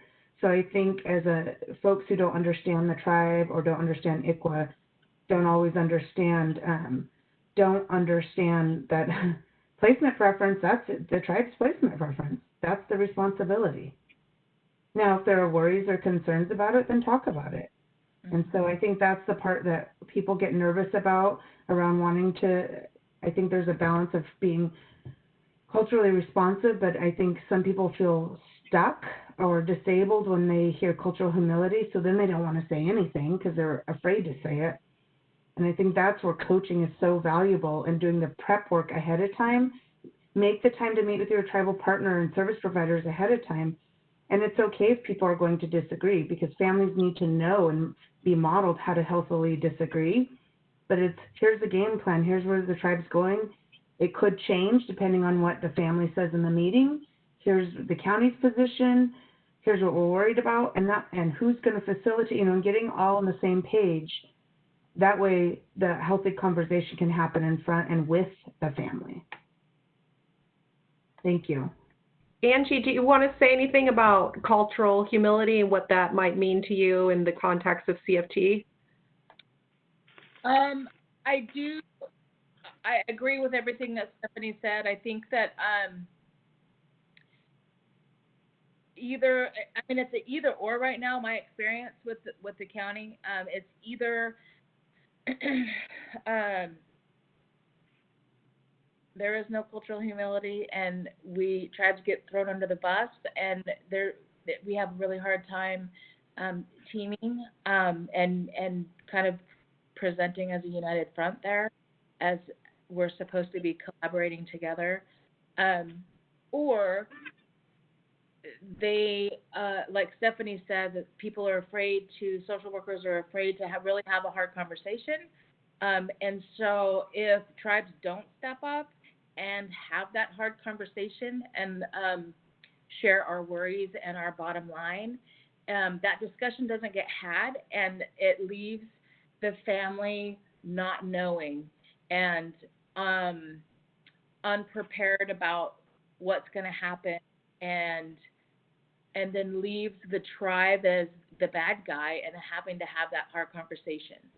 So it's always best. I do have the best outcomes when I do meet beforehand in a meeting and we go in on the same page, and we have we kind of have it designated who's going to have the hard conversation and what's going to be the bottom line. And so we do have the best outcomes. I'm always very blunt and very, I don't beat around the bush at all, so it drives me nuts when that happens in a meeting. So I have a hard time when we don't have the same kind of like speaking with families. And I think that for me, what's worked best in my practice is just having very real, honest conversations with my families, and that's what kind of like builds trust with them, even when it's not anything they want to hear. And but when they look back and they go forward in their healing process, and they can look back and they're the ones calling me because they know I'm going to tell the truth, and they know I'm going to be real with them. And so I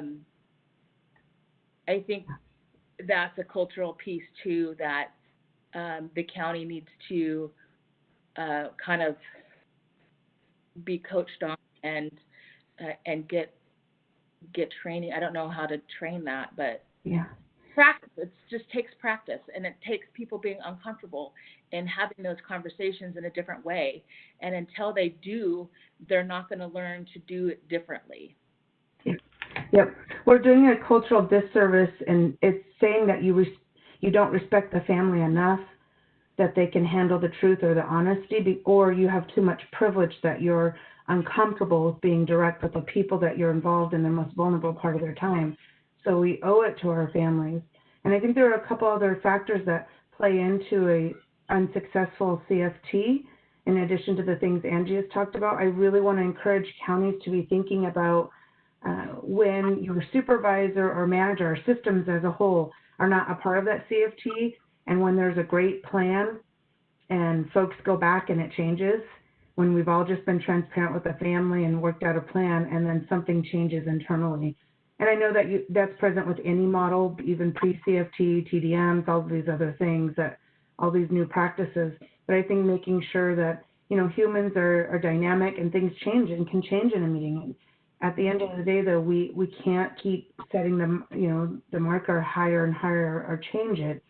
And the other thing that we've experienced is that when we do have a good plan or somewhat of a plan with the family, that sometimes county staff go back and county council, I'm just going to call it like it is, it changes things. And I don't mean that in any disrespect, but I want to remind folks from both of my work experiences and working in both the tribal and county system that you are the client, and you tell your attorney how you want things to be. Their job is to advise you, but you make the decision. Those are social work decisions. And I always try not to use that word decision. Those are social work recommendations, because at the end of the day, I always say only two people make decisions. That's the families, and that's the judge. we're all in between creating facilitation and opportunities and recommendations. The family will decide if they're going to do it or not, and a judge will make the decision. But we make recommendations and opportunities, and families ultimately decide if they're going to do the thing that you all agreed upon, or you all decided, to make commitments to.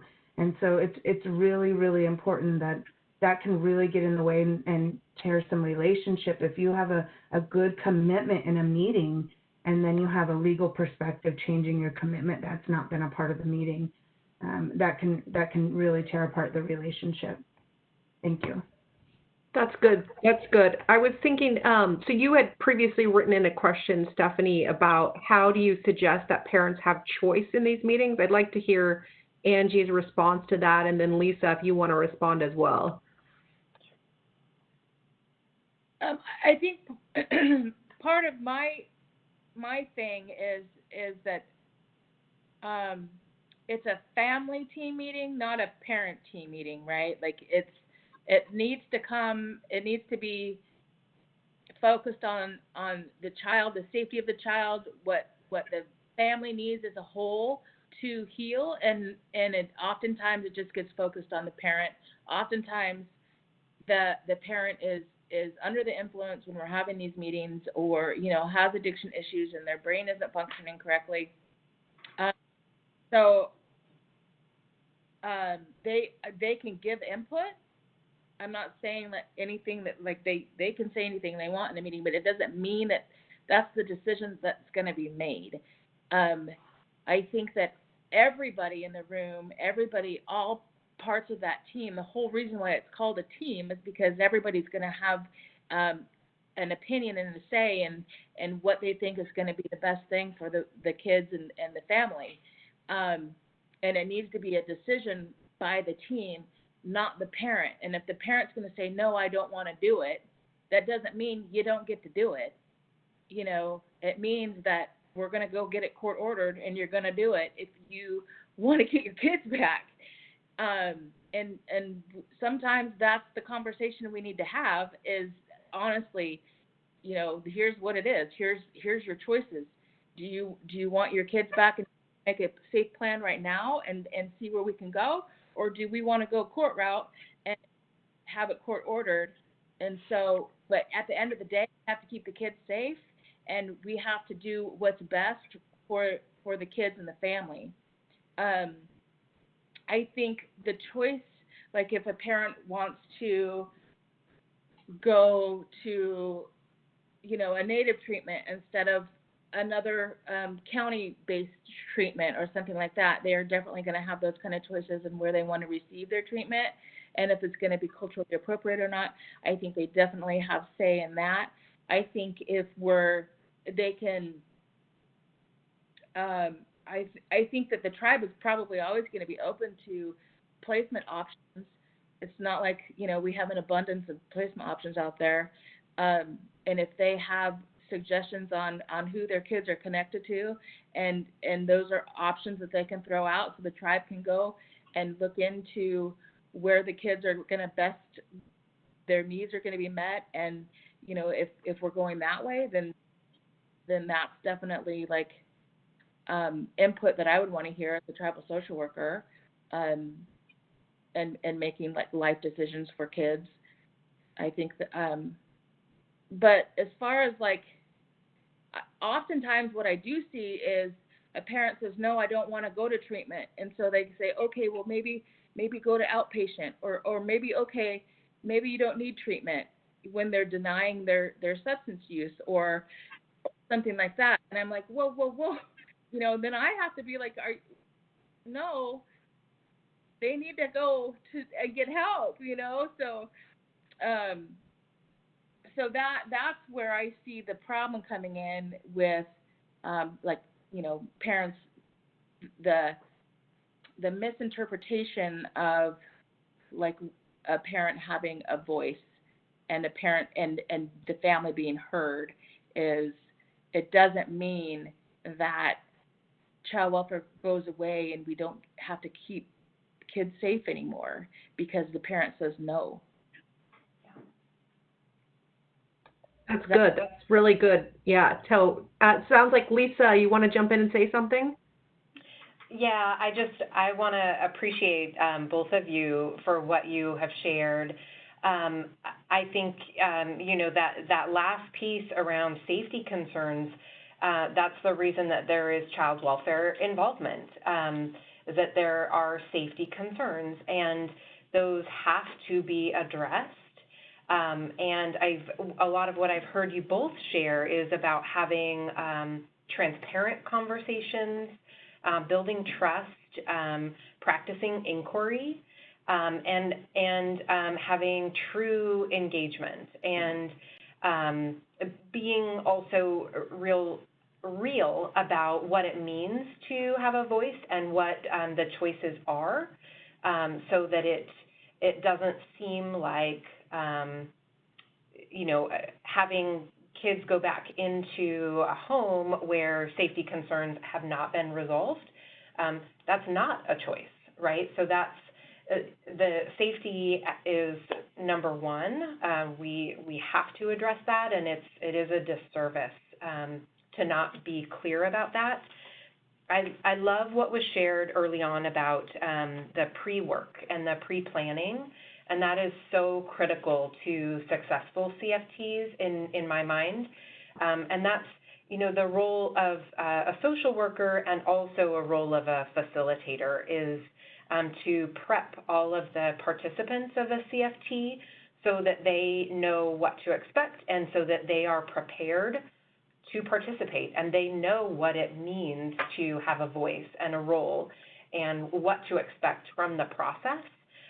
So that piece is one of the most critical things that can happen when we are, before we're, coming into a CFT meeting, is to have actually done that engagement and preparation work. That's good. I also wanted to ask, Lisa, is there any, you had talked about the need for facilitators, doing the CFT. Is there any guidance or anything that you can direct the attendees to just so that they have that in their pocket if, for instance, they show up at a CFT or a tribal rep shows up and there's not a skilled facilitator, or, how to respond when that is not happening? Yeah, so I will say that our policy guidance did give flexibility in who the facilitator is. So the policy is that every CFT has to have a skilled and trained facilitator, but we gave flexibility in whether that facilitator is an outside party, whether it's the case-carrying social worker, or maybe a non-case carrying social worker, maybe a family member. So we really did give a lot of flexibility in that.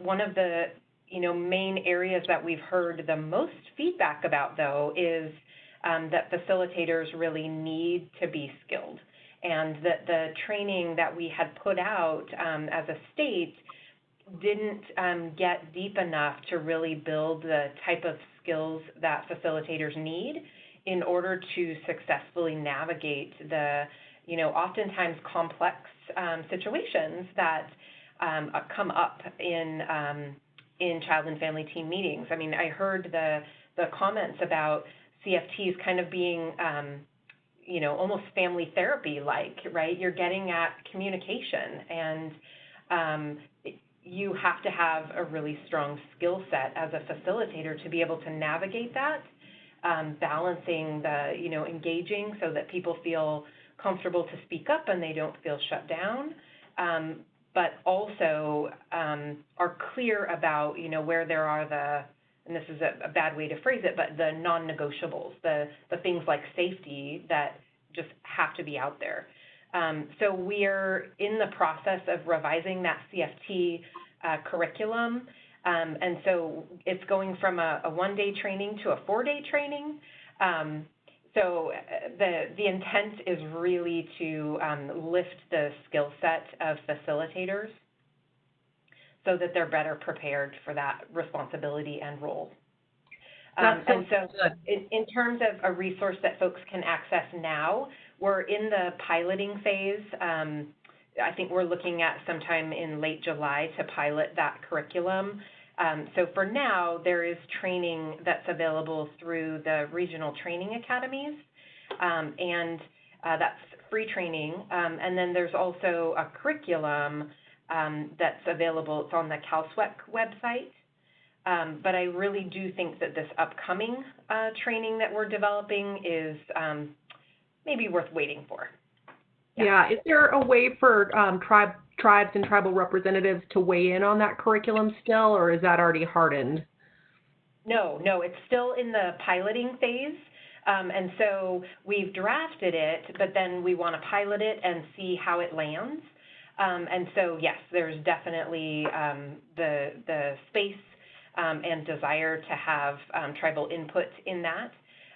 So I would definitely invite anyone who's interested to participate in our Child and Family Team implementation team meeting.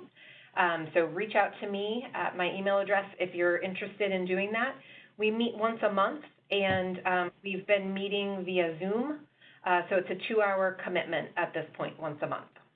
Okay, well, thank you so much for that. And we did get another question that came in, but I'm going to reserve it for the end of the entire issues panel because it's more of an inquiry question, which is actually really good. So at this point, we're just going to take a soft break, let you guys get up, stretch, do what you need to do, and we're going to come back in about 2 to 3 minutes for our last issues panel on the Foster Care Bill of Rights. So just take a quick minute and we'll be right back.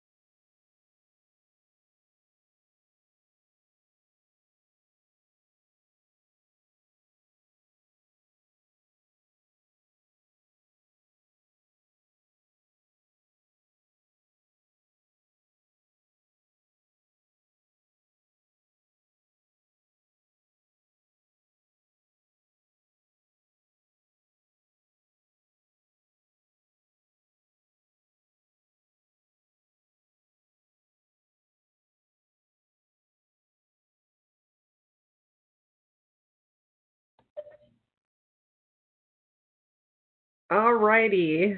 So I think we're back. I just want to make sure that everyone has their sound working really quick. If Shay can say hi. Hello, can you hear me? Yep, we can hear you. Yay, I did it. Okay.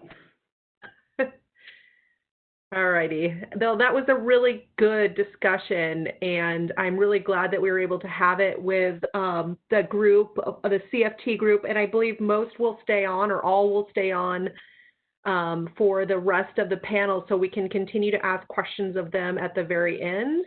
And I really appreciate Stephanie being willing to jump in and just add a little more discussion to the group, and then also thank Angie and Lisa just for adding a lot to that discussion. So at this point, we're going to go ahead into the second part of the panel, which is about AB 175, the Foster Youth Bill of Rights.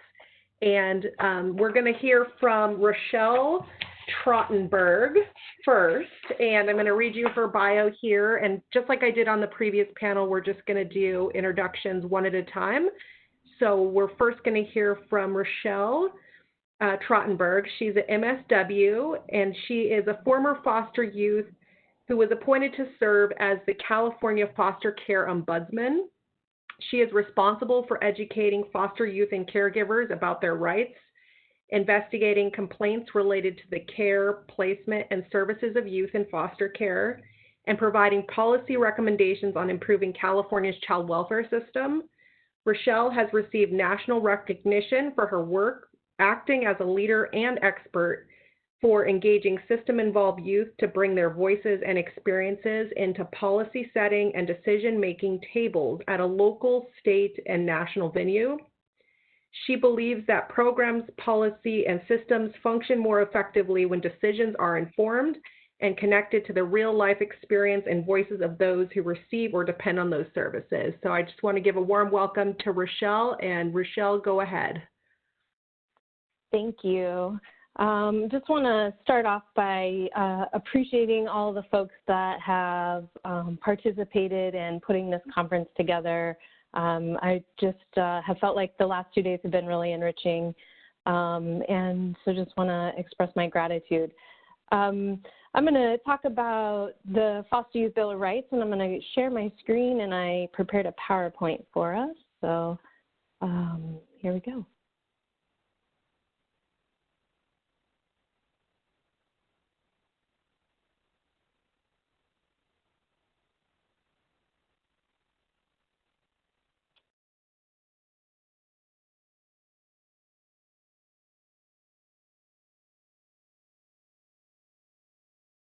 All right, here we go.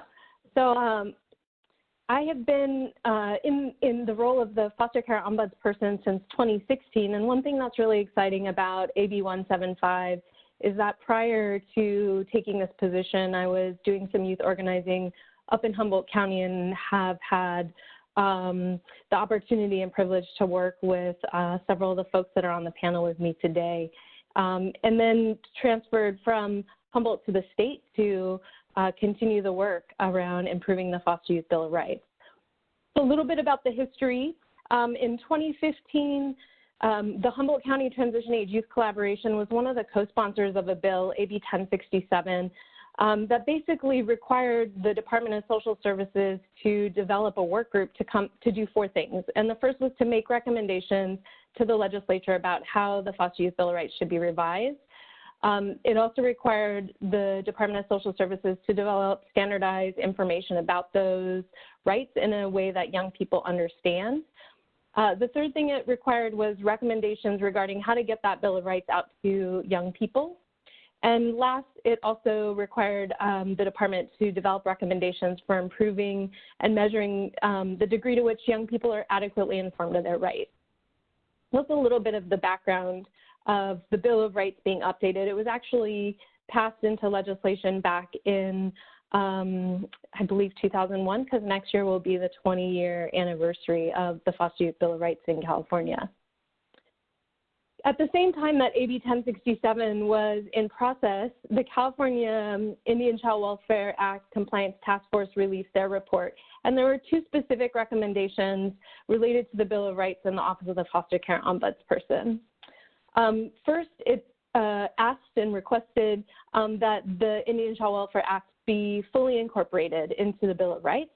And the second thing it recommended is that the staff of the Ombuds Office is trained on the Indian Child Welfare Act in an ongoing way and by competent, trained professionals in this topic and field. So all of this came together at the perfect kind of time. So we had AB 1067 mandates, we had the ICWA Compliance Task Force report, and one of the things we did to try and achieve the mandates of 1067 is we held focus groups with foster youth and caregivers across the state. We held stakeholder work groups, and we also engaged in tribal consultation.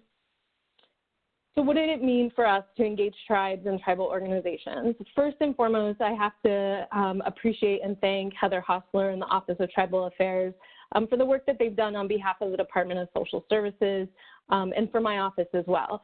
And they set up the first government-to-government tribal consultation process between CDSS and the tribes of California. At the first summit that was held, I had the opportunity to present some of the work that we had done on AB 1067 and was also fortunate enough to be invited to other spaces of tribal organizations to hold individual focus groups and interviews to get additional feedback on how the Bill of Rights should be revised. At the culmination of all of this work, which took us an additional year because we really felt like we had to slow down to speed up, to really do the work and to really hear from people, we came to the conclusion that there was, at a minimum, very clearly 9 specific subsections that could be added to the Foster Youth Bill of Rights to incorporate ICWA as it pertains to the rights of foster children.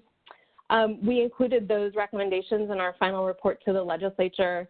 And then one of the other things we included was to develop standardized materials specifically for Indian children. And then last year in 2019, all of this work came to fruition when AB 175 was introduced to the legislature by Assembly Member Gibson. And that legislation was based on the work of the AB 1067 report. AB 175 expanded the Foster Youth Bill of Rights from 27 rights to 41 rights. And then again, the 9 subsections that came from the tribal feedback through the consultation process and through those interviews and focus groups, all 9 subsections were included in AB 175. The rights were also reorganized thematically and included sections related to personal rights, court rights, health rights, independent living skills rights, CFT rights. So we'll go over those shortly. We also, in 175, all of the recommendations we made in the report around developing new materials for a variety of ages and populations was included. And last, it expanded the role of my office to not just disseminate information on the rights of foster youth, but now it expanded to include training on the rights of foster youth. And then on October 2nd of 2019, AB 175 was signed into law by the governor and into effect of January of this year, 2020. So a lot of celebration there. I would say that AB 175 and the updated Bill of Rights, which is in the Welfare and Institution Code 16001.9, if you're a policy nerd like me, you can check it out, but I'll also show it to you at the end of the presentation today. I think that the Foster Youth Bill of Rights is the most comprehensive in the country and if not the world. And I'm really appreciative of the multiple partnerships that came together to fully include ICWA into the Foster Youth Bill of Rights, especially given all of the discussions that have been had over the last 2 days around disproportionality and systemic racism. I think this was long overdue, and I really am happy to see it in law. So I'm going to go over the 9 subsections, and then in the conference materials, the full Bill of Rights, including all 41 rights, is there. So first and foremost, the first subsection has the right for foster youth to live in a safe, healthy, and comfortable home where they're treated with respect. this is what we added based on the tribal feedback. So if the child is an Indian child to live in a home that upholds the prevailing social and cultural standards of the child's Indian community, including but not limited to family, social, and political ties. I think this also speaks to the point that Director Weldon made earlier around tribal preference in placement, and that should be something that is always at the front and center. And so we also believe this to be reflected, not just in this right, but in other rights that we're going to cover.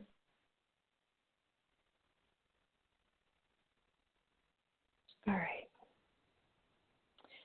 The next one is subsection 11. Prior to AB 175, a social worker was required to give a young person kind of their name and contact information for themselves, for CASAs, and their attorneys, but there wasn't a lot. There wasn't anything else specifically called out. So here we also added foster youth advocates, service providers, ed rights holder to be explicit, and then here's the part again, that really came from all of the feedback that we received from tribes and tribal communities, and that's that the social worker or probation officer must also include giving each foster youth the name and contact information for representatives that have been designated by the child's Indian tribe to participate in their juvenile court proceeding and to be able to communicate with these individuals privately.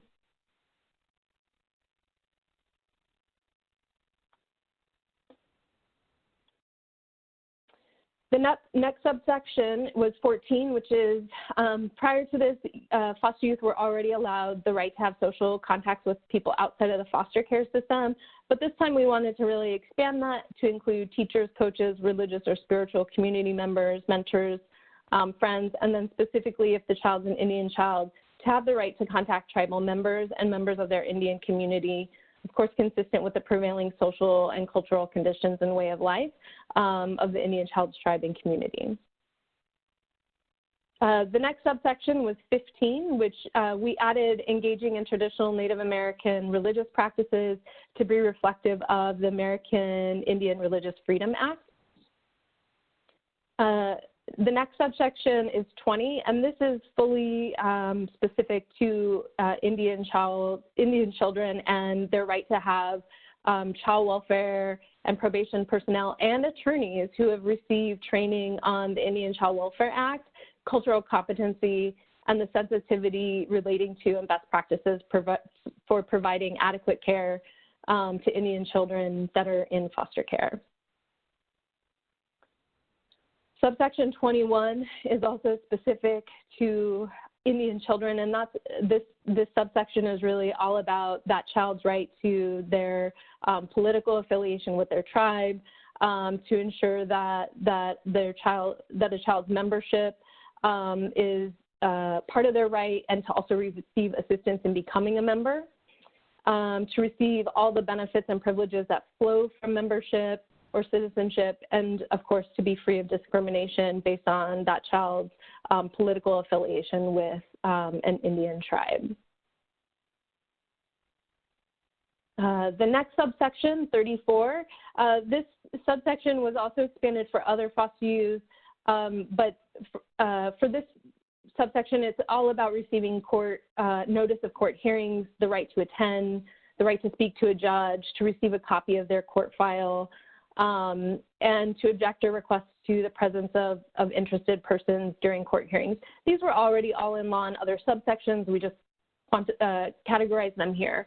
And then specifically, we also added if the child is an Indian child, to have a representative designated by the child's Indian tribe to be in attendance during those hearings. I think we've heard over the last 2 days about some of the barriers in terms of the ICWA advocates being able to interface with the courts and other legal folks that are in the courtroom. So we included this as well. Subsection 37, this is all about the case plan. So for foster youth, they have a right to be involved in the development of their case plan, their placement decisions, and their long-term plan for permanency. This also, again, speaks back to Director Weldon's earlier comments about tribal preference for placement. And so here we're talking about case plan, but specifically that a child who's in foster care, who's part of a tribe or eligible to be part of a tribe, that the case plan must include how they're going to protect those essential relationships with the tribe, the best interests of that child, by, again, establishing, developing, and maintaining those political, cultural, social, and spiritual relationships with the child's Indian tribe and community.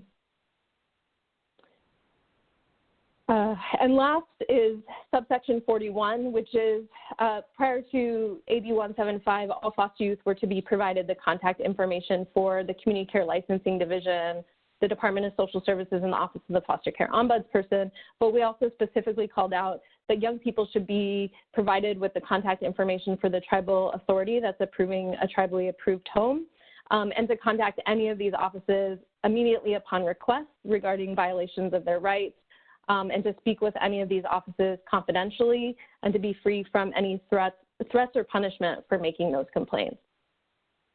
And last, I'll just point out one of the things that we know is the Bill of Rights for foster youth is always a delicate balance of trying to make sure that responsibilities of social workers aren't reframed as rights of youth, and that in somehow indicating that they have a responsibility that isn't actually theirs, that belongs to the child welfare agency. So we added subsection B, which is that the rights described in this section of the Foster Youth Bill of Rights are really broad expressions of the rights of children in foster care, but are not exhaustive of all rights set forth in the Constitution, federal and state statutes and case law, and particularly also thinking about all of the provisions of ICWA do apply to children, and while they may not all be listed here, they certainly apply. So that is it. So those were the 9 subsections. We're in the process of finalizing our materials. I anticipate them to come out very soon. This is a sneak preview to one of the covers of our Foster Youth Rights Handbook for Teenagers. And you're probably asking yourself, okay, what's next? So we're going to release a poster for facilities, a wallet-sized brochure for young people that's double-sided and has hard cardstock, so it can take a lot of pocket wear and tear, and then a handbook. We also are going to develop an ICWA-specific Bill of Rights for young people, and we intend to do that through that same consultative process and engagement that we did to come to the point of the AB 1067 report and AB 175. We plan to work with artists that are part of tribes and tribal communities, as well as young people. And then we're also in the process of developing a coloring book for younger children so that they also understand their rights, and doing the work to make sure that ICWA is also a part of that coloring book for children. And then last is, of course, increase our training and outreach to educate youth about their rights. So if you ever have any questions, the Office of the Foster Care Ombudsperson is certainly here to help and assist. We're an informal kind of entity and autonomous within the Department of Social Services that can receive and investigate and attempt to informally resolve complaints made by or on behalf of foster youth and their rights or any concerns with their care placement or services. So that's our hotline number. And of course, this PowerPoint will also be in the conference materials. And we also are on social media. I have to give a shout out to my team because I am probably pretty technologically incompetent. So I also share gratitude for the work that they do. So that's all I have for right now. Thank you. All right. Well, thank you so much, Rochelle. That was really great. And I loved Kid President. That was really cool. And then all the other great stuff that you talked to us about. So at this point, we're going to transition over to our roundtable discussion. And we're going to hear from a very special speaker today, as well as 2 others in this roundtable discussion just about the experience of foster youth and the reason and the whole why behind the work that we're doing in this area. So first I want to introduce to you today, her name is Kiera Weatherford, and she is a 17-year-old who recently graduated from high school. And she's also a recipient of the North Coast Forest Industry High Climbers Award. This award recognizes students that have overcome hardships and come out stronger on the other side. And I think Kiera is going to talk to us a little bit about that. And then Kiera's goal is to attend College of the Redwoods in the fall of 2021 and to become a writer, which is a great goal. Kiera is an enrolled member of the Trinidad Rancheria and is of Karuk, Yurok, and Chetco descent. Based on the experiences Kiera has overcome, she believes that she will be entering adulthood with a strong and positive outlook on life. She is very confident that she is strong enough to conquer any negative energy or tough obstacle. And with her today is Shailene Maston, and I've had the privilege of working with her as a tribal social worker, but she is also, Shailene Laree Maston is an MSW and a member of the Yurok tribe and a descendant of the Hoopa Valley tribe. Shay is the Youth Prevention Program Coordinator for Two Feathers Native American Family Services and the ICWA Advocate for Trinidad Rancheria beginning November of 2018. Shay earned her Bachelor's of Arts from Humboldt State University in Social Work with a minor in Native American Studies and a Master's of Social Work from Humboldt State University. Shay has spent the past few years fulfilling her craving of cultural growth and mentorship. Throughout her path as a social worker, she has found mentorship in a few amazing Native women who have took her under their wing to teach her about ceremony, language, and walking life in a good way. Shay hopes that as she continues this growth, she too can become a role model and mentor for the next generation of Native youth through her position at Two Feathers and Trinidad Rancheria and as a community member. Also rejoining this panel today, or the end of this discussion on foster youth, is Angie Sundberg. And I just want to acknowledge that I totally messed up her bio when I did it initially and indicate the part that I missed, which is that Angie is an enrolled member of the Sherry Heights Indian community of the Trinidad Rancheria, descended from the Yurok peoples. Angie has lived and worked in her own community for 30 years. So welcome to you all, and I just want to start off with a discussion point to Kiera, just to talk to us a little bit about your experience in the foster care system and just open it up from there for you all to dialogue about what you know and what you've experienced. So thank you so much. All right, thank you, Tamara. Well, I moved out of my mom's house when I was 13, and I was homeless for 2 years, and I had even reached out to the child welfare, probably 3 or 4 times, and I would never get a response, or they'd ask me to talk to a parent, and I was like, I don't have a parent. But it took my dad actually getting murdered for them to look into my case. Like, they've looked into it, but I didn't get taken away until after. And even after my dad was murdered, a month after, he was murdered January 2018, and February 2018, my stepdad was sent to prison for 25 years. And then in March, I was taken away from my mom. So I was really stripped of every single support system that I had in 3 months. And every time, and I honestly felt like attacked when they came to get me because I had no one there, and they were just like, you have to come with us. But thankfully, after I spent some time in the system, I'd already known Angie, but she really backed me and supported me, and I didn't feel attacked. And I knew that she had my best interest. And even though I didn't always get along with Angie, because she was always the one to tell me what I could not and couldn't do. And now that I am doing better and I did follow the rules, I really do realize that she was the one who helped me.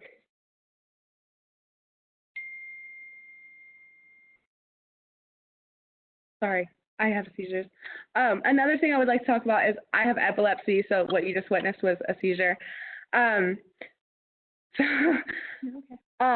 But I really wanted to talk about how the welfare services they're focused on reuniting children, But a lot of the kids that come out that have not been reunited with their parents end up worse than they were before, with drug addiction, and they don't have support and they have no sense of,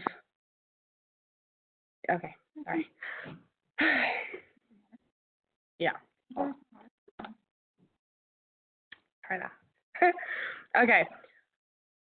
And okay, take your time. Don't worry about it. We're all here for you. I'm sorry. Totally fine. But another thing one of the things that Angie said really stuck out to me about having the right people at the table, because it's really important to focus on the child and not just the parents.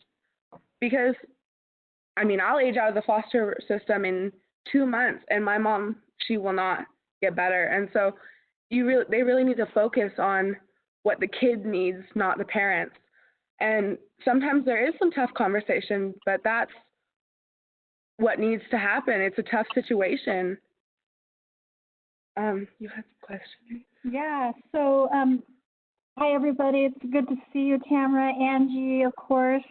I am so proud of you for being here. So just everybody, this has taken a lot of courage for Kiara to come up here, and so I just want to give her a shout out for that. We kind of sat here and I got to witness and hear her story a little more. I came in on her case just a year ago, and so I didn't know the ins and outs of how she came into the foster care system and the homelessness and things prior to her being taken away. So I appreciate you being here with us. One thing we were kind of talking about was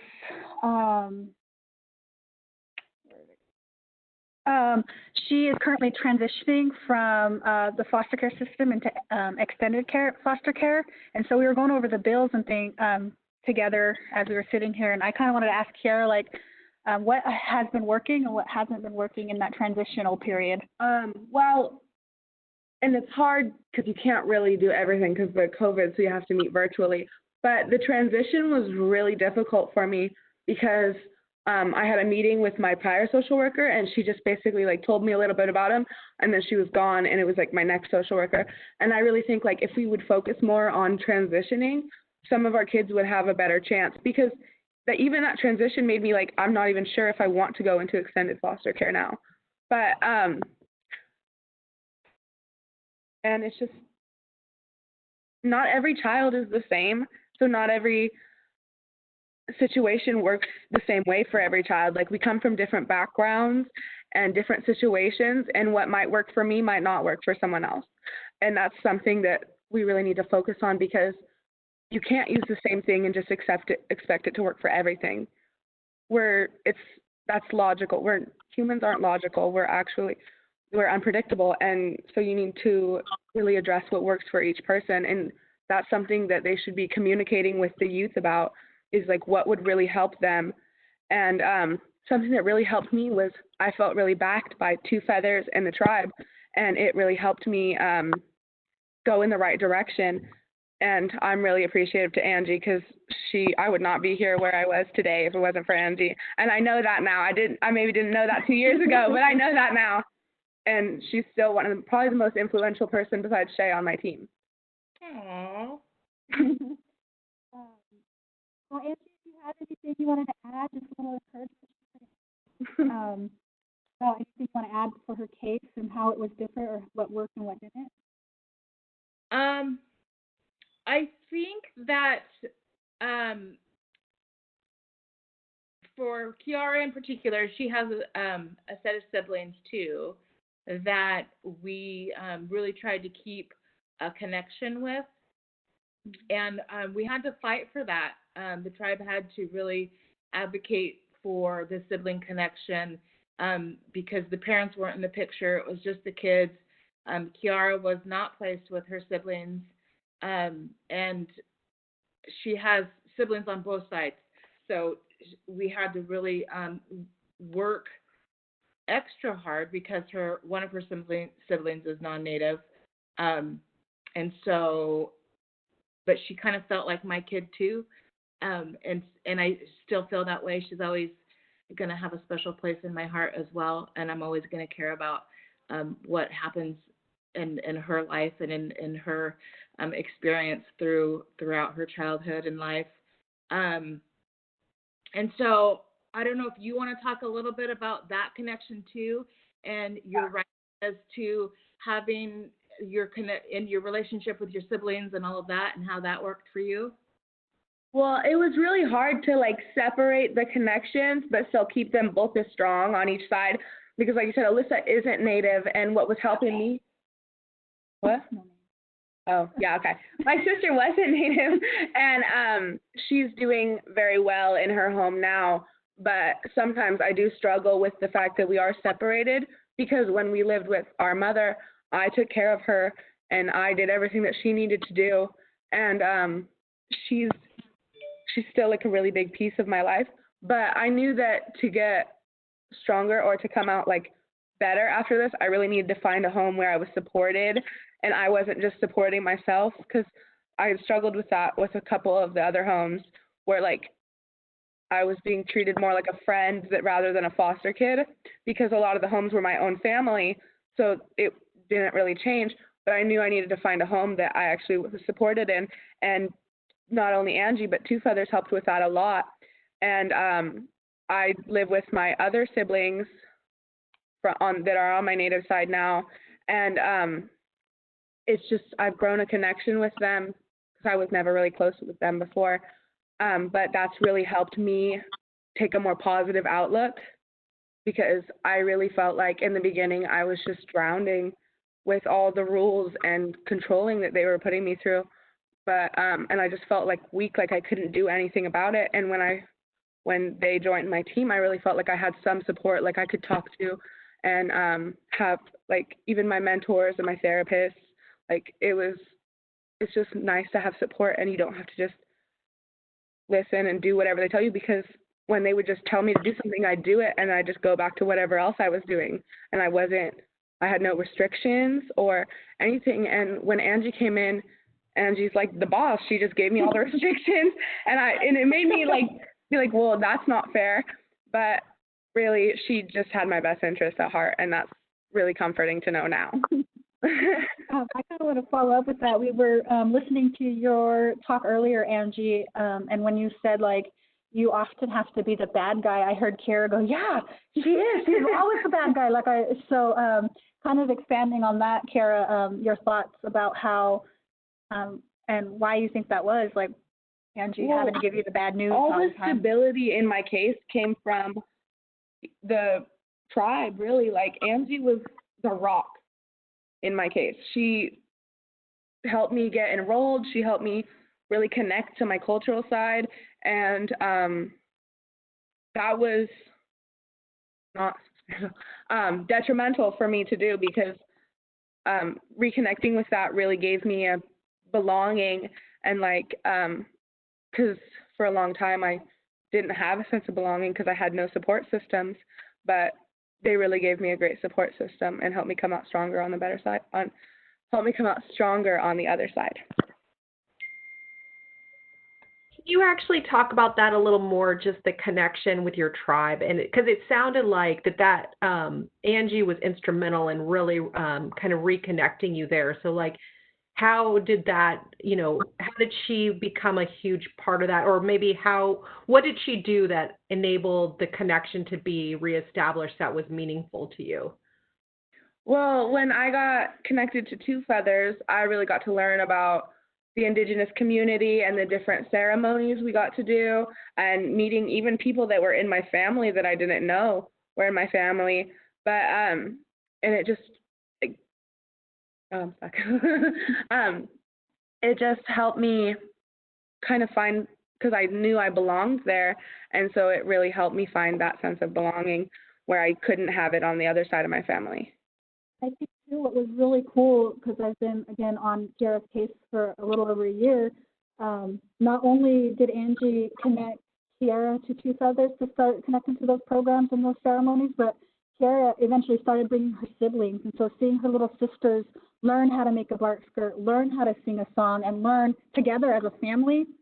To me, as I think about the culture and how that plays and impacts our kids in the child welfare system, it's just amazing to see. I've even reached out to become a bigger part in my tribe, like even through the Saying Reunited and like the different groups, and talking to that tribal office about different like things that I can do to become more involved, and that's really important to me.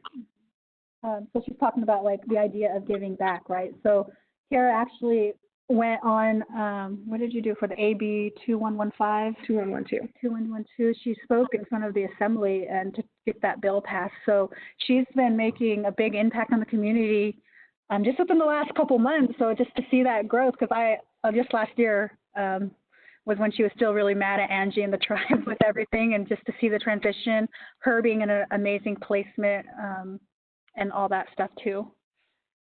Really helped because once I passed that barrier and I felt comfortable really learning about my Indigenous community, because I wasn't able to do that when I was living with my mom or my other side of the family. It really made me want to get involved and share my story so I can help other people find support and like know that they're not alone in this, because it's really important to me that the youth, well, all youth, but specifically Native youth, really, because there's a lot of problems in that, but it really inspired me to give back to my community and try to help more, because I was never really involved with that side of me until I was 16.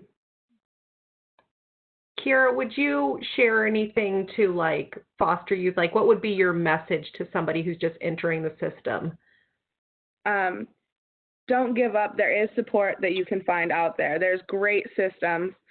Even when it feels like you're alone and you're just like fighting a battle and no one cares, there are people that care, and there are systems that will give you support that you can find. Because sometimes when you're talking to your like child welfare social worker, it really feels like you're talking to a robot.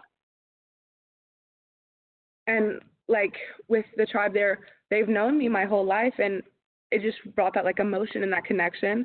So I felt supported, and because that is me, those are my roots, and it just made me feel like I really had support, and I wasn't just in a battle, an ever-going battle that was going to destroy me. And I kind of want to have a follow-up question on that, Tamara. Can you talk a little bit about, like, if you were to tell social workers one thing about working with Native youth, what would it be? Like, what would you want them to know? Because that's who's on this call. It's the mental social workers and a bunch of people working with tribal youth. What is one or two things that you hope they get from this conference, what they leave with if working with tribal youth? If you want something from us, you have to give us something in return. Ooh. Boom, she said. I said boom. Lay it down. Okay, mic drop right there. Anything else? I mean, because the comment about the robot, I mean, I kind of like laughed, but it's something that, like, how does a social worker humanize their practice so that they can really connect with someone in your predicament? Well, when you talk to a social worker, it's really about business to them. I mean, they do want to help, and they did get in this to help you, but like I said, like referring back to not everything works for every child the same way. You really need to like learn about that person, like even if it's just reading their file a couple more times to know what they've gone through, like, because every person has issues, like authority issues, past trauma that they deal with, that some things make them feel uncomfortable, and you need to learn and make them feel more comfortable, and so they're not feeling attacked in a situation that they have to be in, that they have no way to get out of. Good. You're sharing from your heart, and I really appreciate that. So we did have a question come in from the group. It's from Kimberly Brown. She wants to know if your child welfare social worker ever told you about the Foster Youth Bill of Rights. I knew I had rights, and I knew that they were in my binder, but I was never told what they were. And I'd even asked my previous social worker a couple times, and she'd be like, well, it's, and she'd just kind of like tell me a couple of them and then just leave it at that.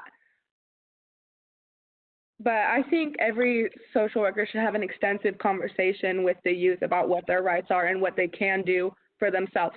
Because when you're a foster youth, you really do feel cornered. Because there's not a lot of power that you have. You really do feel powerless. And that's a horrible situation for anybody. So I'm assuming you never called the ombudsman. Did you ever use that? Did you use the call-in or anything like that? And no. Okay. What? Talk about what that is, just so she can hear that resource. Or well, right. So we just heard from Rochelle, and I think actually, Rochelle, you want to jump in and share a little bit about that? That'd be awesome. Yeah, absolutely. One of the other things that changed with AB 175 that I did not mention is that it now requires social workers to review the rights with youth at every single placement change and every 6 months, kind of in line with their regular court hearings, and also with the child and family team. And they're supposed to get your signature if you're 14 years old or older and document it in their case plan notes. So every time you see your child welfare social worker, if you're moving placement or it's at court, ask them to tell you about your rights and make sure that they tell you in a way that you understand. And we still have a lot of work to do to make sure that social workers are doing that every single time that they're meeting with young people. So I am apologetic to you that you did not have a social worker that reviewed your rights with you. But the Office of the Foster Care Ombudsperson was developed 20 years ago when foster youth went to the Capitol and said, we need a place where we can go with somebody who's independent and who will listen to our concerns. And that's what my office does. I have a team of 6 people that answer our hotline, and their job is to try and find out what's happening, hear your voice, hear your concerns, and then our job is to try and work with the child welfare agencies, with the attorneys, with the tribes, to resolve what those complaints are. So we're impartial, we're not on anyone's side. We were developed and designed to be a place for foster youth to come to bring those concerns forward. And I think part of what my office now has a responsibility to do is really figure out how do we do better outreach so that if social workers are not doing their job, that young people still find out about us and hear about us. And I think some of the difficulty is just that the word ombudsman is a really weird word that's not very youth friendly. So I guess I think we could think of it as an office that's there to advocate on behalf of youth primarily, but also to be neutral and impartial. So, for example, if you called me and you were really upset with some things that Angie was kind of discussing with you or saying that you really needed to do, part of our job will be to look at that, but also to try and have a conversation with you to help you understand what she's needing and what she's required to do, and hopefully build some bridges, where we can. So that's a little bit about my office, and if you have any other questions, I'm happy to try and answer them. So stay on, Rochelle, because we had another question come in. Shay, did you want to say something? Sorry, I don't want to interrupt you. That was Kiara. Oh, Kiara, go ahead. I was going to say, is that specifically for Native youth or is that for all foster youth? All foster youth.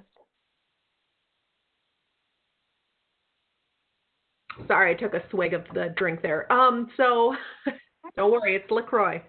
So the question from the audience is, and this is really for Rochelle actually, and I think this will help inform us as well, but what are the requirements for reviewing the Foster Youth Bill of Rights for children under 14?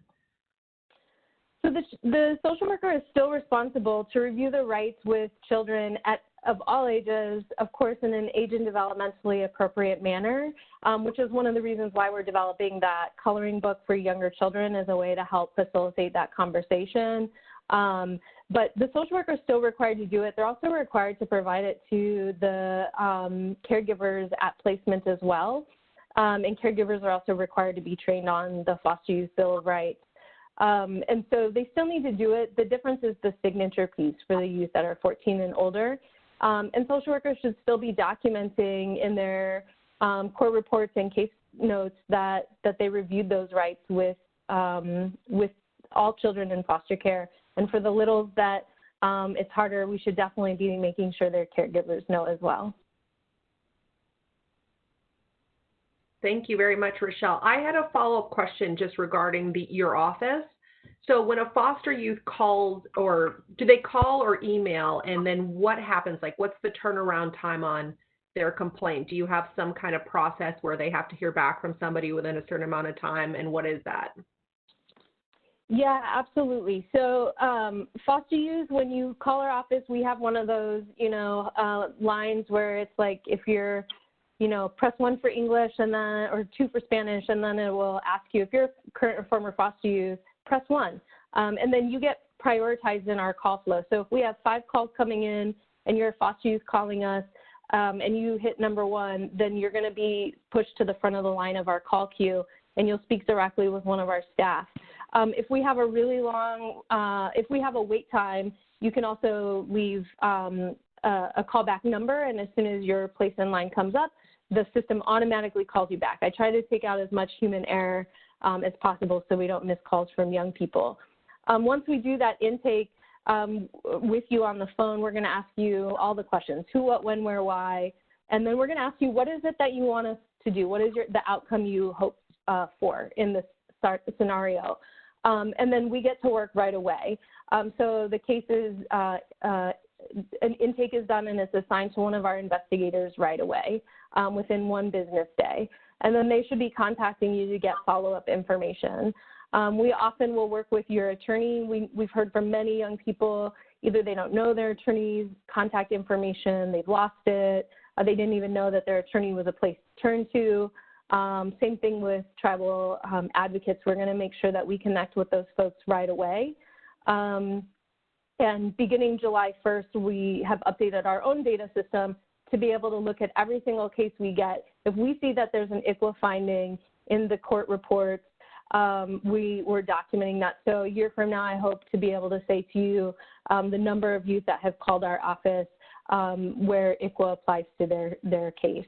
So then we engage right away in how do we resolve that. Sometimes it's calls to licensing, sometimes formal letters to counties with what our investigative findings are and recommendations.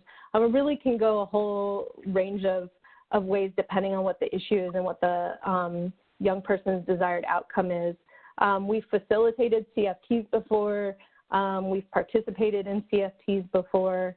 CFTs is another thing that I didn't cover in my presentation, but is also now in the Bill of Rights. So all these ways that we can intervene.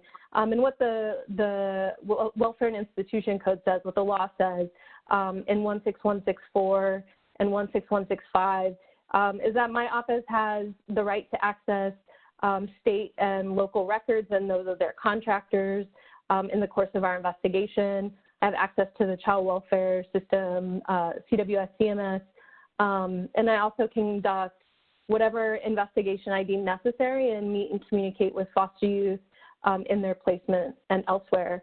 So all of that is there to try and ensure that we can really show up, be present, and address the concerns from foster youth that come to our office. All right, well, that's very helpful. Thank you so much. Does anyone else from the discussion group want to add anything? We don't have any new questions, so.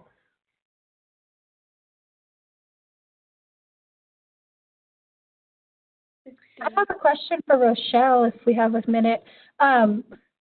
Let's say you guys investigated one of the complaints and found it was true and you sent recommendation. What is your guys' process for follow-up to make sure they're following those recommendations and that the issues are being resolved?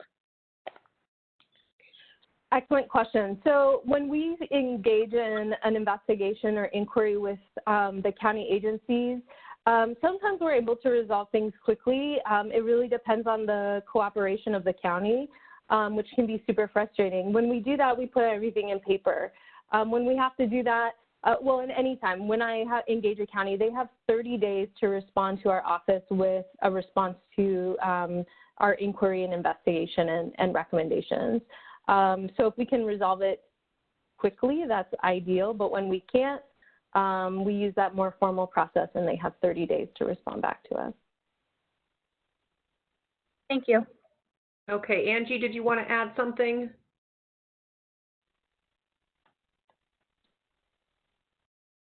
I'm just super proud of Kiara and how far she's come. And she does have severe epilepsy and has been through an incredible amount of trauma in her life. And she has still overcome and is going to be a force. And I'm super excited that she has turned 18 and graduated from high school. During this COVID epidemic and overcoming everything else that she had gone through, she still graduated, and she's just awesome. Thank you, Angie. Hope that social workers take the time to get to know their families, get to know their kids. I know everybody has a large caseload, and it's not convenient, but that's where the real meaningful, powerful work comes in, is when you develop those connections and relationships with the kids and the youth and the families and the parents. And that's what's kept me going through all the burnouts that I've gone throughout my career. I can always look back on kids like Kiara and other families and people that I've worked with where I thought they're never going to make it, and then they always, the ones that I always have not that much hope for. Not that was you, Kara, because I always. You definitely instilled hope in me, because at one point I didn't have a lot of hope for myself. Yeah, but but just those connections, and I do feel like these kids are my own kids most of the time, and mama bear them to death, and I'm going to tell them when they're screwing up, and I'm going to tell them when they're doing good, and I'm going to hold them accountable to their potential, and she has a ton of it. Well, that is so refreshing to hear, Angie, and just to know your impact on just so many people and kids, and just especially seeing the impact you've made on Kiara's life, and Kiara, the impact you're going to make on the world. That's just the cycle that keeps on giving back. And I appreciate you both, and all three of you, and our panelists from CDSS, as well as Stephanie, who jumped in and jumped out. So we did have one question about inquiry and how to get in touch with a tribe. I mean, I know that's kind of a funky way to end, but it feels like a good question in the sense of, Angie, what would you say for getting the tribe more involved in just these things? Because, as Rochelle mentioned, the tribe might be sort of looped into something later on or whatnot, but how would you suggest having a tribe more involved from the get-go? I think that if tribes are working with the county to be notified as soon as any of their tribal families come into the hotline even, that's kind of where we're at with Humboldt County. And we've put that into their policies and procedures, and that is the expectations that they will contact if a child is a known tribal member or known to be connected or affiliated with the tribe. They will call and inquire, and so that's been helpful for sure. If any kid knows that they are connected to a tribe and Child Welfare Services is knocking on their door, I would, 1, call the tribe, 2, tell the social worker, I'm a tribal member and I want my tribe here. And the squeaky wheel gets the oil. And so if you're not getting a response, keep calling and keep calling and keep calling until you get what you need from a social worker or a tribal social worker or whoever you need that from. Keep advocating and keep pushing forward to get what you need. I had actually asked about how they do that to one of the social workers, and I got to see this list of different tribes that they would contact if you didn't know which tribe you were part of, but you knew you were part of one. And the list is extensive, and that's a very, very powerful right to have if you know that you're Native and you just say like, hey, I need support, like my tribe needs to be here, and they have to contact every tribe that you could possibly be a part of and get a response. And it's just, and I think that's such a great thing, and people need to know that, like, they can't just avoid that. It's something that is, we're so connected that they have to just respect that. And it's not through the parent, right? It's through the child. So if the child is in, it doesn't matter if the parent is non-Native or not. If that child is connected, then it's our case, regardless of the affiliated parent. So if Kiara's mom is non-Native and she was the one that the county was working with, it doesn't matter. Kiara's our focus child. The Indian Child Welfare Act is on behalf of the child and the tribe's interest in their children. I'm going to just do a mic drop here. You're awesome. Thank you guys so much. I know we're at time, so I just want to say thank you again to all the panelists and appreciation for this conference and for the chance to really have everyone have a voice. So thank you so much. Thank you. Thank you. Thank you so much. It's, in my experience, extremely rare that I've participated in a conference where the conference just keeps getting better. Usually it peaks at some point and then it's just sort of a downhill drop to the end. I don't know if the planners planned it this way, but that was an awesome way to end this conference. I want to say thank you to Shay and Kiara and Angie and Rochelle. This entire conference has been worthwhile. It has been one of the best conferences I've ever attended, and I wasn't even in the room with people. And I'm affected, and I have learned a lot, and I'm going to take it, and I'm going to steal it, and I'm going to spread it all over, both in tribal and non-tribal communities. But to do that, there has to be an even exchange. So let me just leave you with a couple of things. First, the National Council of Juvenile and Family Court Judges has finished a research project last year that has demonstrated that if you get tribal involvement at the beginning of the case, at the first involvement, you cut 100 days off of the average foster care stay for an Indian child. So early tribal involvement can keep families out of the system, and if they end up in the system, they can get them back quicker. Second is to build on what Judge Abernathy said this morning about using the practices that we did in our villages and our communities. An alternative to a formal child family team meeting is a tribal peacemaking practice. And that's actually being utilized in both state and tribal communities around the country extremely successfully. It's based on the model of a healing circle and involving everyone who has a stake or an interest in the outcome, so that they all identify the problem, they all have a role in the solution. So as part of the closing, I've been asked to take a moment and ask each of you to just take a moment and remember the people who have shared the work we are doing on behalf of families and kids, but who have left us this year. People like Luke Madrigal, a Cahuilla tribal member who was on the ICWA board for a long time, was the director of Indian Child and Family Services. Romel Mayo McCauley from Palma, who was the director of the Indian Health Council. And I know that you have people in your own communities who have dedicated themselves to helping our children and our families. So let's just take a moment and remember that.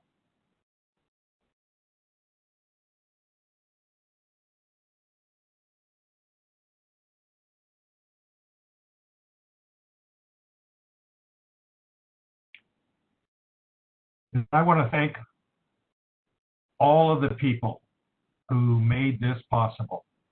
From our keynote speakers, Dr. Art Martinez, Judge Abby Avenanti, who set the tone, reminding us that as we're doing better, we need to do different. We need to rely on what worked in our communities and what we know works, rather than simply copying a list of regulations or requirements from somebody else. I want to thank all the panelists. This has truly been an all-star gathering of panelists. Amazing people, and I'm going to be following up with a number of them because I want to take their message and again spread it around. I think it's valuable, and I think you don't give yourselves enough credit. So fabulous job for the work you're doing, as well as the presentations that you made. And I'd like to thank Anita Huff at Blue Lake Rancheria, and Dustin Boyd and Robert Pollard from the Blue Lake IT department, without whom not only wouldn't this have happened, but even when there were little glitches, they were corrected almost instantaneously. So thank you very much, Dustin. We appreciate you. I want to thank Delia Sharp and Season Goodpasture from the California Tribal Families Coalition, who were an organizing force behind getting this conference done, not letting the balls drop, keeping them in the air. I want to thank Stephanie Weldon and the Yurok tribe. I want to thank California Indian Legal Services, especially Micah Leandri, and CDSS. And I've been asked to do a special shout out to Catherine Moore, but to CDSS for the support and especially the flexibility in switching this to a virtual conference and not letting it fall by the wayside. I'd like to thank all of the attendees. I'm told that this is the largest attendance at a California ICWA conference ever. And in the words of one of those people who told me that, they thought that was pretty awesome. So I want to finish with a lesson learned from my work that over the 40 years I've been doing this, change comes when someone really believes in you and your capabilities. You, your job, your program, your staff can either be the key or the barrier to healing. Our future is in your hands because our children and our families need your partnership to succeed. So thank you so much for all of your good work, and more importantly, all of your improved good work based on what we have learned from this conference. And then I'm supposed to turn this over to Season Goodpasture. So Season. So Judge Thorne is so eloquent, and I wish we did not have to end with me, but we could not end this event without thanking Judge Thorne so much for being our MC. And I just have to say that he is always just so willing to help us anytime we reach out. And I know that this was kind of a new venture for all of us doing this virtual format, but Judge Thorne was just totally gung-ho to do it, and he helped to make this first virtual conference a success. So thank you so much, Judge Thorne. We really appreciate you doing this for us. And lastly, we really wanted to thank Blue Lake again one more time, their council, all of their staff, Anita, Dustin, Robert. You guys have really helped to pull this conference off. And so we really thank you for going out on a limb and being the first tribe to do the virtual conference. And like Judge Thorne said, the highest attendance rate. So that really speaks volumes, I think. So we just wanted to, again, thank Blue Lake and Judge Thorne. Take care, everybody. Be safe.